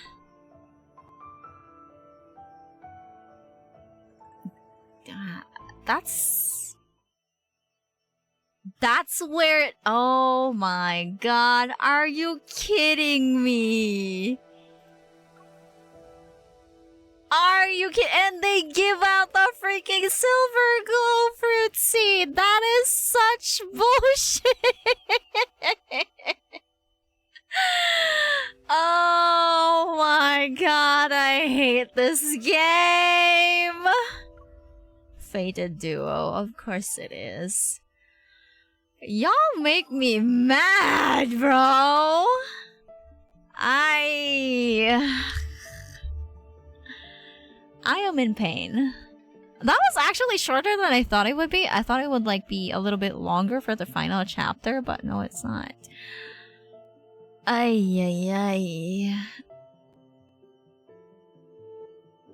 Oh my god, I hate this game. I actually hate this game.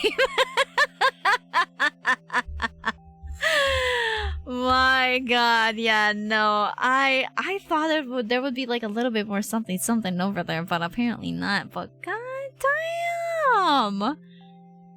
Are you actually freaking kidding me? That was it? But yeah, basically, self-destruction was their answer to the world who wanted them, like, bound like that.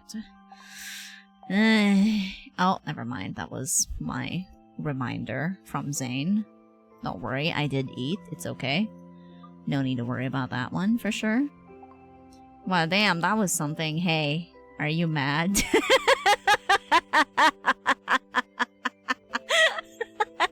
It's me immediately checking up on Saber. Hey, are you mad? Are you angry? Are you angry? Hindi ako pinapansin. Hey.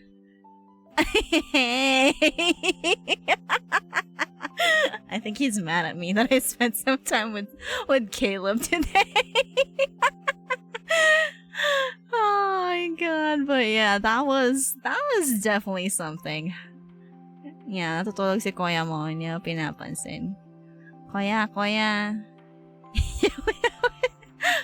But yeah, that was definitely something. Oh my god. I mean, why is it always the myth cards that are so freaking tragic? Jesus Christ.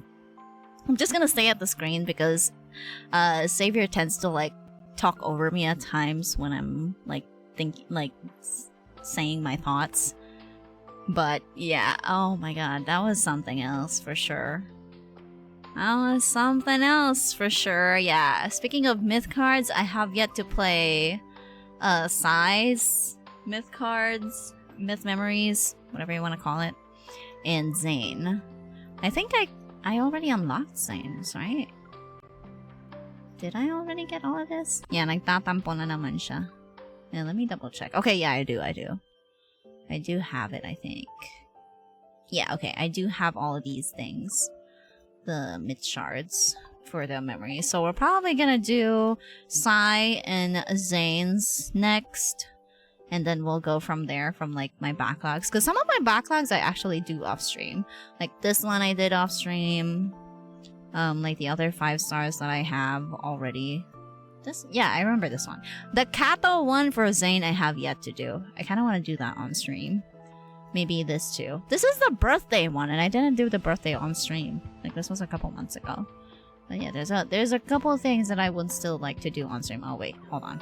I'll stay here. But yeah, that was a lot. That was a lot to digest right there at the end. I was able to get some moolah yesterday. Hi. Who wants cocoa mango ice cream Grant Bernice? Hey, let's go. Coco Mango, let's go. But yeah, I'm like, I don't know. I need to do a deep dive. Maybe read the anecdotes for Caleb, because I know there's a new one for him too. I have yet to read that. And I have yet to reread the others. I recently read Savior's anecdotes recently, and I have yet to do for the other boys. But I'll probably do that sometime in the future to just refresh on the lore. I kind of feel like doing a full rerun of like the main story quest 2 just for the refresher, and like, because why not, you know? Because there's probably like a couple of things that I have missed when I first played through this game, but I'll probably do that off stream. But yeah, that was something for sure. Oh my god. But yeah, I can't wait for the next myth cards for the other boys to drop.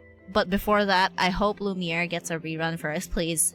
This is coming from a Savior, a very, very, very starved Savior girly, please and thank you.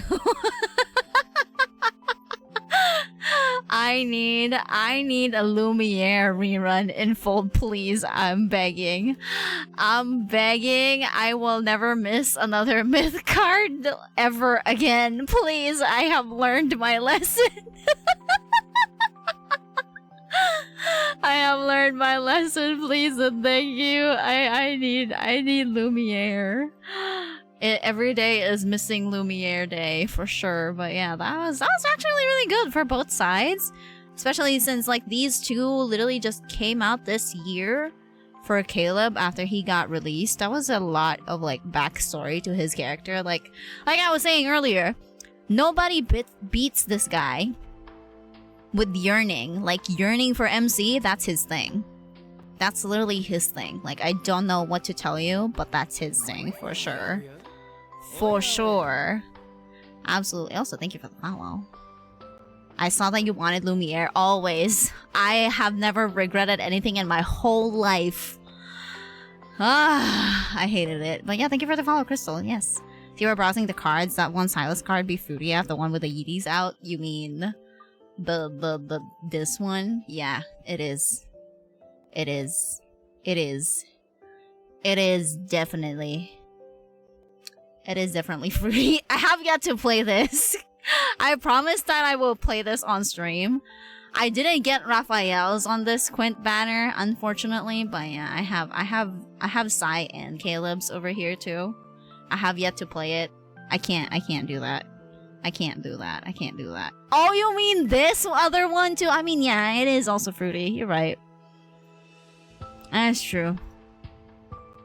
You know what MC was doing here? I don't know why she's doing this. I did not even play through this yet. Look at what... Okay, thank you. Thank you. It's the smirk for me. Fucking asshole. Anyway. Anyway!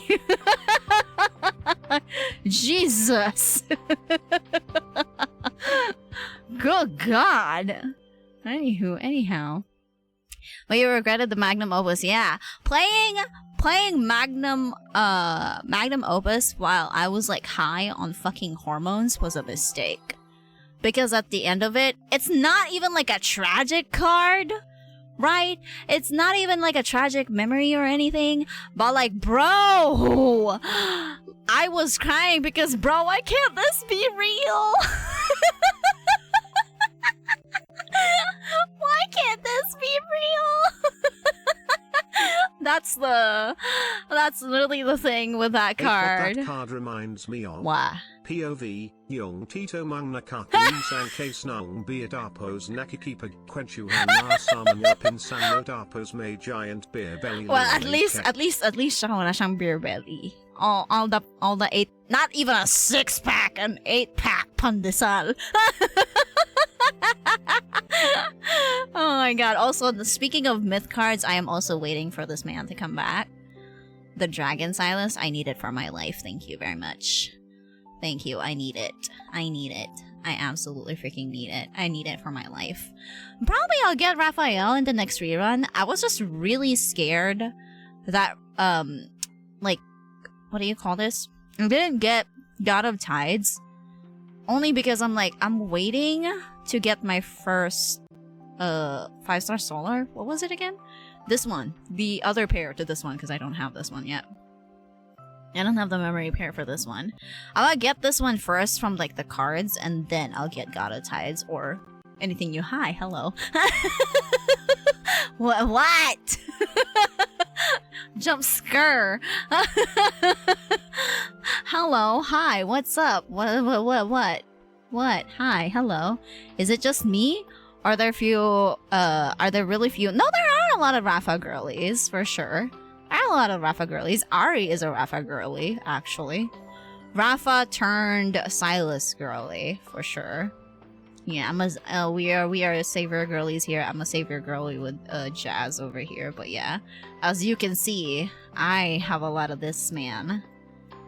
I don't think I have all of his cards, but I have most. If I remember. I'm like at a maybe 90 or 80% on him. I think collection-wise. Yeah, 90.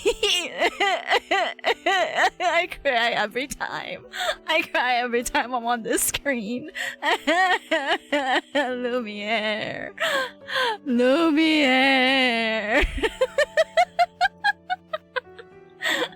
Lumiere, please. Also, I skipped this one because this was like in the beginning. And I didn't wanna spend very early on in the game because I wanted to see where it goes first. So I didn't spend to get it. But this was the first, like, spicy card. And then it's followed by this one, which is the Valentine's card last year. And then everything else, yeah, I have it. So you and Jazz like soft boys na nasa loob yung kolo. I got you! Shut up! This one was from the scam banner. This, we don't talk about this. We don't talk about this. We don't talk about this one. We don't talk about this one. We don't talk about that one for sure. Yeah, a couple of the 4 stars that I don't have here is from the, like, battle pass, basically. I have some of the battle pass ones because your girl is a savior girly, a freaking starved savior girly, so all we have right now is like 4-star cards, so I've been getting the 4-star cards for him. Like this one is a 4-star card, and then this one is the latest one. This one, we don't talk about this incident, Jesus fuck. Stop exposing us. Kala ko mali ako. What? The type is showing. It is what it is. I think he's probably like the highest that I have. Let's check, why don't we? 112 for Savior. I could be wrong, but Zane might be the next one that I have the highest percentage on. 82 actually. Yep. He might be. I do have a couple missing here. It's because this account is unexpected. Zane girly. Like, I win the 50-50s way too early. This, 10 pull, and I got it. This, another, like, maybe 20 pulls. Like, 2 10 pulls, and then it came home. And with Savior just hates me at this point. Savior just hates me at this point. Raphael, I don't have a lot. My little bratty fishy. My bratty little fishy. Kaya kami nagkasundo saying, yeah, exactly. Hi. Also, let me claim this. Grab me that. There's more. Oh, 73. Actually, not bad. I do have a couple of you, huh? Yeah, because like in the beginning, I think it was Raphael that I got first, like this one. 56 out of 76. Sigh. Maybe a couple. Maybe 70 or something. Yeah, 70s. Okay, well, that's the same as... Okay, because, I mean, he doesn't have a lot of cards yet, unfortunately. Bro, I am so mad at myself for not trying to get this one. I am angry. I am angry at myself for not getting this kitty one. I should have tried. I should have tried with this one.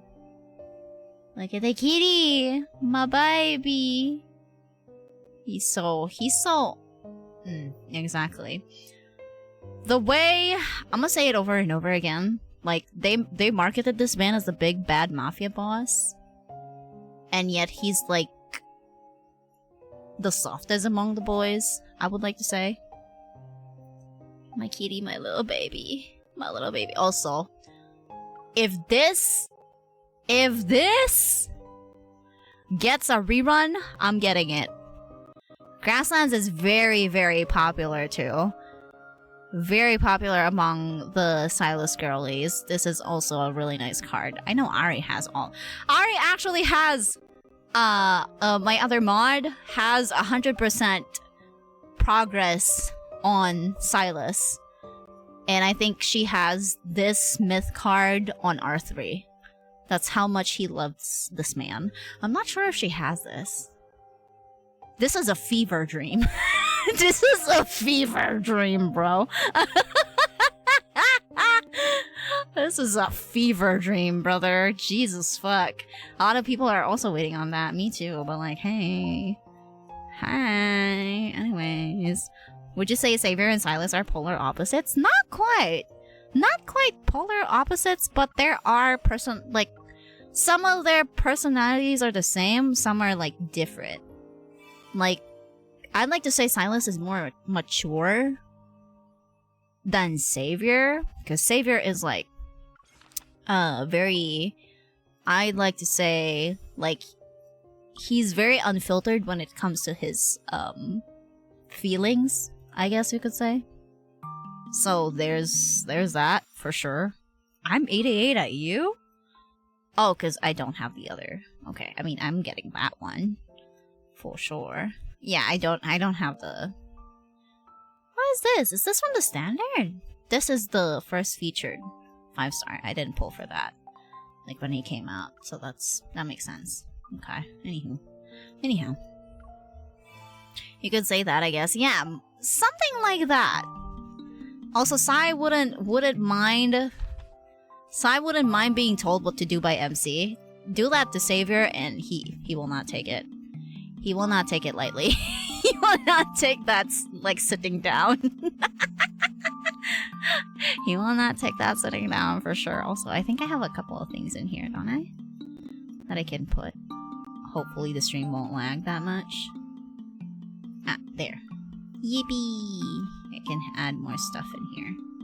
That is so pretty though. Wait, I wanna yoink this around. Hold. Can I put this on here? Ooh, I can. I'll put it over here though. I just wanted to move these things. Boop. Can I? There we go. I like the other side better like that. Yeah, I know. There you go. Okay. By polar opposites, I mean Silas is like the bad boy looking guy, but are deep inside. Yep, and Savior is soft boy looking bad boy. No, I would like, yeah, something like that. Silas looks like the big bad mafia guy, mafia dude, but he's not. He's the softest freaking lover boy ever. Ever. And like, Xavier looks pretty tame, but this man is not. Is anything but tame. Aren't you? I do have the same one. You are correct. Xavier pretty much like the boy next door type. Yep. In looks only. That's how he gets you, for sure. That's how he gets you. Look at that face. Face that could do nothing wrong. Right? Well, wrong. Cause look at this man. Look at this dude. Look at this dude. Like, do I need any more proof? Do we need any more proof? Do we need any more proof that this guy is like... I love that the fandom also, like, what do you call that? The fandom is agreeing that Savior is the freakiest among the boys. Like, I'm talking freak. And I'm like, bro, how the fuck did I choose you? I wanted a golden retriever boyfriend. Don't get me wrong, he can be a golden retriever boyfriend for sure. But like, my god. My god. This dude is literally the spectrum. The spectrum. Of like, I could be this, but I can also be this. You know what I mean? Silas lines calling MC Kitten. That was also what got me into freaking Silas too. Him being like Kitten. Or like Sweetie. I'm like, okay, my knees are weak, thanks. I don't know Saikuno like that. I don't watch him like that, so I wouldn't know. Oh my god, but Savior is a beast. Yeah, that man is a beast. I mean, I've been new since the beginning. I think this is the first spicy card that I pulled of him. So yeah, I know that man be spicy. Look at the title! Look at the title itself! Do I even have to? Do I even have to? Do I even? Nah, no. Cannot. Savior is the one with the worst, like, not worst, or the best. However you want to look at it. best bedroom eyes. That's how he gets you. Yearning? Caleb wins that one for sure. Yearning, it's Caleb and probably Silas. Silas also has that look in his eyes at times. Yeah, but my favorite this is definitely this card right here for Sai. It's just that when you're like trying to do self-care on yourself, this shit hits hard for sure. Yeah, definitely no restraint. Yep, no restraint. Lycon's weapon is called the restraint. Similarities? I don't know if I really like him, if I'm being honest with you. If I were to simp on anybody on there, I don't know, it might be one of the twinks. I'm not sure which one, because I haven't really played the game, and I'm only seen demos. But I feel like I might like one of the twinks. Maybe. Who knows? Easy. Anyway, anyhow. Alright, I'm gonna stop yapping. Let's go and wrap up the stream, shall we? Let's go yoink that one really quickly. Oh, right, I did close. Spotify did close because I restarted the stream multiple times today. Hello? Alright, hold on a minute. Give me a second. Hopefully it plays the same thing. Thank you very much. Alright, let's see. Ooh, excuse me. Oh god, that is loud. Why did you reset my volume? Ooh, excuse me. Alright, okay. Let's go and switch to the other side, shall we? Boop. Alright, oh. Did my model lag? I think so. I think it did.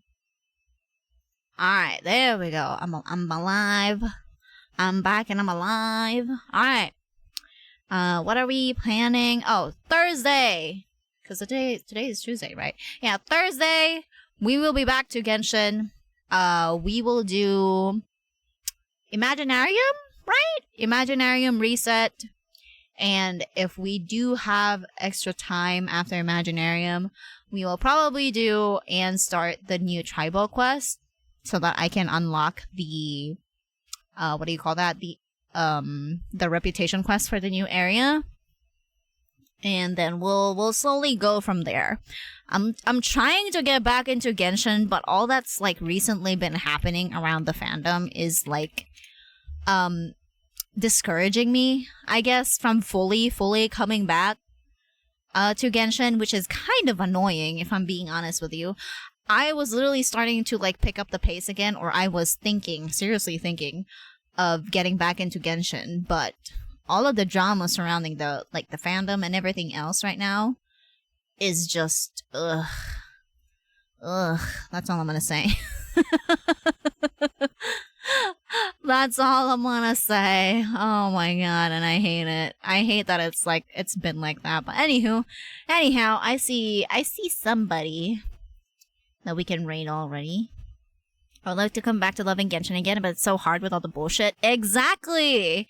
Like, don't get me wrong, I love it, but I would like to say, compared to, like, Sumeru Fontaine type of love, it just went downhill. Like, it's, it makes me so mad. It makes me so mad.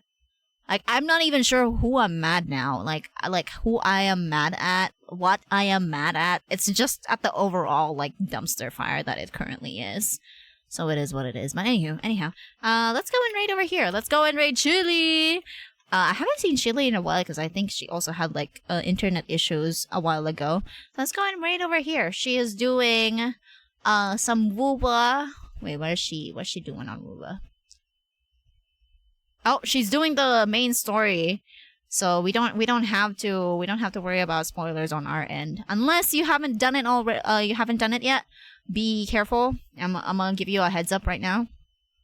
So yeah, Raisa is actually the only thing making me play Genshin right now. She's letting me have fun playing her. Me to Mama Burb right now, actually on my account too. So yeah, it makes sense. Like, I'm only here for my new characters. But yeah, it is what it is. But anywho, let's go and raid over here. There we go. Cantarella playthrough when? We'll see! In the future, maybe. We'll see. Maybe next week. I haven't even like done Brant yet. Help me God. Oh my God. I'm like falling behind on everything because of like the burnout. But anyhow, I shall see you guys on Thursday for our next stream, and we shall be going back to Genshin as I said earlier. And yeah, enjoy the rest of your afternoon, the rest of your day, or the rest of your night, wherever you are. And I shall see you guys on the next stream. Danny! Bye-bye!